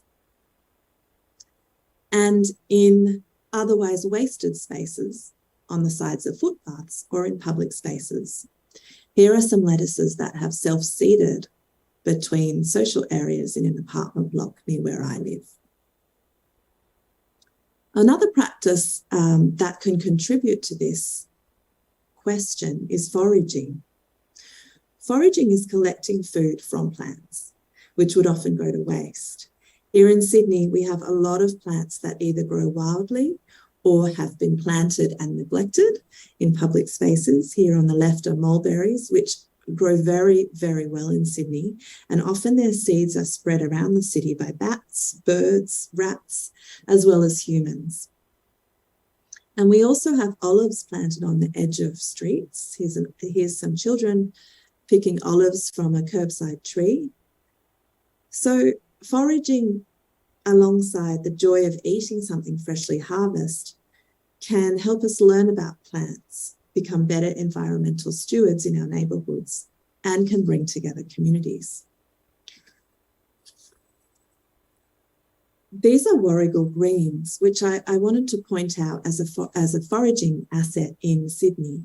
They're also known as Botany Bay spinach or sea spinach, and they grow wild along the coast of Australia, New Zealand, Chile, Japan and Argentina. I don't think you have them in Java, but these are native to the country where Sydney is located. And these are a good alternative to lettuce, for example, or other leafy greens. There's lots of people working on these kind of things. This is a map that's produced by some activists called Scrumper's Delight, which you can check out, made by Julian Lee. And it locates all the places in Sydney where you can freely access food growing on plants. And if you want to know a little bit more about foraging, there's an article in The Conversation which we wrote dealing with some of the ethics of foraging and some of the health dangers. So please feel free to look that up. So where does this kind of research happen, or where can it happen? The best answer to this question is wherever you are now. This map locates some of the projects done by Mapping Edges and the space and scale of those projects in what is a very spread out city, although not as populated as cities in Java, quite spread out. We always work in highly urbanised areas, and we work at a very small scale to map situated practices in networked relations within the city. This kind of work shows the importance and power of small-scale, embodied, collective, and vernacular propositions. Here we follow design theorist Tony Fry's suggestion that wherever you are, that's where to start. Now, to clarify, this doesn't mean that research about plants, people, and food in cities can be done in the same way everywhere. Wherever you are is wherever you are, and the specificity of place needs to be carefully considered wherever that is.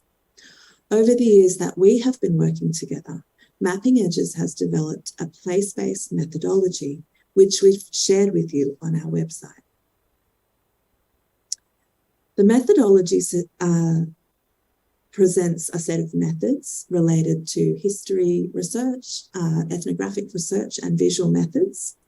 And it also provides a lot of resources, such as interviews with researchers who are using these methods in really diverse ways. So I'd encourage you to have a look. So you can do this type of research anywhere. We argue in a place-based way. Well, that's good news, but how do you do it? So I'm going to start with place-based histories and have a think about what that means. I invite you first to imagine what is now the city of Sydney before 1788, when the English first arrived in Botany Bay. You're looking here at a map of Sydney ecosystems at that time from Grace Karskens' book, The Colony. What is now the city was predominantly turpentine forests with some wetlands in the south, near where I live, and sandstone heath and forest along the rivers. The locations of Sydney and Melbourne, our biggest cities in Australia, were located way back then, chosen by colonists, in part because there were large food basins already. Many edible species existed well before the Europeans arrived. And thanks to the favourable climate, the shape of the coastline, which is quite wobbly, and the custodianship of country, which had been happening for thousands of years before arrival, this was a great place for food. Edible native plants from ground-covering warrigal greens, which I mentioned earlier, are still growing, to huge canopies of Illawarra plum trees, drawn here sometime around the 1900s by Lillian Margaret Flockton. These kinds of plants are still growing all over Southeast Australian cities. You just need to work out how to see them.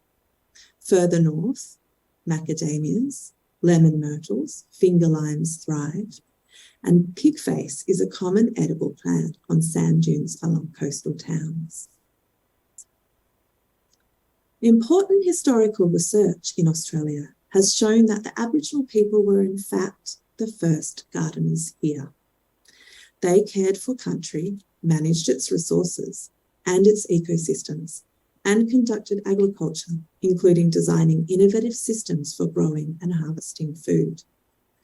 The Sydney Basin was in fact always a food bowl, evidenced by seafood middens along the coast and up and down the estuaries, and early paintings by colonists documenting agricultural practices as they saw them. And most importantly, the information that is shared by traditional knowledge holders still living and thriving in the Sydney Basin today.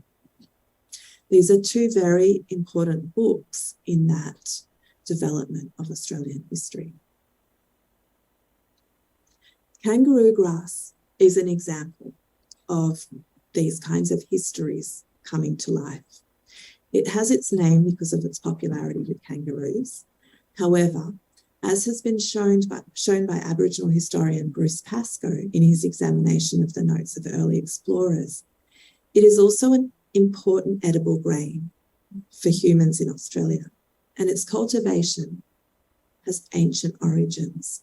Pascoe writes, Aboriginal people made changes to the genomes and habits of these plants simply through the continuous interference in the plant's growth cycle and selection of seeds for harvests. This process, conducted over long periods of time, is what scientists call domestication. So you can see that the colonial distinction between Aboriginal plant practices and agriculture is not as clear as it had been made out for hundreds of years. Of course, colonisation and urbanisation have dramatically changed this place. It is not how it was. But plants can help us understand the important histories that intersect with the city as a place now.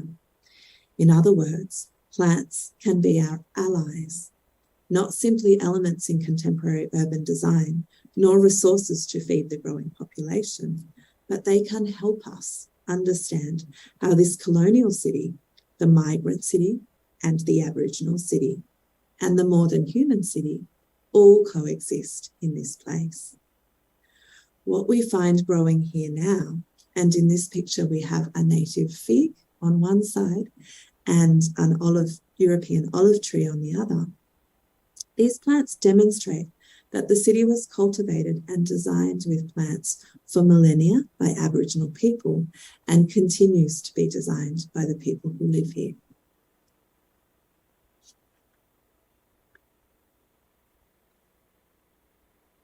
The histories of colonisation in Australia are very complex. Chinese market gardens played a very important role in feeding the early colonies in most Australian cities in Sydney. This picture is of Kiama Market Garden, which is about 12 kilometres from the CBD. It was planted in 1892 and it still operates today. It's heritage listed, so it can't be developed into apartments or houses, And it actually provides a significant amount of particularly what is called here Asian greens to restaurants and households all across Sydney. In another set of histories, many decades later, after World War II, migrants from South Europe moved to Australian cities and brought very different ways of gardening, different ways of harvesting and caring for plants,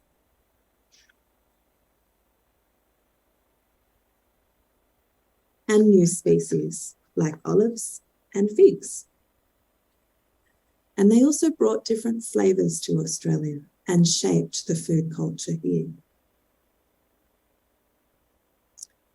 So as well as reading those histories carefully, we also invite you in the place-based methodology to become explorers of the city through the lens of plants and through ethnographic research.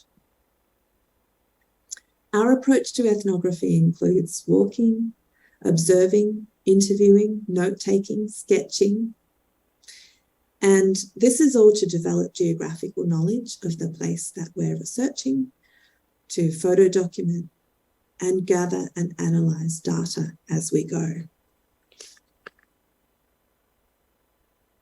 We walk a lot by ourselves and with others, and quite literally we follow plants as we walk. To keep track of what we're doing, we use everyday apps like this fitness app that record our moment in space in the form of lines, and also knots where we might stop and look at a plant. We might stop, have a conversation with a resident, cross the road, retrace our steps.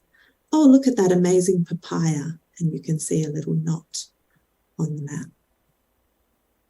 And we also use Instagram as we do this as a live photo documentation to share what we see. We use the hashtag mapping edges at our own accounts, and we also have a mapping edges account.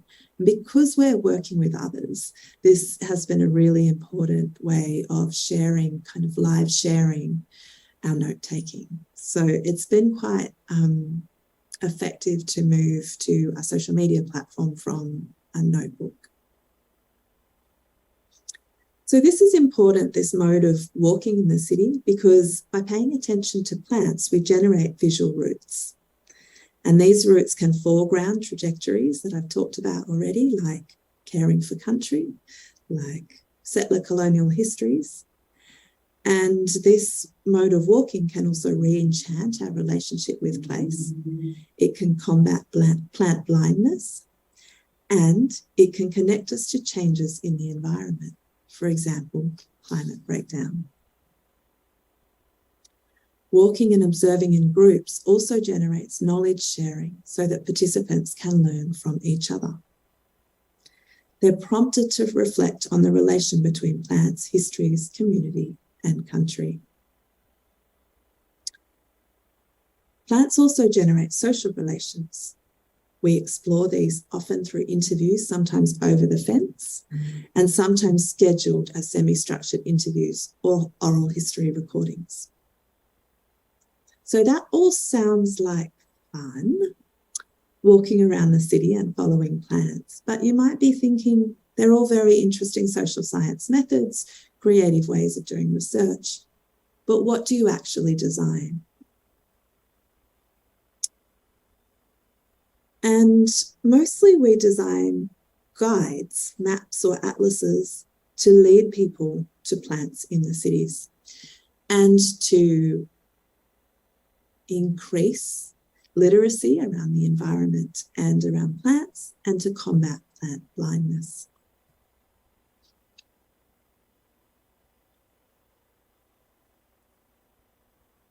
So, one of the things we think about when we make maps is about moving our observers away from their hovering position, the kind of surveying of all, and to place them back in the thick of things. Let them be led by gatherings that are more than human, and to be part of the recombination of city ecologies on country in the city. One of our first experiments doing this was a mapping project called Tropical Imaginaries of Abundance, We made it in 2018, and I thought you may be interested in this one in particular because of our tropical emphasis.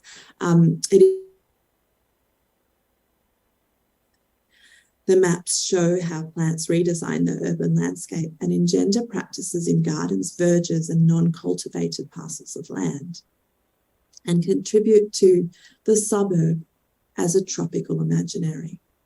So what we did was we mapped by walking using an app, and then we traced that map in a hand-printed way, in a drawn way, and then we printed those maps on a risograph printer. The key for our maps was banana, papaya, and dragon fruit.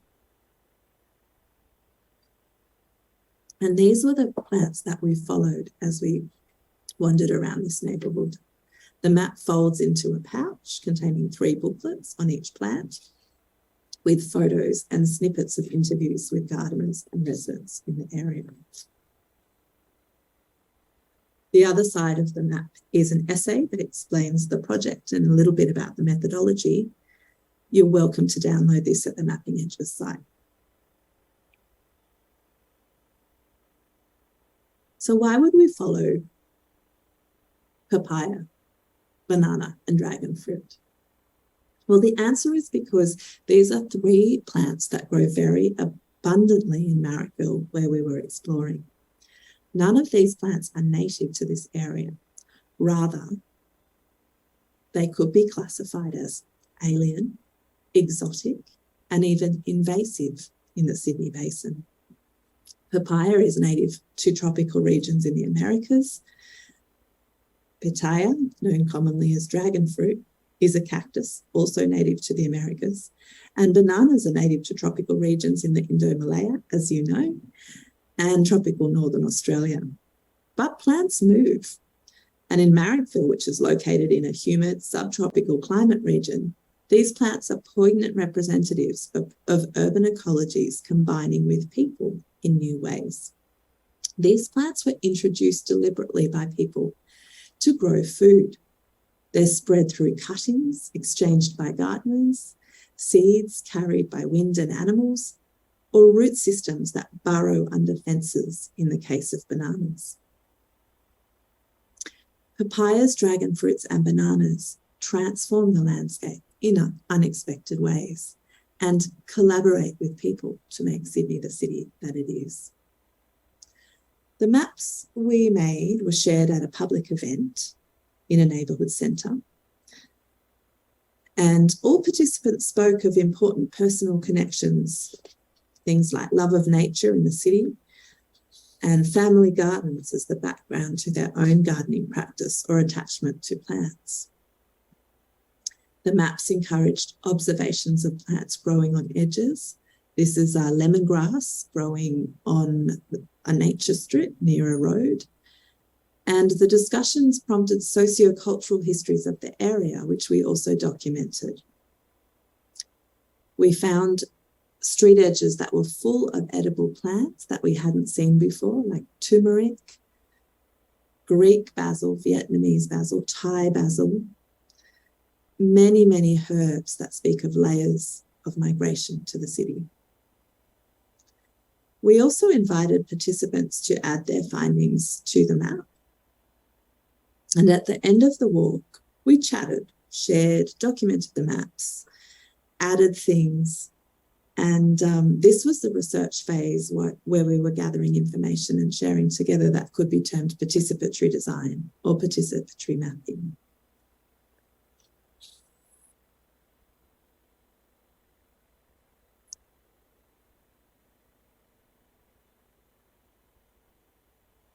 A second project, the Planty Atlas of UTS, was made around our campus, and it generated a different kind of map. This is a heavily built up area in the city of Sydney, in the central part, and it's quite well known as a centre of innovation, education, a technology precinct. It's not known for its natural environment. While some street and building names are marked on our map, the main purpose is to propose an orientation that is more plant-led and to propose possibilities for sharing the care of place that people work and study in. So it's a less residential area, more built up, and many more flows of people. To look at a bit of a detail of how this plays out, the London plane trees pictured here delineate the main street, Harris Street, where our campus sits. So these trees create tree canopy, and they're a very visible and sensory reminder of how plants move and how they're connected to globalization and colonization. Plane trees are important canopy cover to keep the city cool, but they're brought to Sydney to help it look and feel like London or Paris, but they are called London plane trees. Interestingly, these trees are actually indigenous to Persia, but once located in Australia, they become a symbol of European civilization and lining the streets of Ultimo. So these are the kind of histories we were mobilising through this map. We also made a special edition book to share the stories of the walks that we went on with staff and students, and to propose imagining more preferred futures for campus that involve plants more closely. So as part of our projects, as well as these maps and atlases, we also design events to guide people, such as seed exchanges, seed balls, workshops, and walkshops. Here in Green Square, an urban renewal project, we're exchanging seeds and showing people how to save seeds for planting seasons. Here, back on campus, we're making a seed ball workshop with UTS staff and students. Seed balls are made with clay, compost, and seeds, and you roll and shape them by hand, and then they're distributed by humans without the tending required of raising seeds to seedling. So here we are walking together in, you can see our concrete built-up campus precinct, and distributing the seed balls to see what would happen. This is just on a lunch break, making use of the edges of the streets and the green spaces on campus, or potential green spaces. So this is an event that's meant to agitate at the top down urban systems. We're walking together, we're mapping, and we're seed balling to draw attention to the edges of human habitats in the cities, where plants are present but often go unnoticed, where we are often blind to them. Finally, as part of this project, we got together one last time, many months after we had seed balled, and we retraced our steps to document the evolution and disappearance of the seed balls, the success and the failure of the seeds we had scattered. This was a difficult walk, as it followed the hottest Sydney summer on record, extended drought, and the plants told us very few success stories. Apart from a few of these parsley plants that had germinated, barely anything had survived in the heat and the drought. So rather than celebrating plants that had survived on edges, this event brought colleagues together to talk about the effects of climate change on our immediate environment, something we tend to think about in the abstract, but not so much in the city spaces where we live and work. Oops. So why are we doing this? What does it really have to do with sustainable agriculture and the environment? So what? And there's a few ways to answer this question. First of all, I think that we're all now working towards the Sustainable Development Goals, and my university has certainly made a commitment. So our work has oriented towards goal number 11, to make cities and human settlements inclusive, safe, resilient, and sustainable.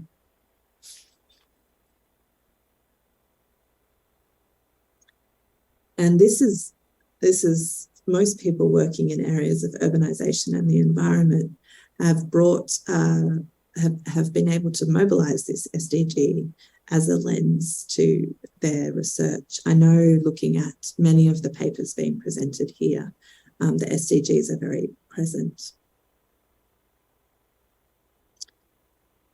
So another way to think about this relating to the SDGs is through civic ecologies. And this, the idea of civic ecologies are something that we're starting to bring to our research because they are a framework that locate solutions to the place that they are and that the researchers are and that the problems are. So solutions are situated.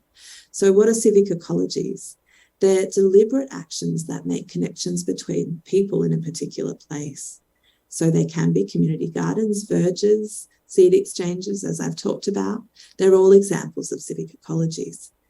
They can make alliances between country, communities, individuals, organisations, local governments, plants, animals, soil and waters. So there's sort of a way to bring many of these practices together in and to think more clearly about impact. And there's a reference there from Krasny and Tidball, who really came up with this, the concept of civic ecologies and mapping edges. We're working out how it applies to an Australian context. So lastly, to wrap up, I want to show you how the methodology I've shared and the approach is relevant not only to Sydney, but to Indonesian cities as well, and how I personally have made some of those connections. Here in Surabaya is Kampung Genteng, Candirejo. This is an incredible neighbourhood near Pasar Genteng. I'm not sure if some of you have visited. When I was there, I'm also not sure what the state of it is now. This photo was taken in 2017, so it's a long time since I visited Indonesia. But when I was there were elaborate aquaponic systems lining the streets, tucked in between houses, trees, airy open spaces, fruit trees, pot plants labelled with Indonesian and Latin names, as well as hints about their uses and how they could be used in medicine and food. I understand that this kampung is also known as Kampung Herbal, and I also understand that as this kampung and others around it became more hijau, it became a little bit contagious, can I say. So people were inspired by each other, and around the city, this part of Surabaya, there were competitions and lots of sharing of knowledge. So I think this is quite an interesting example of what I mean when I say, well, obviously of SDG number 11, but also this idea of civic ecologies and how they can play out in different places. And I was taken to this kampung by my dear friend and colleague, Anita Sylvia, who's a researcher, and she's at the moment a Bach Fellow for Situated Practice. And if you don't know her work, do look it up. She is really beautiful. Her work is a beautiful application of some of these methodologies, like walking and observing and noticing and following that by interviewing and talking to people, but also mapping the city in a way that focuses on things other than necessarily tourism or urban development, but really focus on some of the more sustainable aspects. So I encourage you to look up her work, and I hope that I can keep working with her in the future. So lastly, here's my references, and they're a little bit hard to read, but I might send them out separately. I would like to say thank you very much. Terima kasih, matur nuwun. And I really hope that now there's a little bit more movement between Indonesia and Australia, that one day I'm able to visit And I also do invite anyone who is coming to Sydney to please get in touch and we can go for a walk together. So I wish you a wonderful conference and thank you for your participation.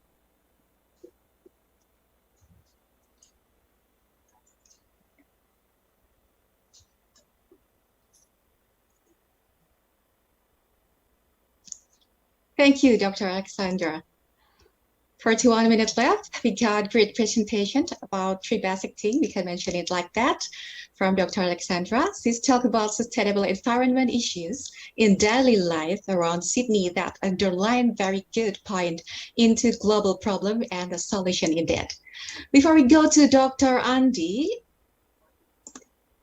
I remind for all participants that want to ask some questions, you can write into the chat room and later I will read it in Q&A session.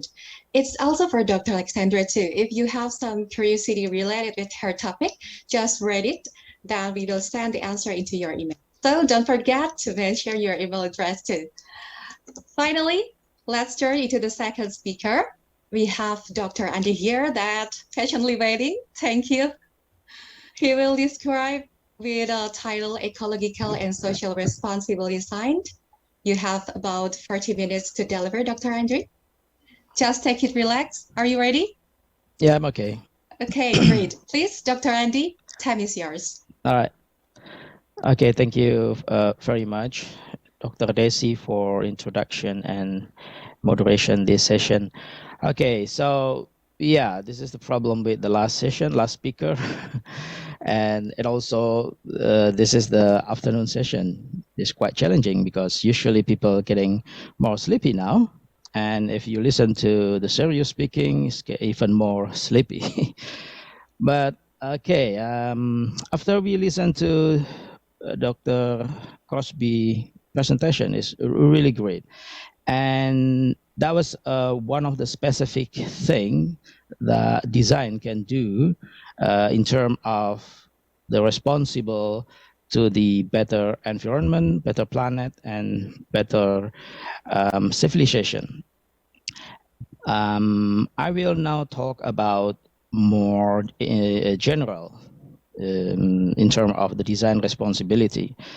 But before that, I want to say thank you to the committee that inviting me to be the invited speaker for this terrific conference.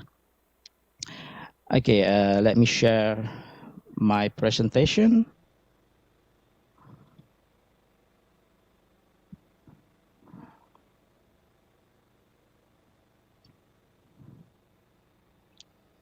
Yeah. Okay.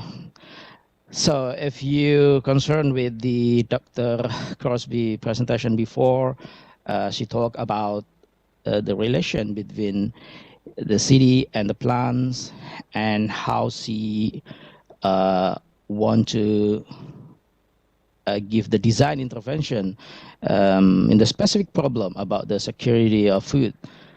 And today I will talk about why that kind of practice should we do as a designer, or in more general as a practice of design, why we can do that and why we should do that, and what design can do to be more responsible to this planet. So I'll talk about the ecological, social, responsible of design. So what was the design profession? I mean, how was the design profession born? Because when we talk about the responsibility of design, we have to trace back further until the start of the design profession. So if we learn about design history, we know that design, especially the design profession, is born during the revolution of industry, the Industrial Revolution. Actually, it started by a businessman or entrepreneur at that time that they face a difficulty, to run the new method of production of the goods the production of the commodity. When the machinery come with the industrial revolution, there's a change in how people produce the community. The factory is no longer employ a craftsman, but a labor, because the production line is become more easier with machine. And the businessman need a people who can translate the form and the design of the commodity into a mass production in the factory. And at that time, a designer profession was born. So at the first time, a designer have a duty, have a responsibility to transfer, to create a mock-up, a single thing, and then give it to the factory, and then they can make a mass product. In this case, one of the famous is Joshua Wedgwood. He was entrepreneur in pottery. He has a large factory of pottery, and he was one of the person who then hire an artist to become a new profession, that is designer. So at the first time, designer is very related with industry. So that's why design aligned with the logical of capitalism, because the logic of industry is always capitalism. So we can see that design at the first is very close to this logic, like efficiency, quantity, growth, and also the surplus. That was the priority for designer at the first. And then when it's come to the next past, to the next generation, what happened is the world ruined by design. Well, this is a bit controversial and a bit debatable, but we can see the evidence that design responsible for the catastrophic of the world.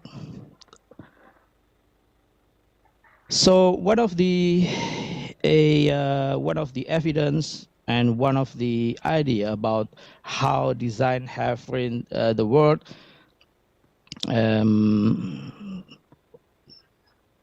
said by Jean Baudrillard. If you learn about social culture, I believe you know this name. In about 70, he said this, in his seminal book, Consumer Society. I want you to concern and focus to the last sentence, that today the humans of the age of affluence are surrounded not so much by other human beings as they were in all previous age, but by object. So this is,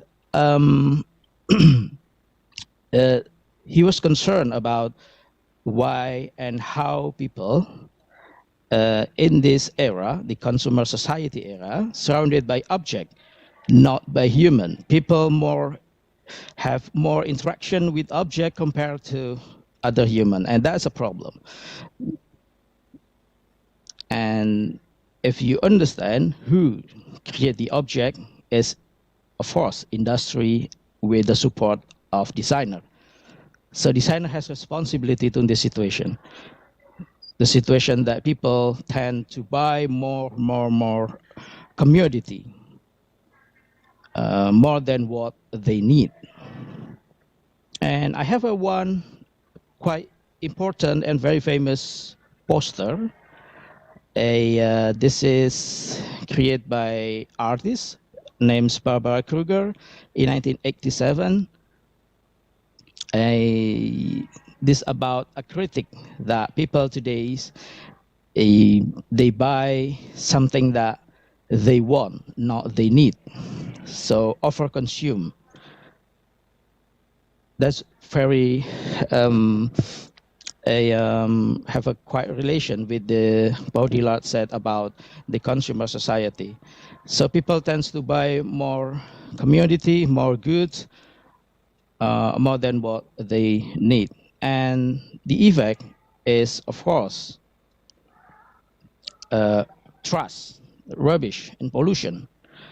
This one of the data that I can found that the overconsumption in the UK, for example, for the fast fashion, you can see the data here, the number that about 235 million items of clothing sent to the landfill last year. This data came from 2017.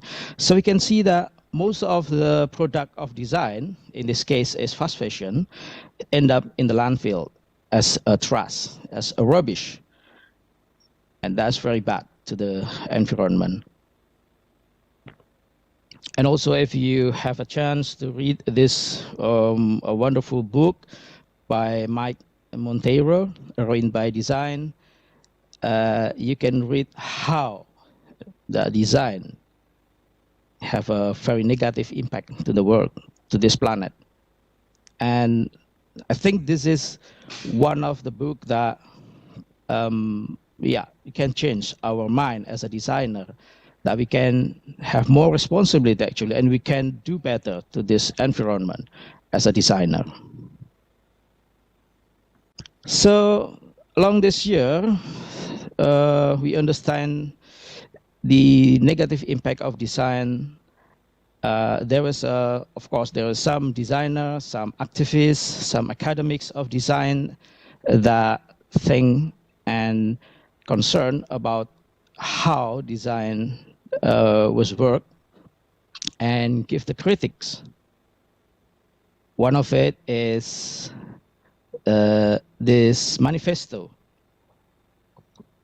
This manifesto signed by Ken Garland in 1960-ish with 20 of the colleagues from designer, academics, and also designer student. He and the group concerned about how design at that time mostly serve and support the industry, and in this case is advertisement. Advertising at that time only serves for the community, campaign for the community, and he was concerned that actually design, especially advertisement, can do better to promote culture, education, and social life of people. So he, with 20 of his colleagues, signed this manifesto for design to do better. And also Victor Papanek, this one is, we can say one of the most important designer that critiques the condition of the design in the 70s, because he concerned about the negative impact of the world, of the design to the world. With his book, Design for the Real World, he explained that the same line with Ken Garland, the design can do better to the people and to the planet. So we can see from this two group of people, Ken Garland and also Victor Papanek, that the awareness, the consciousness that design can do better for the environment, for the planet, is rising up, around 60s and 70s, and now it's getting bigger. So what are the options for design? What can design do for the better planet? I follow the statement of Joanna Boonhert that actually there is two kinds of design. First, the design industry and the design. What we usually listen, what we usually watch in our daily life, actually that was the design industry.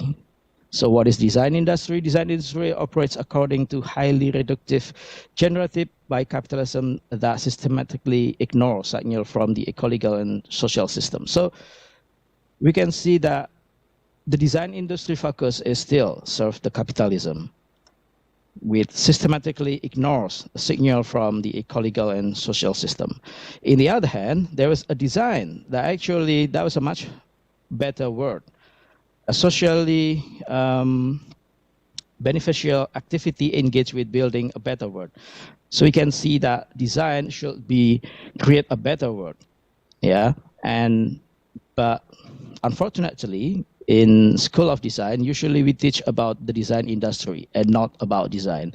That was a concern. And also, Victor Margolin and Sylvia Margolin, they are a couple.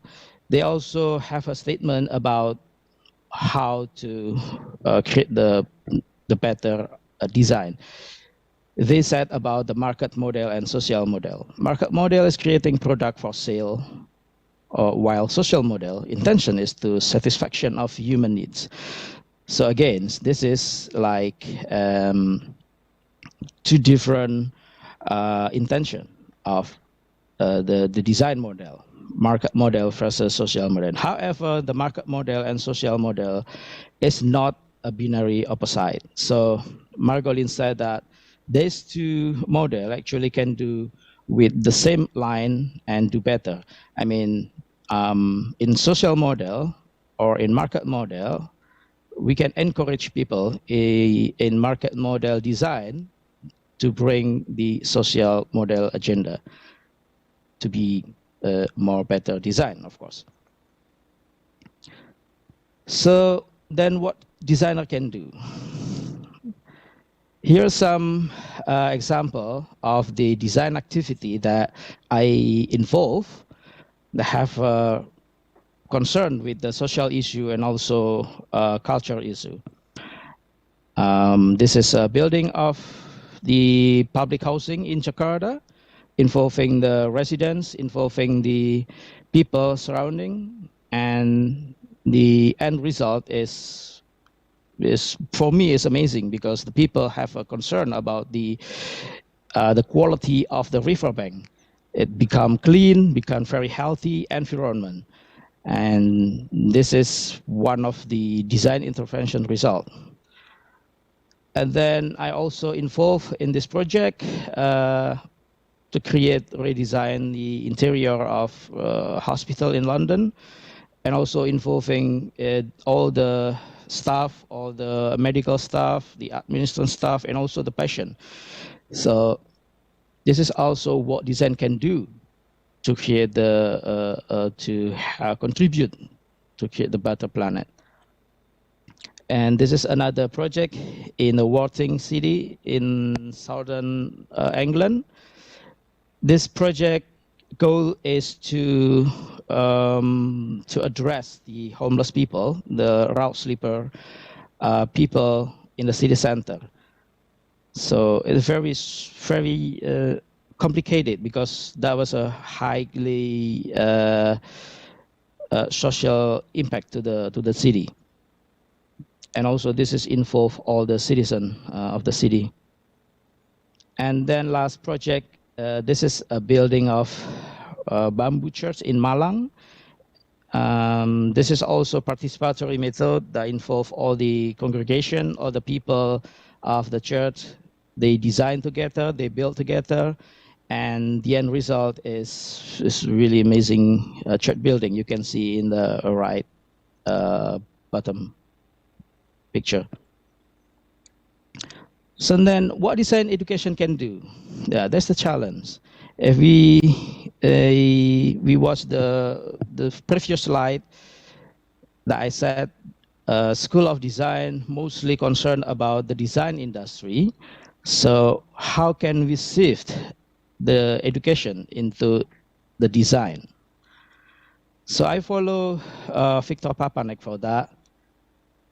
He said that the main trouble with design schools seems to be that they teach too much design and not enough about the social and political environment in which design takes place. So he said that for design school is too much teach design, drawing, compose, just talk about aesthetic and function, but not much talk about the social and political agenda. And also, I will follow Paulo Freire. He, with very famous book, Pedagogy of the Oppressed, that understanding between the oppressor and the oppressed is very important. In the context of the design, it's between the designer and the user. And also breaking down the oppressive system. It's just debatable, but I believe that design have a potential to be very oppressive. And this pedagogy of the oppressed give us a lot of insight how to create, how to design the new design education to be less oppressive. And also I follow Victor Margolin and Sylvia Margolin, that the interdisciplinary collaboration, this is the most important point, is the last one. Interdisciplinary collaboration between diverse intellectual background is required to produce several social design projects and research. So actually, the School of Design can't just walk alone. Yeah, we have to walk along with other discipline to create the better curriculum. So what we have initiated in FSRD-UNS so far, we designed several courses, interdisciplinary course. For example, this one is elective course, eco-design. We join with the community. This is the community in a riverbank of Bengawan Solo. They work for the mitigation of flood, and the student, they design together with the community to the public space of the riverbank. And also some students work together with the farmer in Boyolali. They redesign the facility to try the paddy, pengeringan padi, because the problem with the air pollution and also the health of the worker, the student has a design intervention together with the farmer to create the better building for paddy drying facility. And also there is a course, creative experiment. Here we try to address the real problem of our community. For example, like we redesign toko sayur, vegetable shop. And also we try to address the limbah petai Cina. This is in Pekalongan. One of our students working together with the youth community there to clean the beach from the petai Cina, and then work together with the community and the village to redesign, to create craft from the petai Cina. And also we do some research connected with the community. For example, this is my colleague, Pak Pandu. He worked along together with the farmer in Delanggu, Klaten, to revitalize the culture of Rojolele rice. So I think this is one of important project and research, how not only intervention with the packaging of the paddy, for example, but also with the culture, the agriculture of the society, the community. Yeah, with the old ritual, we revitalize, we conduct all the old ritual, and when the end result is very amazing. And also right now I have a research with the Sibat community, not only to create the mitigation of disaster, but also how to share the idea of the mitigation agenda to the people, to the public. So we create, for example, the visual campaign, and then also we have a plan to build and to create a better environment in the village by, for example, create the green belt along the river bank, and also build aquaponic in the village. So a lot of possibility that design can do, especially in the university, that have a contribution to the people, at least in the city. So this is the conclusion that I can do, that I can create. What should we do next for the design school, for the academics, and also for the designer? The red line is how we connect with the people and also designing with the people. So right now, design is not only for the people, but we have to design with the people. Involve them in our design activity. Thank you. I think that was all, Bu Desi, and yeah, the time is for you now. Okay, thank you, Dr. Adi. Right in 40 minutes, you were very well said about some reality and problems related with ecological and responsible design that we should give special attention for it. Well, I'm pretty sure that some participants can wait ask some question to discuss. We still have much time. Let's turn into Q&A session. I've got some questions to read. While waiting, I've got a question for you. In your opinion, Dr. Andi, in general, I will ask about how society implemented a good design if there is still don't have appropriate system in their livelihoods to maintain about sustainable things. For the example is awareness of trash recycle that's still very poor. Okay, go on, All right. Dr. Adi. Okay, thank you, Bu Desi. Well, yes, it's about it's an interesting situation. This session, yeah. I'm an Indonesian, Bu Desi Indonesian, and most of the audience Indonesian, but we talk in English. But it's okay. That's right. This is international conference. So, yes, about your question. Well, actually, we can't underestimate the society. They have a long history of how they preserve their environment. If we learn about the history, especially sociology, for example, we understand that the people in kampung, yeah, in the urban context, they have their own autonomy to preserve and to protect their environment. They can keep their environment clean, for example. But however, yeah, the modern life, the capitalism ruin all of it, and then they depend to the system that created by for example, by the city council or the city government. They waiting for the Pak Sampah to collect the trash. But well, actually, in the previous time, they have their own system to keep their environment clean. So what I want to say is we have to believe that the society, the people, they have the potential, yeah, to create their environment better. And we as a designer, for example, and also other experts from the environmental academics, for example, we have to connect with the people. We have to give their trust, and also we have to build a discussion, a dialogue with them, and then we have to revitalize their indigenous knowledge in terms of how to preserve their environment.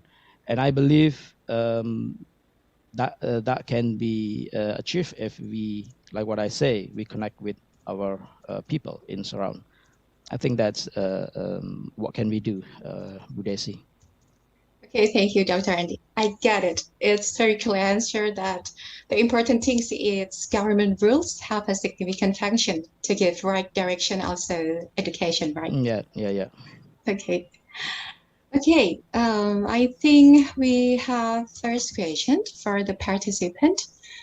The first from Ibu Ana Sungkar. Thank you, Ibu Ana, for the question. I will deliver to Dr. Alexander to answer it, and Ibu Ana asked for Dr. Alexander, but we want to hear the opinion from Dr. Andi too. The question is, what were the initial obstacles what were the initial obstacles when implementing the city's plan and foods design in cities? About this term, I want to hear the Dr. Andi opinion, the cases in Indonesia. All right, okay. Yes, this is always, well, as a designer or academic, sometimes we afraid to go going down to the field, yeah, connecting with the people, because we imagine that there is a lot of obstacle, there is a lot of challenge. But yes, I believe that, and I also have the difficulties for the first time. Most people, they don't trust. Well, that's what happened to me. Sometimes they don't trust with the authority and also the campus, the university, when we first time approached them. But like what I say, the informal meeting, the informal approach, this is not an instant work. We need time. We're continuing to approach them. And once we have their trust, and then we can implement our agenda for this in this case, for example, the urban farming agenda to the people. And so yeah, for me, the first challenge is how to get their trust, the people trust that they can accept us as the outline. I mean, as the external actor, and that want to come to their village. They can say, you are nobody, you have the money, what will you give to us? That was the common question from them. So we learn a lot from, for example, from the ethnographic method, from sociology, how to approach the people. And unfortunately, that's not teach in design school. A lot of our students, they don't have any ability to do this community approach. That's what I can say, Bu Desi. Okay, that's the point. Is the education system have so many rules to clear in that teaching, in that case. Yeah, that's right. Okay. Okay, turn into the next question, Dr. Andi. We have 3 questions from Budona. That's a very interesting question. Budona, thank you very much. My name is Budona Parita. I would like to ask question to Dr. Andi first. Why should designer care about deep ecology and its possible relationship to postmodern design? And you want to answer it right now or turn to the next question? Yeah, sure. Andy? Yeah, sure. Okay. I will answer it now. Yeah. Well, great. yeah. When we talk about why we have to do this, why we have to concern about ecological and social aspect of our life, it is like, well, if we want to live better in this world, yeah, we have to think about it, right? We have the responsibility to do better with what we can do. As a designer, as designer, we have design method, for example. As an artist, you can have your creativity to create the artwork that maybe can raise awareness of the people to concern with ecological. So the focus right now for design, for example, is not only to create a better life for the people, but to create the better life for the planet too. So this is not all about the people, but also about the planet. So that is the main concern for design right now. That design is not just serve the people, but also serve the planet. And that was a logic with your question, Budona, why we have to concern about the ecological, because we live in this planet and we have to preserve this planet as long as we can for the next generation, for example. And with the connection with the postmodernism, as long as I know that, yes, postmodernism is a critic for the modern era. And from my slide, we also learned that modernism has a lot of has responsibility to the negative side of the civilization, of the capitalism, for example. And postmodernism have their critique to the modernism, but the postmodernism is not, well, this is debatable also. The postmodernism is not as long to concern about the impact of the modernism. It's just a critic about the aesthetic aspect of the postmodernism. And what I want to say is, for designer or for the artist, we can create design product or artwork that can raise the awareness of the people to save this planet, to save the Earth. That's my opinion. Okay. And remember about the tagline, better living for better planet and better future. That's right. Yeah. That's... Okay. Okay. Turn into the second question, Dr. Andy. How Yes. and when did design become a repository of knowledge on sustainability? Well, yeah. if I can say, for example, from the 70s and 60s era, the awareness and the consciousness about the negative impact of design is already rising up.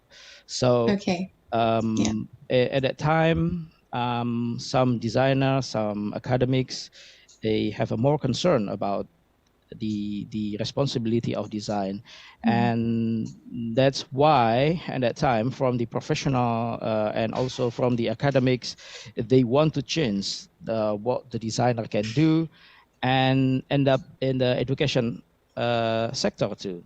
The curricula of the design